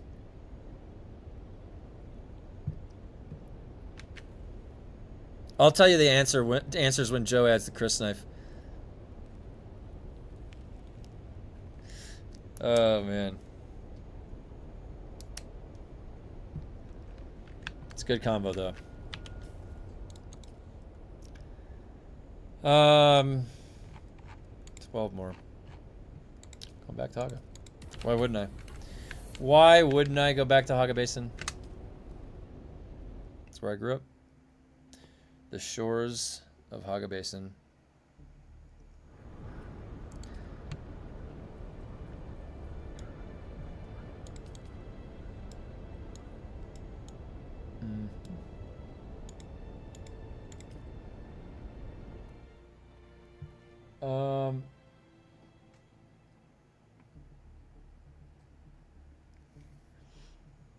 The CW Flash show has a lot about black holes and time travel too, where he runs to the past and futures. Another interesting topic, although doesn't seem possible for sure. Yeah, as far as I understand everything, the only thing that's really possible is... I was seriously questioning my life choices after knocking out 35 this weekend. Oh my god, I'm doing it right now. What we can do is travel forward in time relative to you. What I don't think is possible under the framework of how I understand our universe is that I don't think it's ever going to be possible to go backwards in time. I don't think that's possible. You can slow down the rotation and the movement of all of your particles and then fly right near a massive star, and then you'll have time dilation, and anybody back on Earth is going to have time be passing normally and faster. You're going to come back all young and normal and like, what the fuck? Everybody's dead that I knew. Right? That's from your perspective. You just traveled in time forward, right? That's how time dilation works. And that is something that actually exists, and it makes sense how that exists. Because every particle, every atom in your brain, every electron is being acted on by gravity, and that creates a reference. If you then go near something with a massive amount of gravity, now the pull on every particle, every electron is now different. And what does that do? It slows down the rotation of everything, of the electrons around the atoms, just ever so slightly, so that the decay rate changes on you, referential to the gravity that is interacting with you now. That's time dilation. And that is a real thing. They have done those tests where they'll send out a stopwatch out into space, and then one stays back, and it comes back different. And the only thing that changed was less gravity. Because as you go farther away from Earth, you have less gravity acting on you. Because gravity, as you know, is also, in the gravity equation, is distance between the two objects, you and Earth. As you go farther out from Earth, that distance is greater, so you get a smaller number of gravity. God damn it.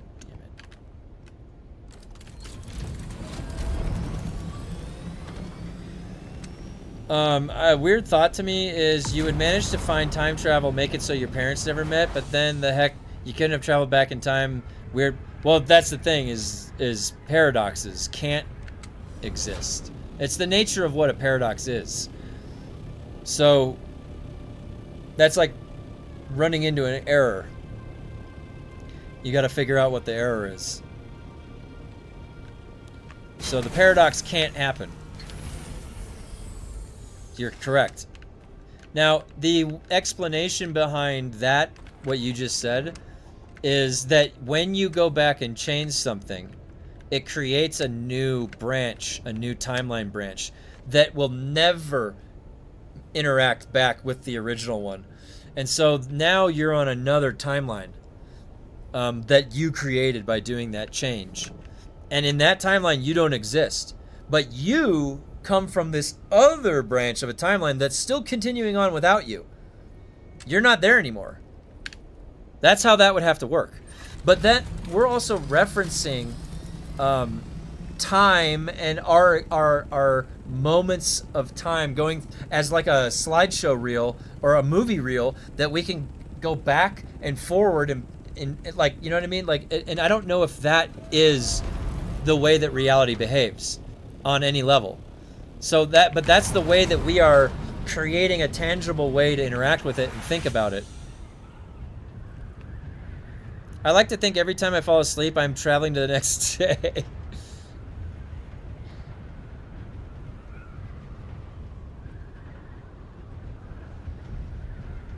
It's fun stuff to think about. There's nothing wrong, like, thinking of stuff, you know, just that you don't have an understanding of, or...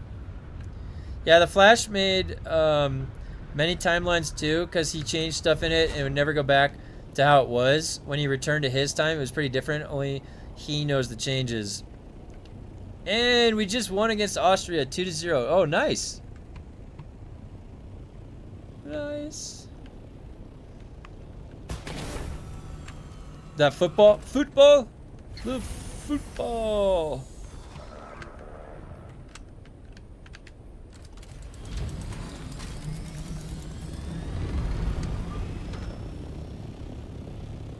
Okay.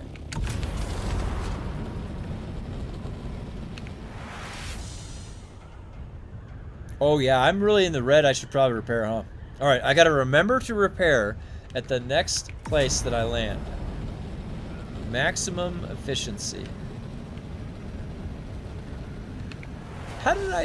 Where did my fuel go? I thought I just refilled. Did they make it so it costs more fuel? I feel like they did. In Germany, it's so popular. Fußball, but I never liked it. Oh, Fußball. You mean the tabletop? Is Fußball the tabletop? I actually have gotten in some Fußball games at bars before. It's pretty fun. I only watched back then when Germany beat Brazil 7-1.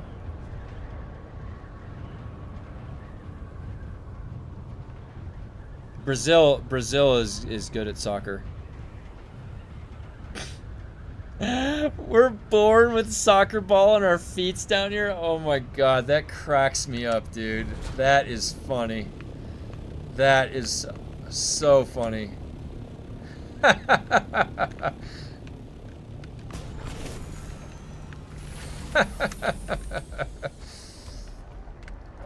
Gotta love Chopper, man. Always coming in with a positive attitude.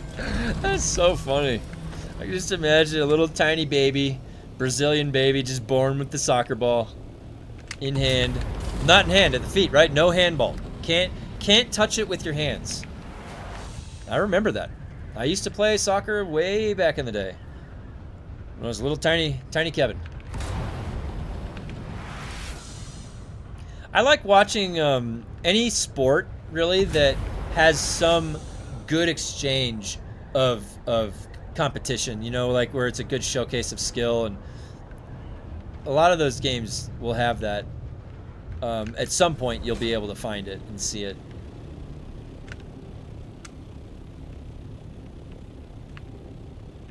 Wait, I'm from Argentina. Argentina, that other country. Oh.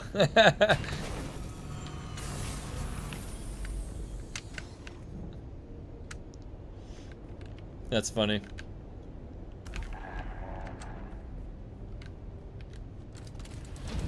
How is I'm just out of curiosity. What is it like the weather down in South America? Is it because South America is huge, it like goes all the way down, so it probably gets all the different types of climates, right?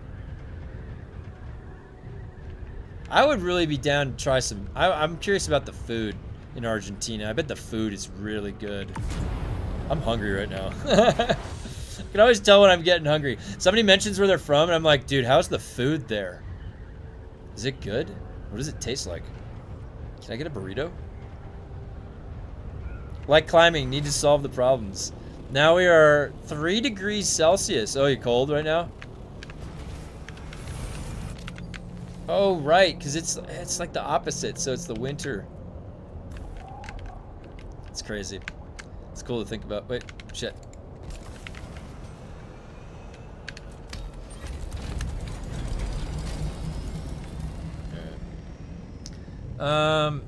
I saw many interesting videos on Argentina. They're like a colorful rocky mountains and stuff, right? And then icy snowy areas too. Wow, that sounds really cool, actually. Argentina. That sounds like a fun place.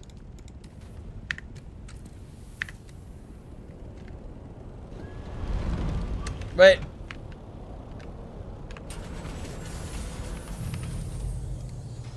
It's got to be done.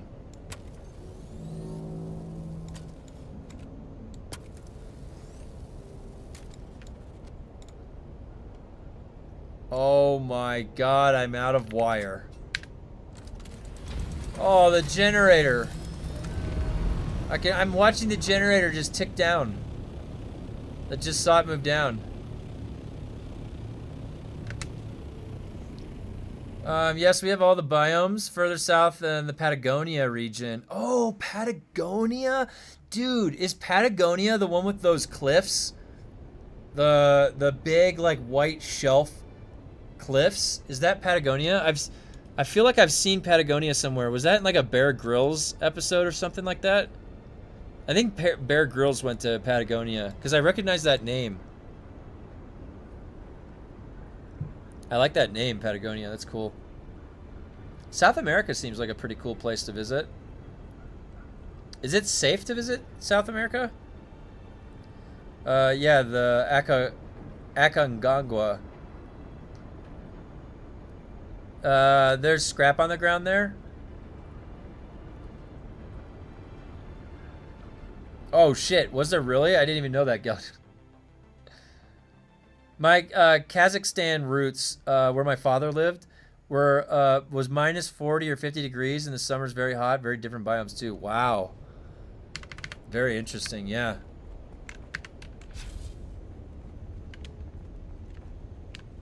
There's scrap metal right here too.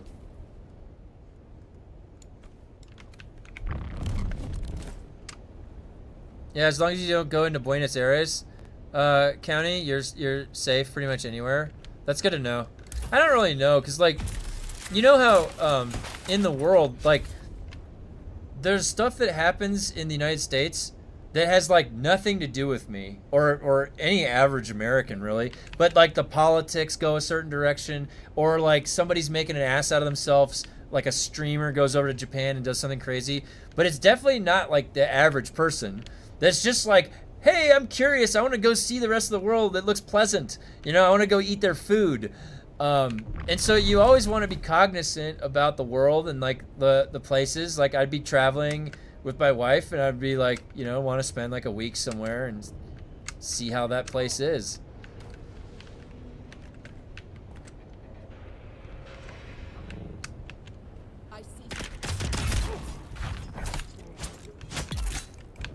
I want to see what the different locations of the world have for food. I think it'd be really cool to go to Japan and get some food there, because I bet the sushi and the noodle bowls, everything's probably so good. We were supposed to go to Japan for our honeymoon after we got married, but she broke her arm in a really bad accident, and we had to get that surgery and all that taken care of, so we had to cancel the trip.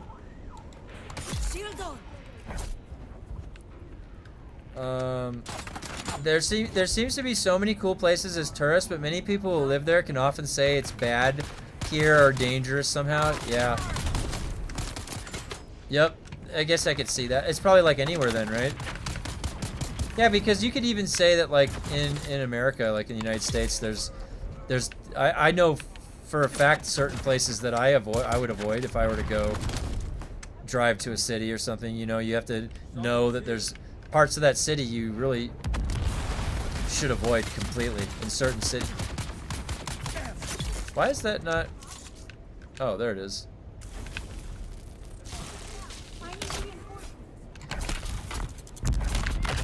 Yes, absolutely. If you're a foreigner and you decide to come to Argentina, people will love you. Oh, I like that. That sounds very welcoming. Japan is really nice. I love the food culture, car scene there, but too far for me.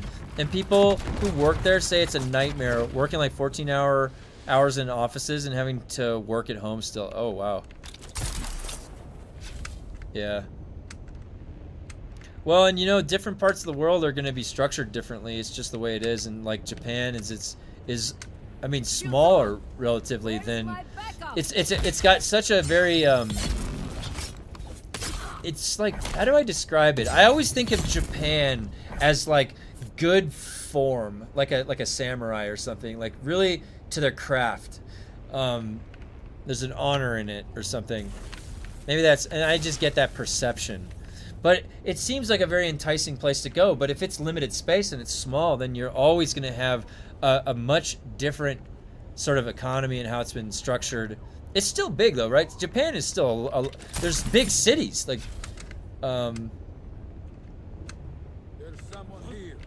I tried sushi though in Germany. I almost vomited. I love the other stuff.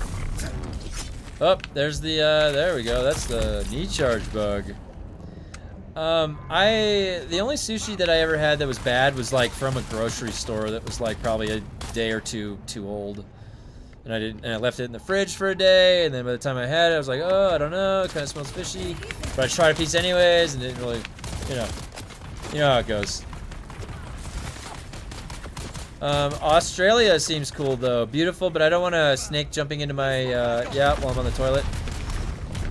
Yeah, spiders, there's half my endurance again, what is that? The spiders in me, you know, from a kid, I didn't really,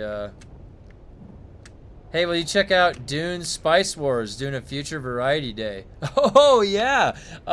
Yeah, I could. I don't think I've ever played that game. Is that the old RTS? Where can you still play that? Can you play that on the Funcom launcher? But yeah, I'll add that to the wheel. Absolutely, I'll put that on the wheel. So guys, if you don't know this, for Variety Day, what I'm doing now is I'm putting all the games on a wheel on Thursday, and then I'm spinning it. And then wherever it lands, that's what I'll play. And if I get through a game, like I played through No Man's Sky, if it comes again, I'll just pick up where I left off with that playthrough. My favorite German dish, Jägerschnitzel. So good. Ooh, that starts good. Let's not start with Australian spiders. Dude, some of those spiders are like, they have like a wingspan. Orbital cannon-sized spiders. They're huge. Like, I'm surprised they don't have, like, a specific, like, weapon for very large spiders. I would need one. Japan is awesome. I spent many years there, mainly in southern island of Okinawa, but around 18 months at the base of Mount Fuji with many trips to Tokyo. That sounds really cool, Grumpy. Do you have any pictures from Tokyo? I've always wanted to go, both my wife and I have always wanted to go to Japan. Just to go visit and see, just go look around. It'd be cool. Also, I want to go see if I could say hi to Mr. Miyazaki from Software. Probably won't be able to find him. There's still a small community supporting the game Spice Wars with balancing and setting up games. Oh, that's cool. It's not as good as the old Dune RTS. So, is it a remake of it? What's it called? It's called the Dune Spice Wars. Of course, I'm going to win pass. Of course. As a German, I barely like any traditional food here. I do love Flammkuchen, but I think it's French. I like pizza, but very thin and no tomato sauce. I like ranch dressing or so with ham and onions. Interesting. Yeah, I love pizza. Ooh, man, that's making me hungry. Funcom made Conan Unconquered RTS. Also, it's not done as well as old RTSs. Oh, okay. Interesting. Dude, a big... Like, did you remember in Ninja Turtles? Like, in the old, like, when you were a kid, every time that Michelangelo would go get a piece of pizza from Ninja Turtles, it would be, like, the gooeyest piece of pizza. It always looks so good. Alright, this is making me really hungry. I feel like I could fold an entire pizza up and just eat it right now.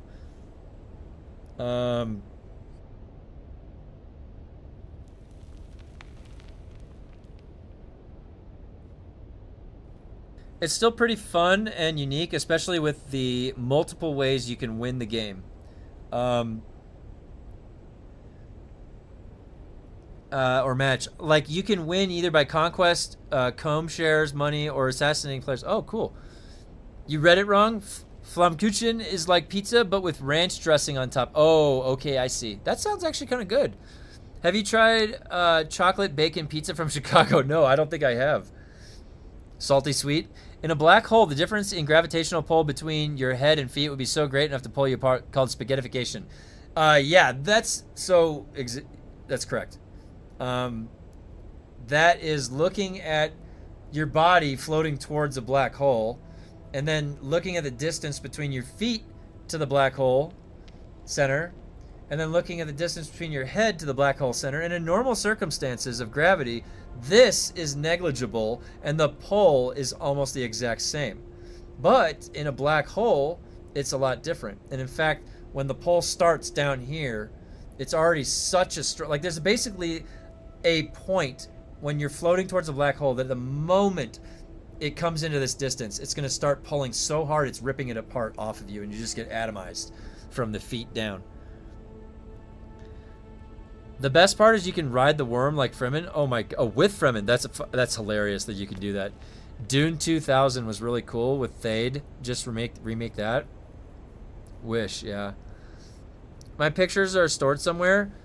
Not even sure what is in them. I used to take tons of pictures while I served, but slowly stopped. Hey, you know what? If you ever wanted to take a trip down memory lane, I'm sure I'm sure there'd be a few people interested in seeing what the pictures looked like. Because Japan's a beautiful place. Getting spaghettified by a black hole.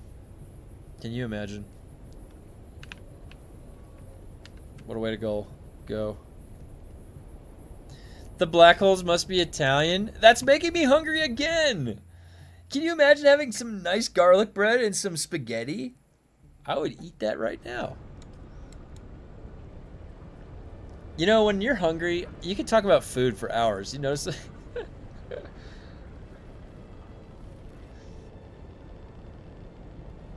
I want to sign up for a hot dog eating competition. I think I can do it. I'm going to take on Joey Chestnut. Yeah, it made me hungry too. I just got in my car, about to either get pizza or Mexican food truck. I'll decide as I drive. No time to decide now.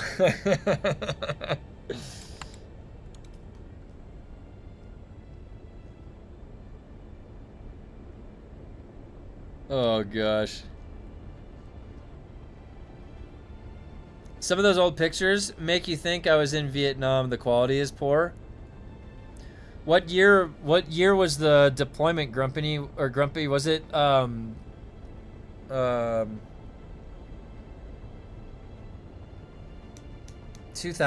or late 90s or something? Or how long? I didn't remember how long you said you were in there for. You guys eat bread to your spaghetti in the States? Yeah. DM you the chocolate bacon? Let me see. Whoa.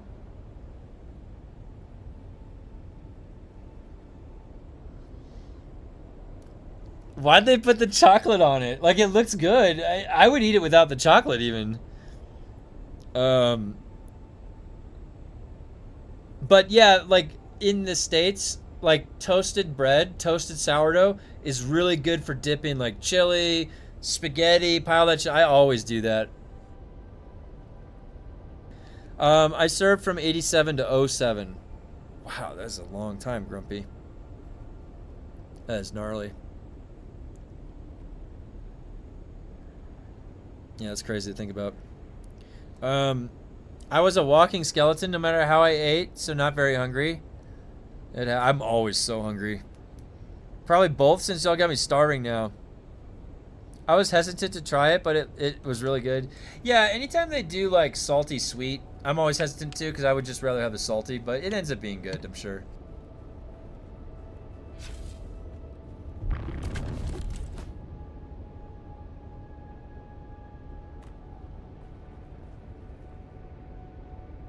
Give me 1 second, guys.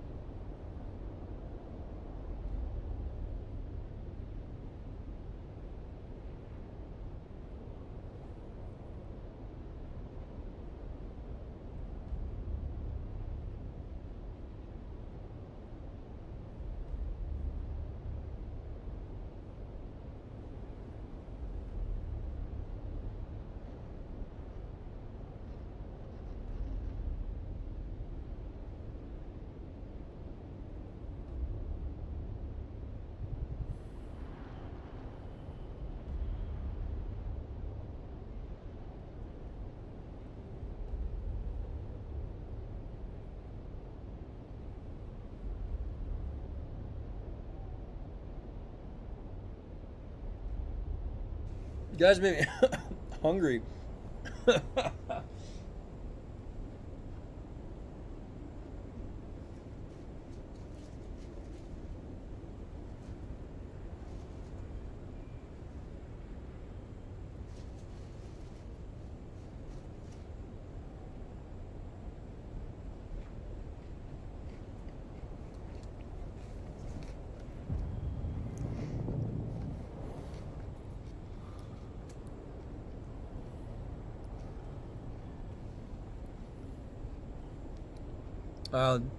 Let's see what you guys said.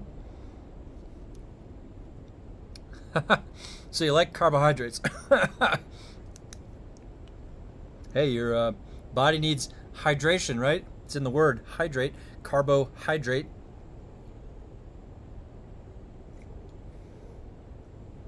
Chocolate chip pizza is fire.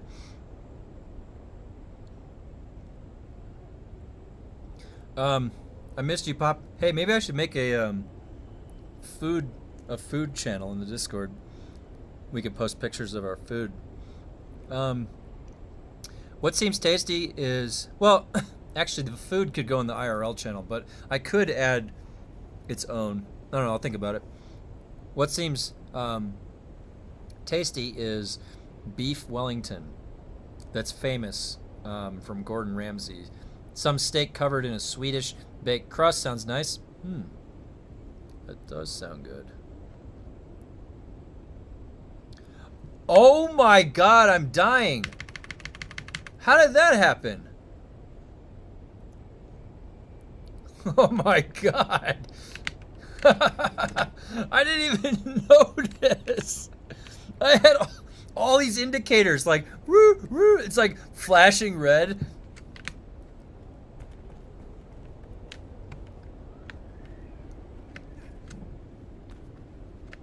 And our brains need cholesterol. It's true, yeah.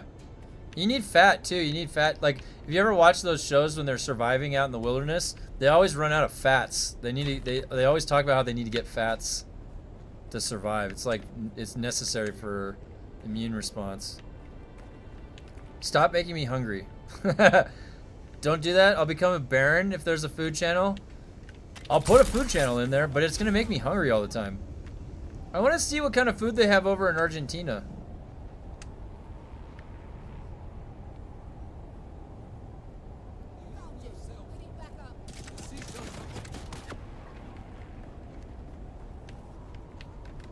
Oh, wait. No way. I forgot to do it. I did it again. Oh my gosh. It's because it has you grab it twice in the same spot. So sometimes when I'm like talking, I forget that I have to touch that thing twice. The arrow was indicating to me the correct way to do this too, and I missed all the signals. If you get the chance to visit Japan, suggest Taiwan for food. I'm ordering from Taiwan. Every time I bring my husband back to Taiwan, he gains weight. Oh, what kind of food do they have in Taiwan? That sounds cool. Yeah, we'll, if my wife and I end up over there, we'll have to stop by Taiwan.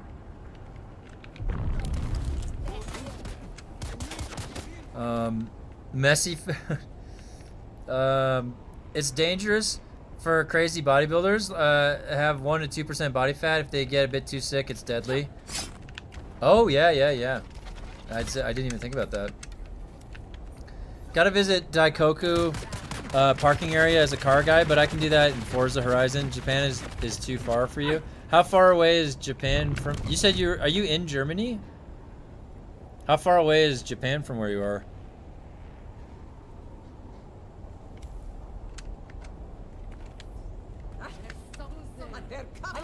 I think it's like a 12-hour flight from where we are.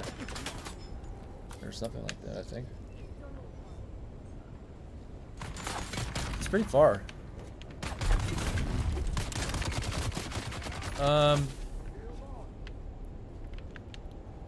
Like pork belly, oh, pork belly, yeah. Many different food that you can't imagine.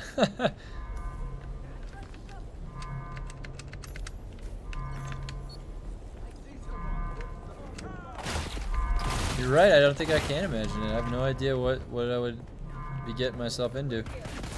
Yeah, Forza 6 is great. I'm having a lot of fun. Oh, that's great. That's awesome.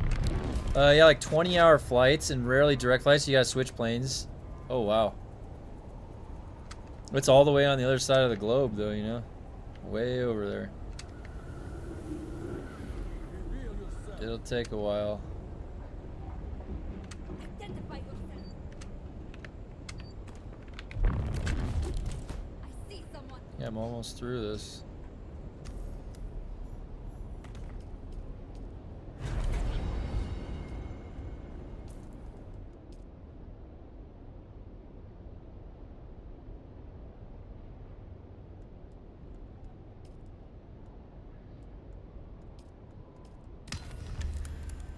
Um, 6 hours to Abu Dhabi was for me far from me already, and that was my dream place to visit. Abu Dhabi. I like the way that name sounds. Sounds pretty cool. One tip for this LANSRAAD mission: you can enter the building about the. Oh, really? I didn't. Oh, yeah. It's good to know. Good to know, my Dungus. Good to know.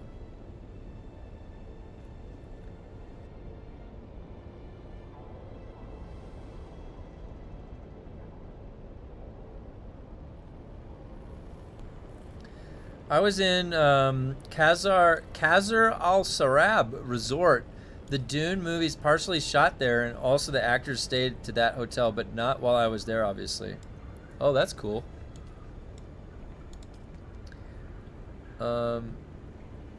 Where is Qasr Al Sabr? Oh, Sarab Resort. I can't say that.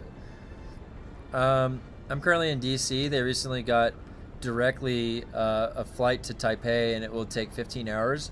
Used to have to transfer from West Coast, almost all day flight. Taiwan and Japan, only 3.5 hour flight. Oh, that's cool.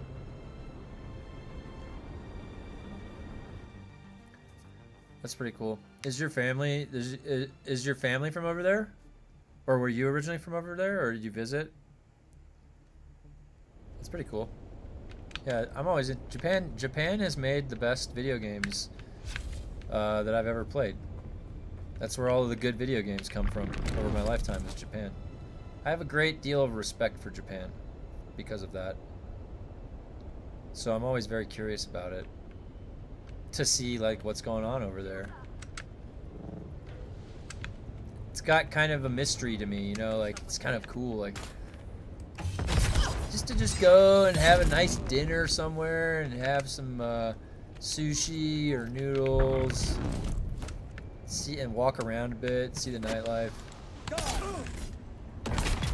That'd be fun.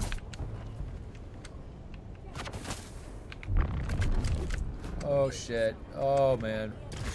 Cripes. Wait, did I just turn that off? Yes. And he hit me with the butt of his gun.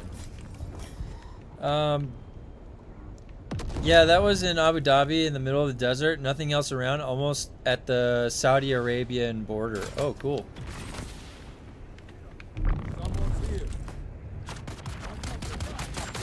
Riding camels was fun, but walking up the dunes at sunset was the best. I felt like, oh yeah, that'd be crazy. Like, the world has some really very crazy features, you know, dunes, sand, all that in a big desert. It's crazy. There's just like huge areas of open area of earth that has just like wild animals dominating it still.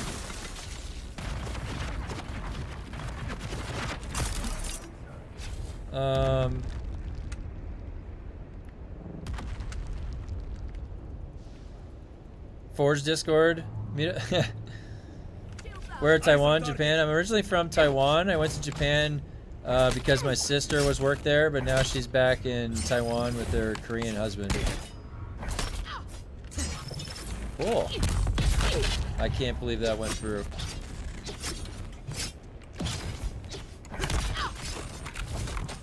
They're block parry, man. Like, we don't get that, do we? Look at this. This is so ridiculous, dude. I'm not even gonna bother with that. And that didn't even work. Let me out of here. Okay. No one saw that. Everything's fine. Yep. We'll just move on from this God damn it, I didn't touch the plane. Oh, now they're gonna die. Every one of them down there is gonna die. Where are you? You have interrupted me for the last time. Okay, that guy got that off. I tried to... He fucking carried me with a block. Okay.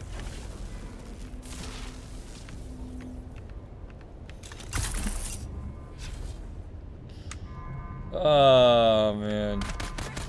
Never a dull moment with Dune.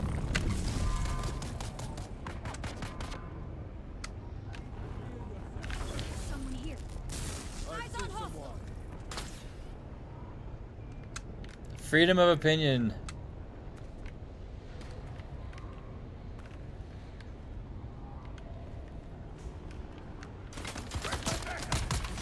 Like I was right up on me. Bindu sprint for this? Oh yeah, I've got Bindu sprint. I'm more of a knee charger, Shigawire type of a guy. Get this slow. Egregious. This is egregious. That's slow. Like, game-defining mechanic right there. That is a game-defining mechanic. And they want you to feel it.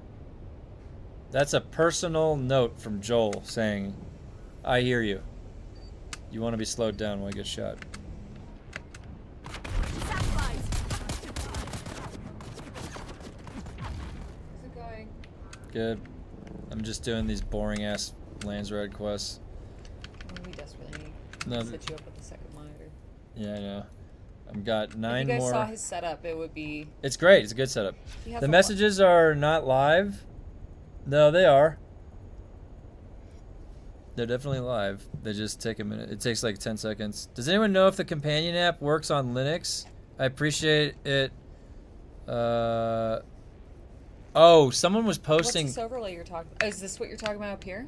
It's this and this. And Oh, what's that? And there's an arrow. Was that never there before? Nope. And that's my health bar. That's the water. That's stamina. That's the power. That's the latency and connection. There's the floating damage numbers when I'm attacking mobs. And that's what we've been... So I go into one of the high testing stations It and I doesn't did affect it... your immersion. Well, no, I did a slow blade for 14,000 damage on the mob, and I'm wondering, why am I doing 14,000 damage when my blade is 994? So it's like a huge inflation of damage. So we're figuring out all these different things by using, because this feeds from the game API. So it's not lying to you about what you see. So we're trying to just basically look and see, what do we not understand about the game, and is it showing us the correct information? So, which, of course, as you can imagine, it was not. And so we're trying to figure out what's going on. Don't black holes have accretion disks? The egregious disk. So, an accretion disk is during planetary formation. So, what happens is that you had the Big Bang, you had a distribution from the Big Bang of energy and the base fundamental particle, hydrogen. Hydrogen clumped up and grouped together, and when enough of it was clumped up, because this is a lot of stuff, and gravity won the battle, at the very center, fusion of hydrogen started happening, and when you fuse two hydrogens together, you get helium and energy, right? And then the heliums get fused in, and then you get the next element on the periodic table, and then you get the next, and it's like onion layers in a sun, in a star. And so everywhere now distributed in the universe is stars that eventually go through one life cycle, and they go through all of its energy, and in the center it fuses everything all the way down to iron And when it gets to iron, it doesn't have the energy to fuse iron past itself because it's unstable. And so it'll be radioactive. And so anyways, past iron, it builds up. And when it gets big enough and runs out of fuel, it goes supernova and explodes. And then at the supernova explosion, it can fuse past iron to heavier elements. That then creates this huge nebula cloud. In the nebula cloud is a distribution of all of those elements that I just said on the periodic table, ranging from hydrogen all the way down to iron, and then beyond that if it was a good enough explosion. That nebula cloud goes through the same accretion formation that the early stars went through too, and now what happens is in the nebula cloud, all of the rocky materials are more have more mass and more gravity, so they clump in at the center.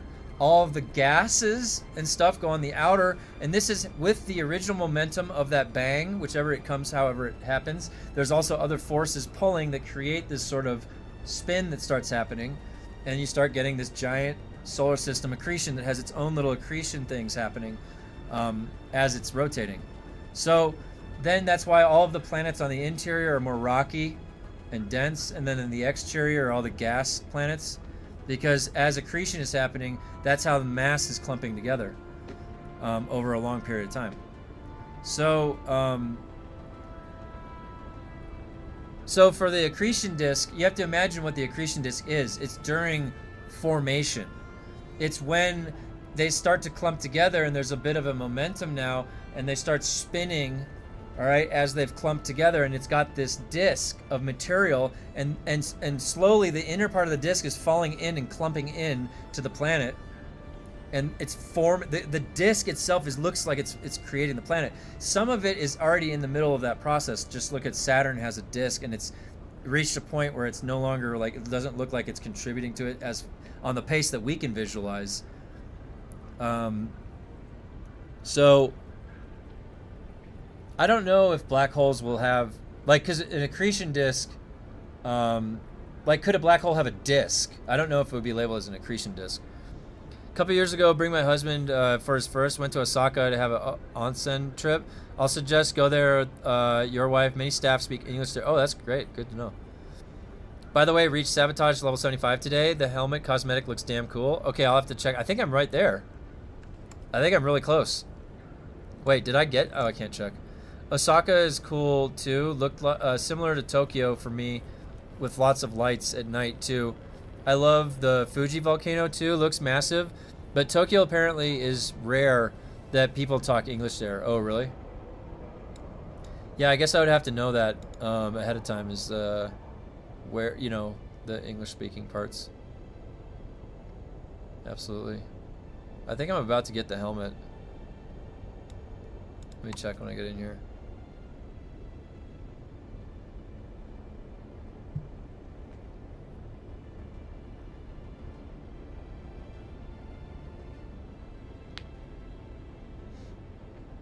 Well, sabotage is important now, because guess what? All the damage sources are multiplying together.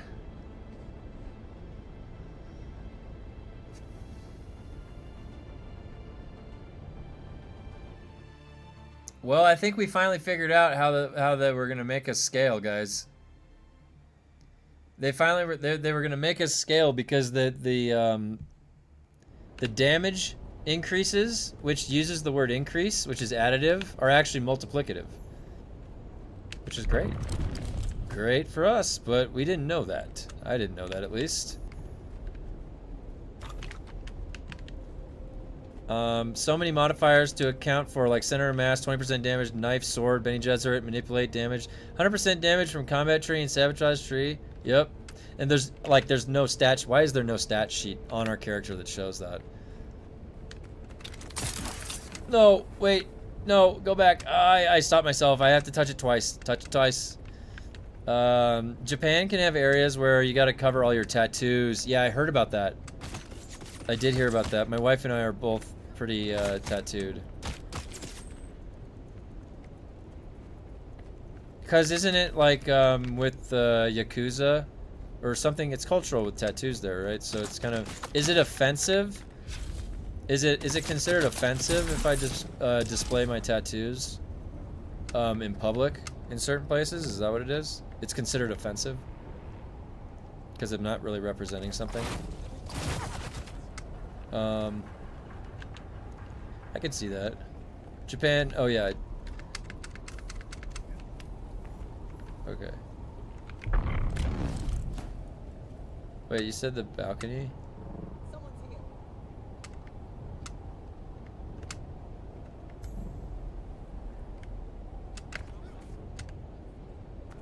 Oh. Oh, wow, look at that. Very interesting. The more you know.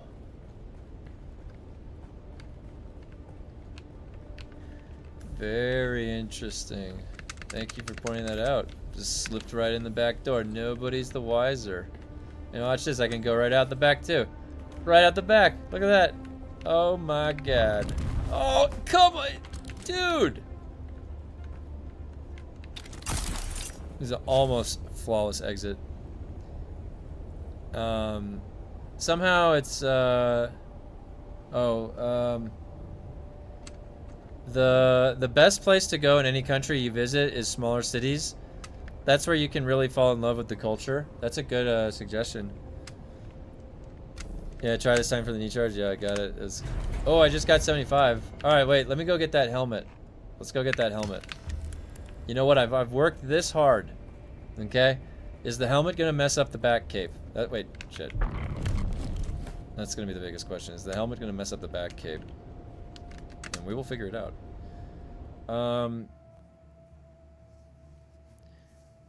Somehow it's offensive because of Yakuza. It got easier over time, but still, even here in Germany, many people judge. Somehow it's bad.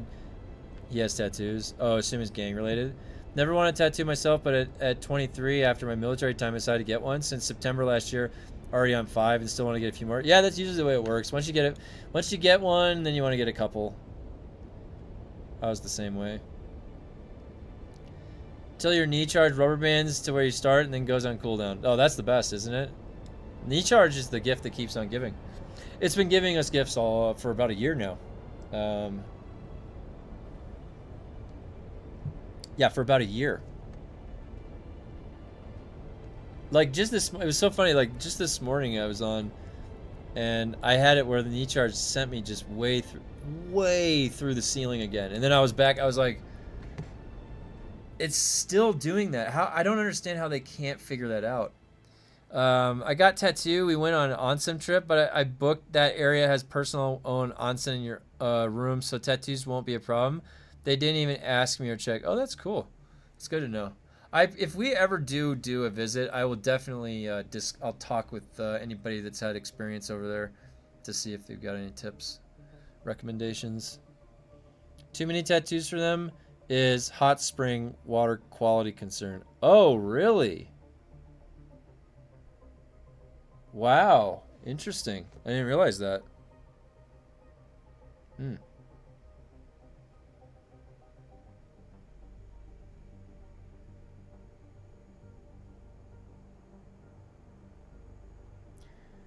Very interesting, yeah.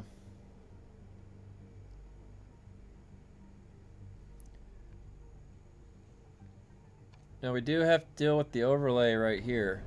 I guess that means that your health can be interpreted all that time when you're just sitting there. Alright, let's get that helmet. And then I can repair that generator.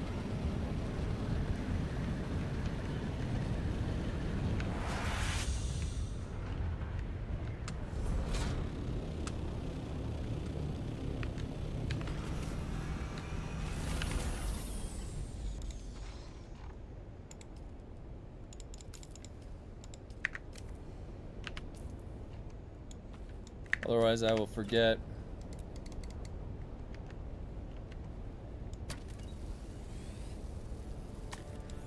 Think about it. The only thing you ever buy that stays forever, you die. Tattoos would still be with you. Nothing else makes them more special, but quite expensive. Yeah, it's just like, you know what it is? It's like you're personalizing your own body.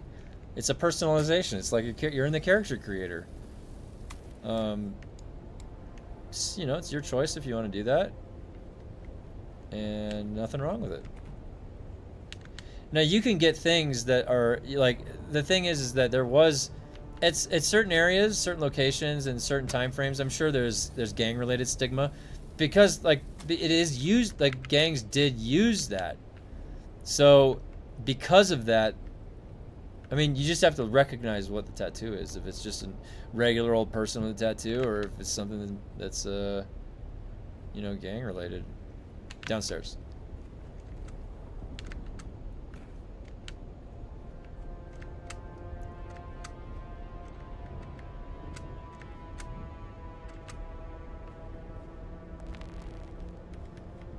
For tourists, it's less problematic. I think they have more tattoos. People who live there all the time, it can be more strict. Like bathroom stall.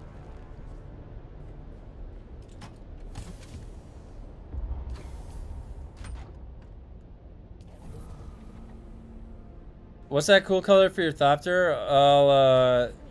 I say that about my tattoos, but mine were from metal slugs impacting my body. Oh my god.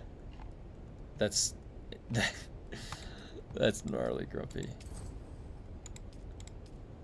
Alright, here we go.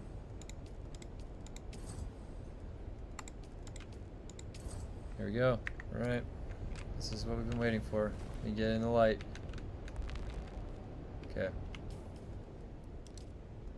Wait, I'm pressing the wrong button. Okay.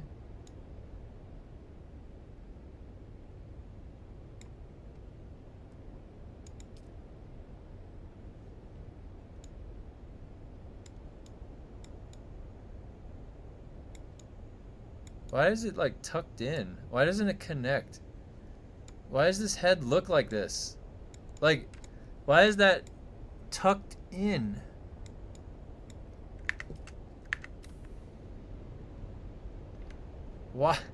Why did they tuck it in? Just let it connect outside of that. It would be so much better if this was actually like a hood.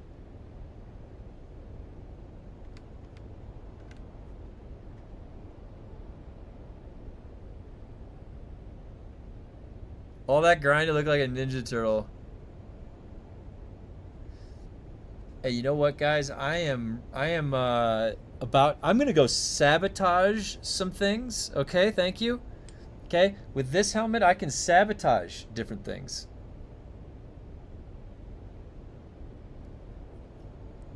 What is the hood? Can we remove the hood?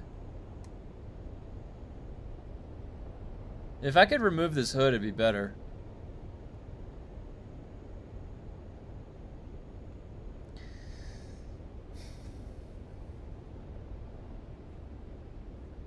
Dark humor makes life more enjoyable for me, at least. I'm getting latex suit vibes. I say that about my tattoos, but mine... Oh, yeah. Sorry, yeah. Yeah. No, I feel you. I feel you. And you're always welcome to do that. Infinitely color surprise envoy variant.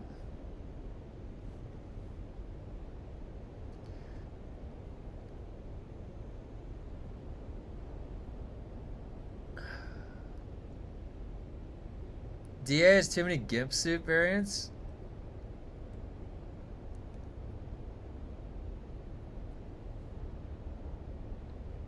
Missing the BDSM ball gag. Yeah, I don't really prefer... First of all, it's like anybody that's played a game before knows the like cloaks and hoods, how they should be interacting. Tucking in the neck of the hood, I'm just gonna let you know, big no. This looks stupid. The tucking in. I could argue that the rest of it might, you got some cool parts like the you know, hell, you could just have no hood on there and it would probably be a lot better. Honestly, it would make sense too. The combat helm is the BJ helm. The upside down bucket. Remind me one day when we are in voice and I'll tell you a good story too. Yeah, no problem. I'm down to hear it. Try the other body variants. Alright, let's take a look. Let's take a look here.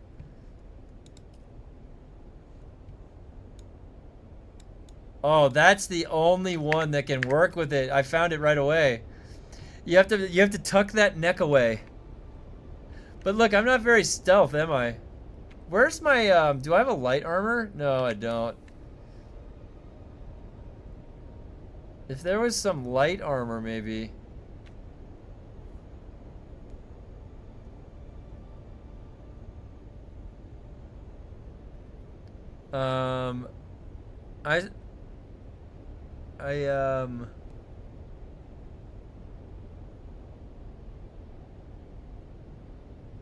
Tiny head, big body.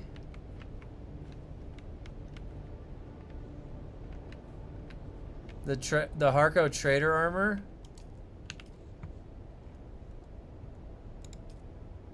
That's what they were going for, guys. That's what they were going for. All right, the trader. Wait, wasn't that? Oh yeah, that's what it was. Oh, does the cape stick? Oh no, the elbows make it stick out. They just can't get this right. All right, so this is the only one that goes with that.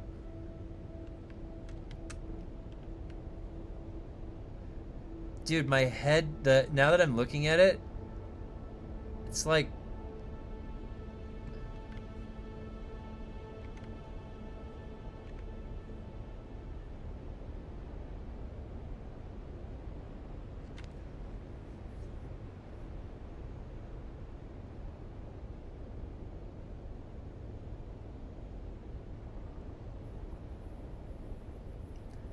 I just I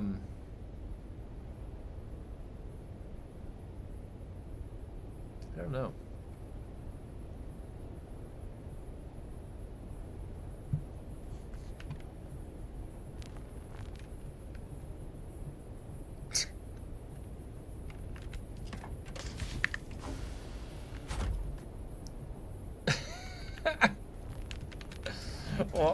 Why is the what are these like, dude? The lines for the eyes.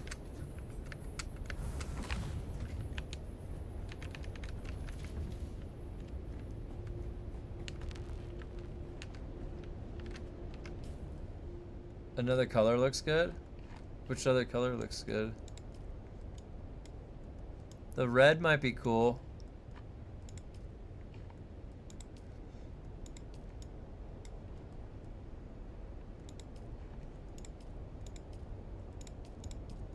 The red glow looks cool. It's a white glow, yeah. Look at that one.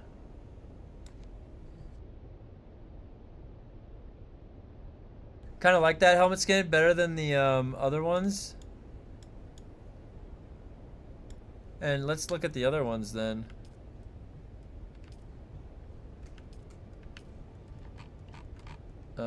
We had this one. This one's not the worst. It's a little like, it actually would be cooler if the eyes were down and actually like goggle eyes were down. Dune only got up to 8,600 today. Oh wow. Here's the Swordmaster helm.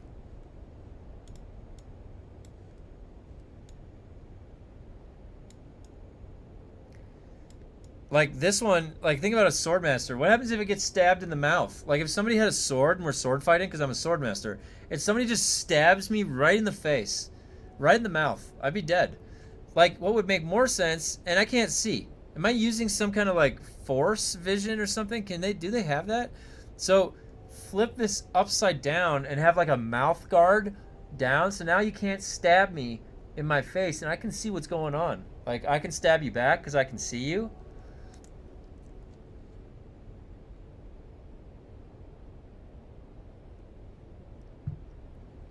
Love the crafting helmet in combination with the planetologist skin. I can see that. How do you see? Yeah, that's what I'm saying. Is there like a, can you see in the there's no digital readout. There's no digital readout right there.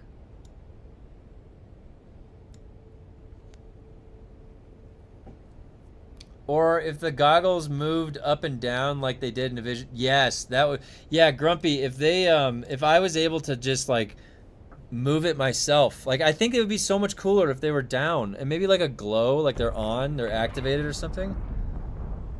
And then, cause I like these, but then look what it did. Oh my God, it does it to this cape too. Did you guys see? Wait, hold on.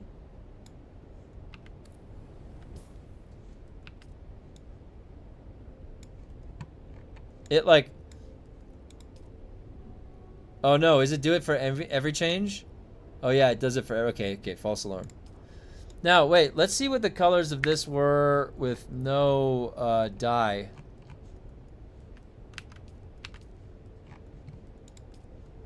Ah. There's like a purple glow. Now that would be cool if I could, well, like if I could dye the rest of my outfit this color. Because I agree, the icon color, like that does kind of look cool the way that is. But does this dye exist? Like Star Wars, use the Force to see with this helmet, yeah. This one might have a digital readout. It's got those like sensors there. That's what they want to do in Division 2. They moved down when in the dark and glow. Oh, that's, ooh. That sounds actually really cool.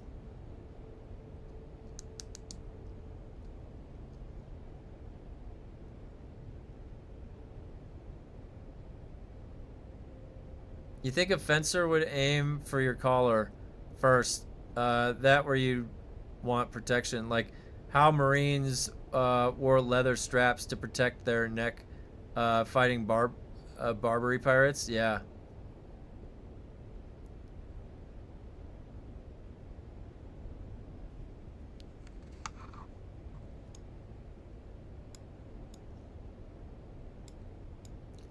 In the purple, this helmet looks great. Yeah, the purple looks good. You'd think a fence would aim for the collar. Yeah. It's just lazy. The whole game just feels so lazily done now. It's so bad. You notice all these little details now. Yep. Unnecessary limitations. Unnecessary restrictions. And not just the UI, but stuff we can just even control.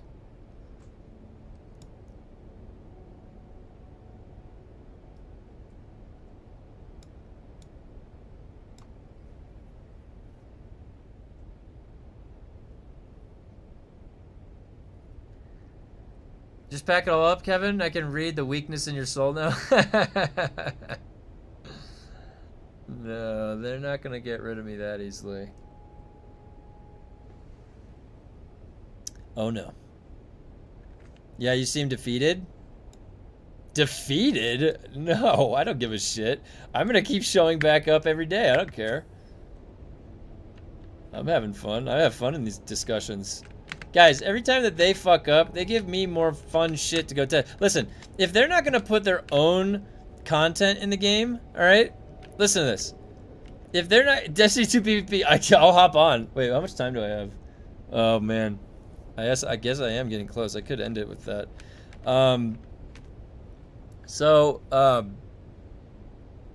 Yeah, don't worry about me. I'll never be defeated. I can't be defeated. If you strike me down, I will become twice as strong, all right? Trust me. Fans, give us more content. Funcom, here's a new helmet that makes you look like a frog. This is the thing, all right? They aren't even giving us new content. They're just like putting in shitty things or breaking it, which is the same as putting in new content, because then I go in there and I'm like, what is this shit? Look how broken it is. I'm still playing something, right? So it's like they're either giving me something unfun and broken to play, or they're going to get their shit together maybe and they're going to give us something fun. Now, we've been trying to read it on the wall, and you know, it's easier to predict. Like, I don't know what the writing on the wall says, to be honest, this far ahead of time. It could be that this is a losing battle that we're in right here. I'm having fun. Really, I'm having fun. How many of these do I have left? 7? And I got the helm. I could retire early. I have to switch, where is it? Hold on, let me switch to the DX12 game capture. Alright, fine. I have 35 minutes until I have to head out. The new helmet changes everything. I get the new helmet, and I'm just like, I'm vlogging off immediately.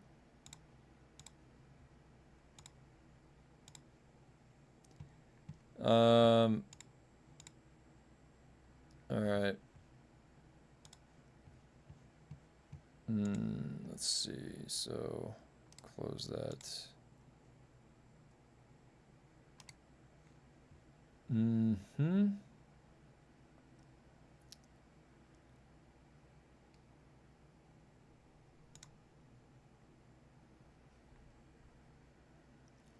I asked my Magic 8 Ball, and it said, don't count on it.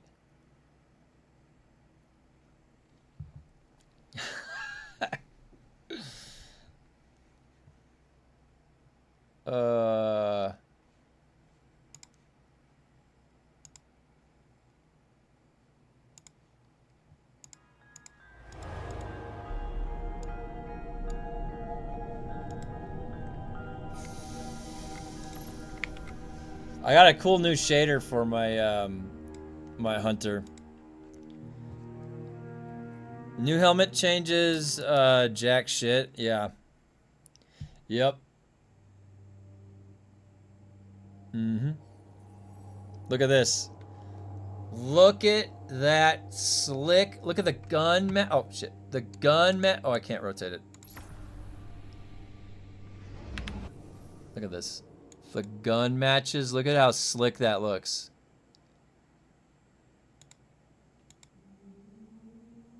You guys like that? Like and subscribe. Maybe one day this will be a Division 2 channel. It will. We're playing. Well, we play Division 2 also. Destiny just put out this final patch. There's a bunch of shit for a few weeks to play. That's all. Like there'll be less to do like once these guys get caught up. Would you say Destiny 2 is your favorite game? No, I mean the thing is that I rotate around all the games that I enjoy. Destiny 2 just put out a patch that has like literally months worth of stuff for people like me coming back. So I can just come in and hop on. The thing is the gameplay in Destiny 2 is really fun. So I can always have fun. Like I'll go pop in. I'll show you right now. All right, I'm gonna show you something. Where is it? Random. This is low stakes. Oh, there we go. Ghosts on my team. This is low stakes. Low stakes, no risk. All right. We're going to go in here and just wind down. All right. We had a full day of aggressive LANSRAADs. A little bit too aggressive, if you ask me. Oh, I got up to legend rank in this. Can I re-roll this? I think I have to cap that out. But anyways, so I play lots of games though, and I've played them as they've come out, and then they'll go on the shelf for a little bit. And so, so things right now that are being played. Grumpy said it. Division 2. Division 2 a little while ago had a really good patch and released a lot of good structure to the game and content for the end game. And same with Destiny 2. And so either one of these, I think if you think about it though, Destiny 2, what it has is PvP. And I'm a big PvPer. I like PvPing. It's fun. So nice vessel. Yeah, it does look pretty slick, doesn't it? And then look at my bike. It matches behind it. That's my motorcycle ride. Going out to feed the pups. Have fun. I'll be back on Grumpy. If you want to play, I'm going to be playing some Division 2 later if you're on. I've got to get the Battle Pass up. I only have 30 minutes before my meeting, so I'm just doing something quick. We're just hopping in a battleground. Have a good day, Grumpy, though. What would you say, though, is your favorite game from the active ones you play?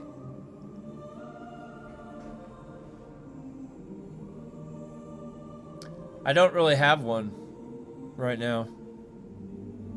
In order for me to feel satisfied, I have to have a rotation of games right now that I'm playing.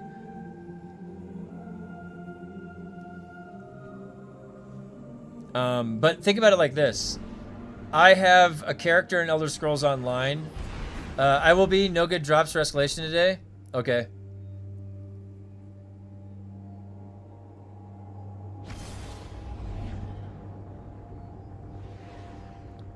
So, a lot of the games that I've played, it can't be thought of as a favorite game because I'll play whatever I can create my best character in. And so I have a couple characters in Elder Scrolls Online that I have that are really good. I have and I've had those for years. I just keep coming back to them. Destiny 2, I'm just coming back to this character. I've had this character for years. I've had my Division 2 character I've had this Division 2 character forever. I've had the Division 1 for a while. I play games that have long form investment where my character will last, you know, usually. MMOs like that, I never get rid of my accounts. I never get rid of anything. So, now the way that this build works for PvP. This is going to be a little hectic because this is 6v6. Ooh, we got Ghost. He's got the Ace of Spades. Ace of Spades pistol.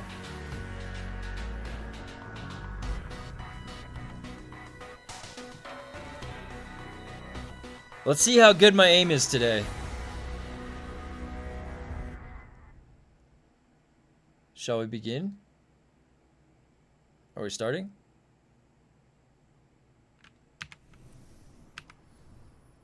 Show your enemy this place belongs to you now. Take the zones.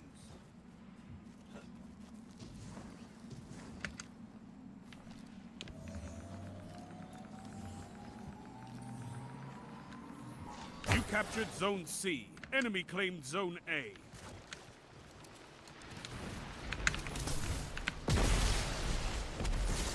This guy's dead. Goodbye. Let's get that special ammo. You captured Zone A. You have advantage. Oh, they're getting C. Zone C lost. Wait, where are they going? They're going this way. Shit! Watch out! No, no, no, no, no! Oh, come on. Gotcha. Later! Oh, I'm on fire! Zone advantage is yours.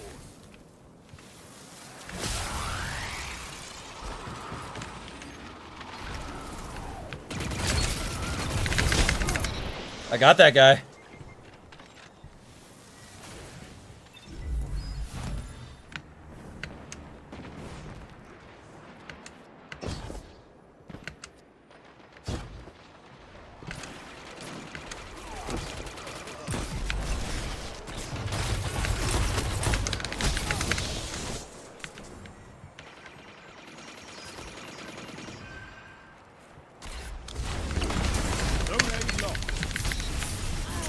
Oh, I got two of them!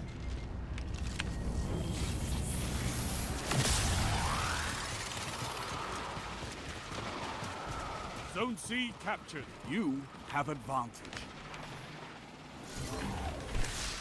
Don't spend all that ammo in one place. Zone B lost.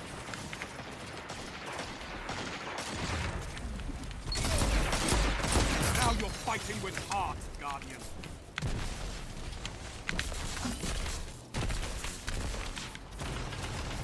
Zone advantage is yours.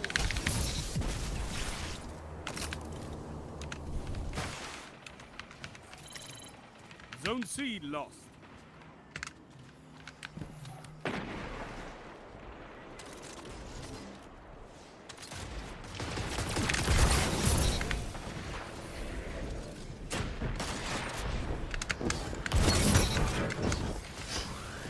I love the tractor cannon so much. You captured Zone Oh. B. You have zone advantage. Shit.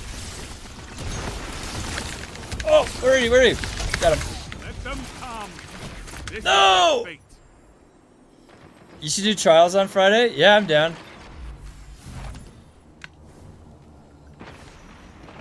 Zone A lost.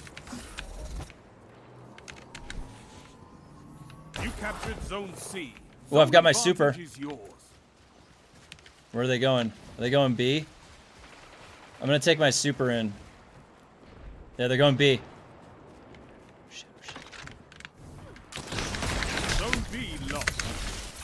Zone A captured. Zone advantage is yours.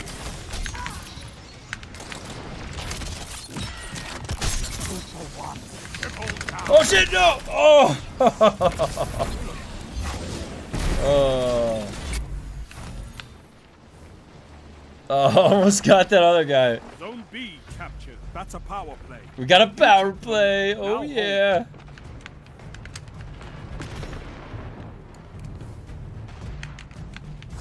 Oh shit, watch out. Zone A lost.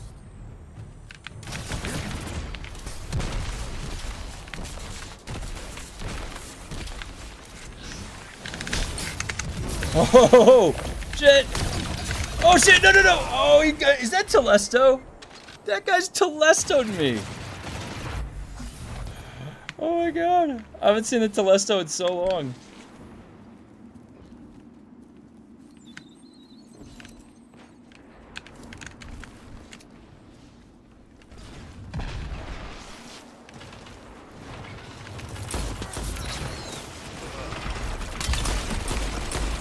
Oh my god, that guy is legitimately launching Telesto onslaught. Holy shit. Wait, where's that guy?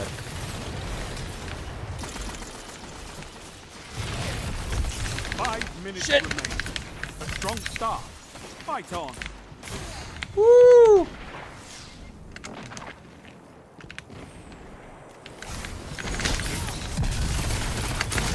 Oh god, no! Get up! No!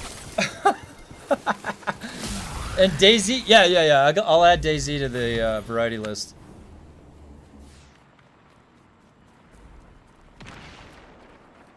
Wait, where did that guy go? There's a guy right there. No! Oh, he got me! Oh, he had the chaperone. The chaperone's basically the same as what I've got. It might do a little bit more damage, but still got one shot. Wait, where was that shotgun ammo right here? Are they coming C? There's some coming C. Who's coming C? You want a piece of this? I just avoided that one shot. Holy shit. Oh shit, no. Your enemy can't. I was alive. What? I was alive somehow. I don't understand that at all. Wait, they're taking C. No. Zone B captured. You have advantage. Oh, I threw that the wrong direction right there. Got him. All right. I saved C.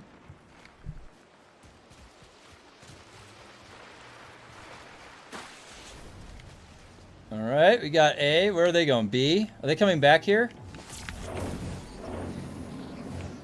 Zone A captured. That's a power play. You took them. Now hold them. Shit! Oh, he's shooting me. I feel it.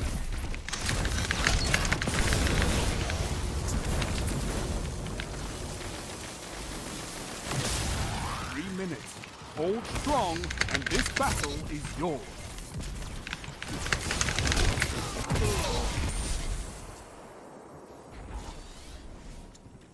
Should try Assassin's Cowl with this build, being off radar. Oh yeah. I think they're gonna fix this interaction that's happening right now. But I don't know. It's like something that's happening with the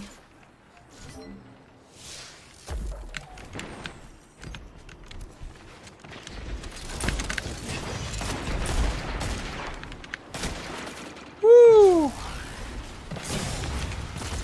Fuck! Oh, come on! I didn't kill him. It was so close.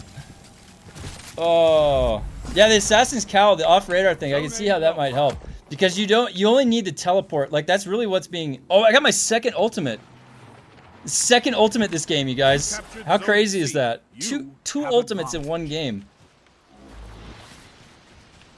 They're going B probably. Zone B lost. Hold down. Triple down. Your enemy can't kill Oh, if he they're dead. Joe-tuned me. Oh. That was a good ulti right there. That was pretty satisfying. Got a couple of them in there.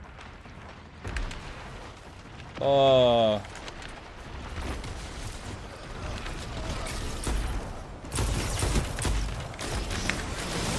Oh shit, I went the wrong guy. I went the wrong way. There's 3 of them. Zone C lost. Oh, they all have their ultimates, guys. Do you see that? They all are gonna wait to use their ultimates right here at the end. I gotta go get my my tractor cannon. Go. Go. No, no, no, no, no, no. Alright, now I can take them out of an ultimate. Show your enemy what a real fight looks like. Where is he? 1 minute. Won't be long Oh shit, now. oh shit. A Plu Perfect killed me. And I didn't even get the tractor cannon him. We won anyways. Your enemy can't kill if they're dead. Oh shit.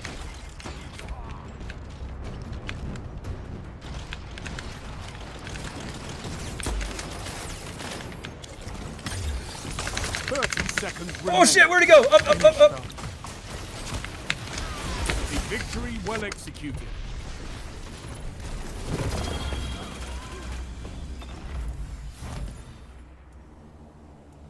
You fight like a demon for these zones.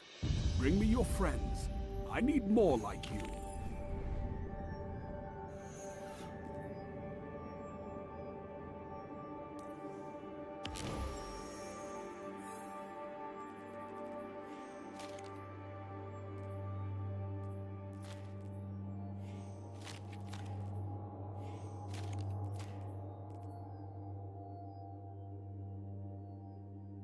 Look at that, guys. Rust. The guild Rust was top. We were top. Top kills. Top score. It's a good day. It's a good day.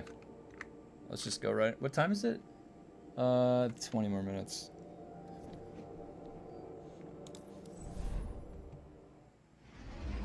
We're just going right into the next one? Yeah. Alright, well, we're going into that next one. Give me a second.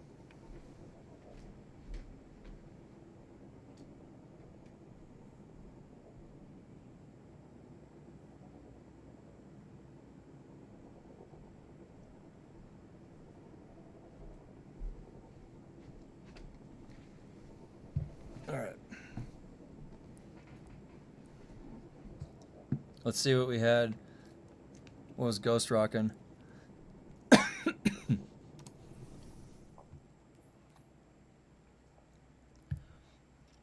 Yeah, I never, you know, to run a sniper, I usually, like, am looking for the shotgun setups. Oh, what did I get?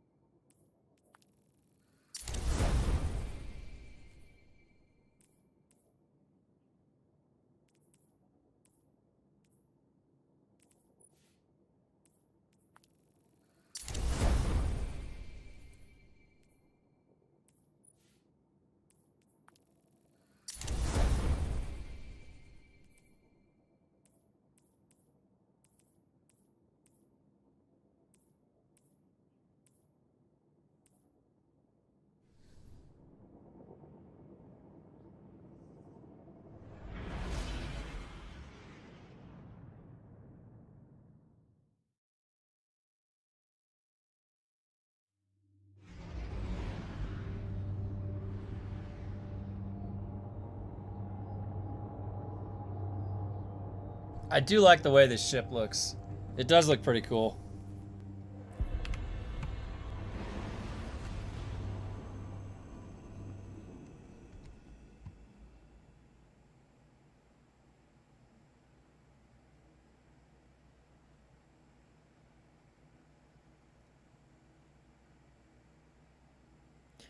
So, is the, I'll have to gauge. I'll have to look into that Assassin's Cowl. This is the map that I never want to switch off my hand cannon, but what works best on this map is like a scout or a pulse rifle. Straight up. Move in and take those zones. They are your life.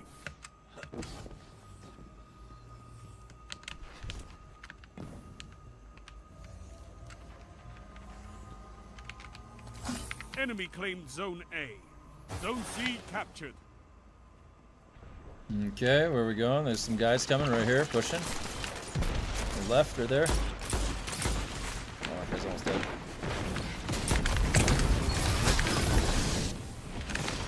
Get that bullet back. All right, I'm coming for this guy. Where is he? I'm going in. B captured. You have zone advantage.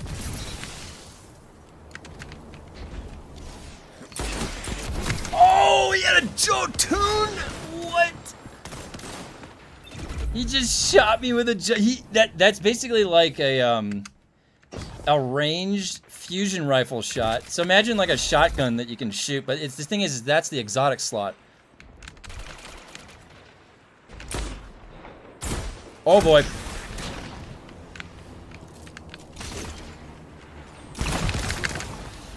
I could not see that guy around that corner. I think I still have my melee up. Hey. Yeah, another game or two and then I'm done. There's so many people on this side. I went the wrong spot.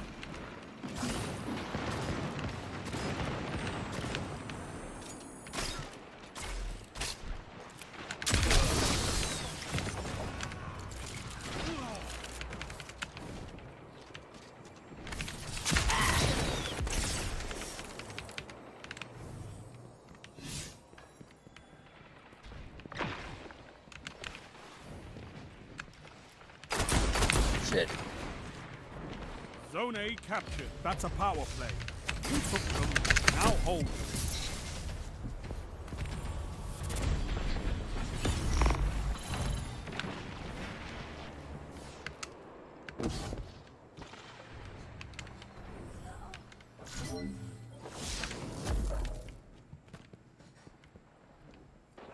Get that power ammo. What's that you've got? Shit! Wait, didn't that kill him?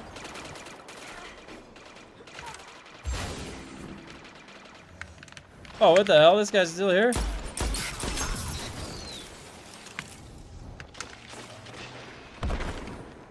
Is companion app available in-game only or mobile as well? That is a good question. I'm not sure if they've put it to mobile. Zone A lost. But that is a good question, yeah. Zone B lost.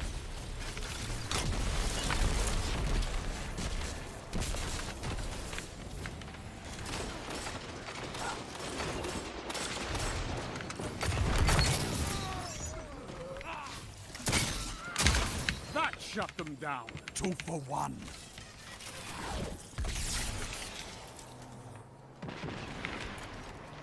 You captured Zone B. Zone advantage is yours. This is wonderful.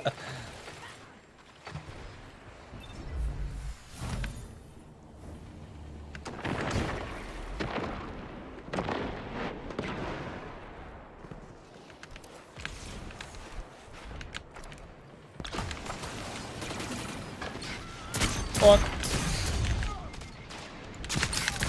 Gotcha. Oh, it got me from behind. I shouldn't have said shit. It'd be nice to be able to tweak a build on mobile. Load. Yeah, that'd be nice. I think that on their website they have a feedback place that you can do for the companion app.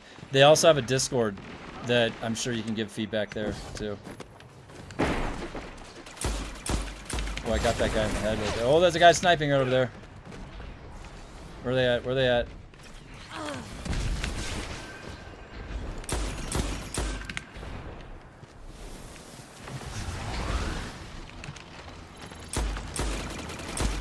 That guy, what is?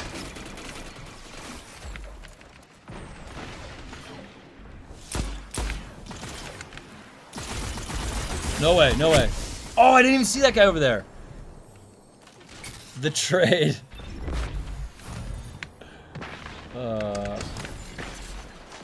Wait, there's a guy in there.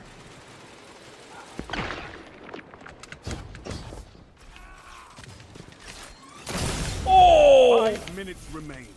A strong Somebody hit me start. hard. Fight on. You know what? Fuck that guy. I'm going right for him. Right for him! Yeah! That shut them down. That's what happens when you kill me. I'm going right for you. Right for you. Oh! What? What? I got killed by a fusion rifle on my right? That's situational awareness. I gotta work on that. Right there. Zone B lost. Oh no, we're losing. We're losing the zones. Let's get them back.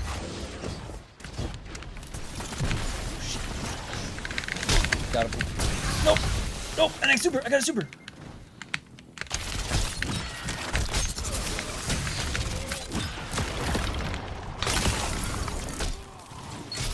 That guy, Worm God, killed me through my super.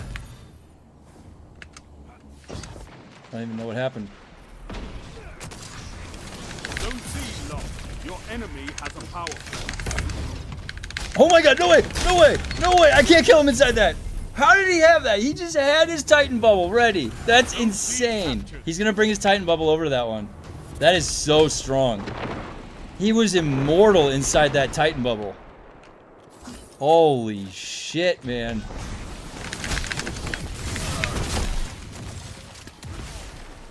That was crazy.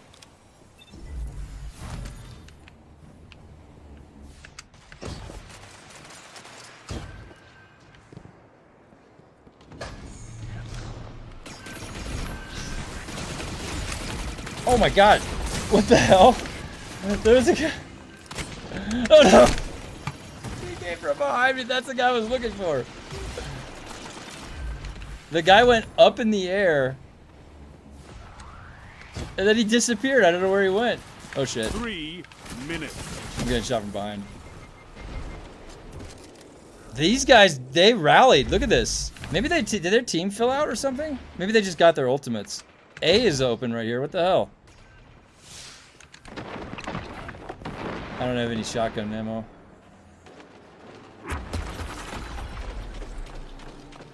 Are they coming in? Zone B captured. You have advantage. That's a power play. You took them. Now hold them. Zone C lost. Oh shit, no! Got him. Shut the enemy down.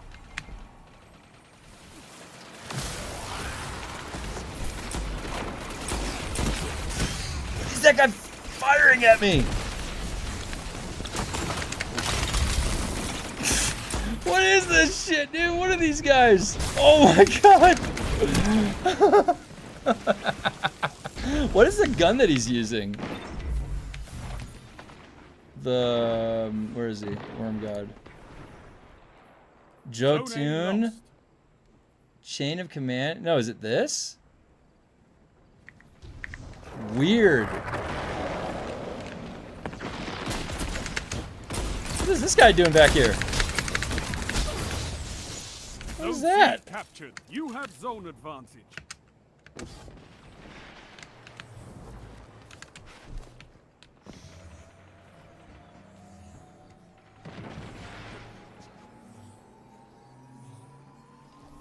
Power play. Keep the pressure That's on. called power play where I'm from. Zone C lost. Got him. Coming for you. Woo-hoo-hoo. Only Shit. 1 minute left. Nope. Got him. Oh, and that guy on the side got me.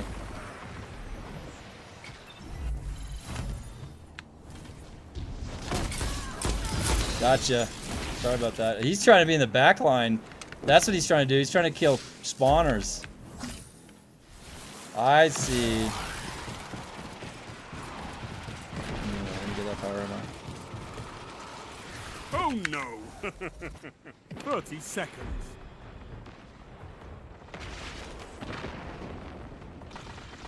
They've almost won.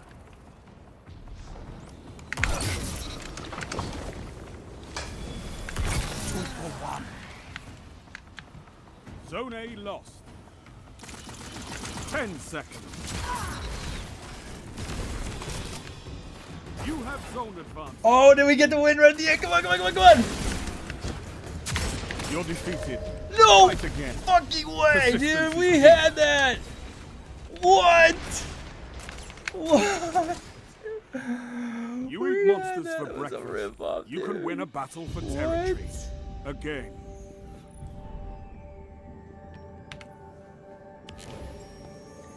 Oh my gosh.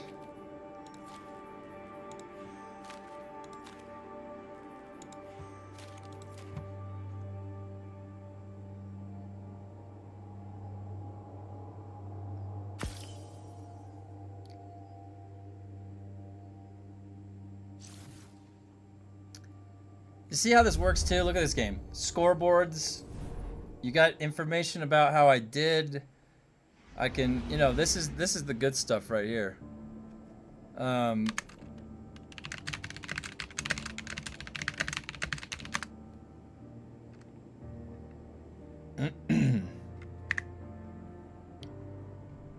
All right, guys, that was really fun.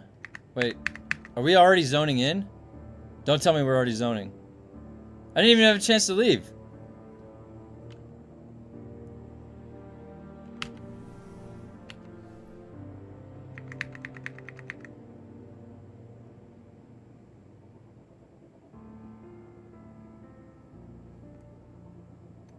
Is it taking us to another game? Against my will? I'm gonna have to exit because I have to head out to another meeting here. I'm just gonna alt F4. Alright. Alright, guys. I'll be back tomorrow. What is it?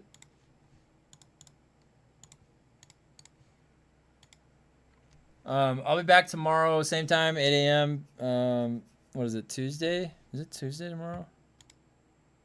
Yeah, it's Tuesday. Probably a backfill or bug game. Yeah, most likely. All right, we'll be back at more Dune to start tomorrow, and then we'll figure out what we're gonna do the rest of the week. But anyways, thanks for stopping by. As always.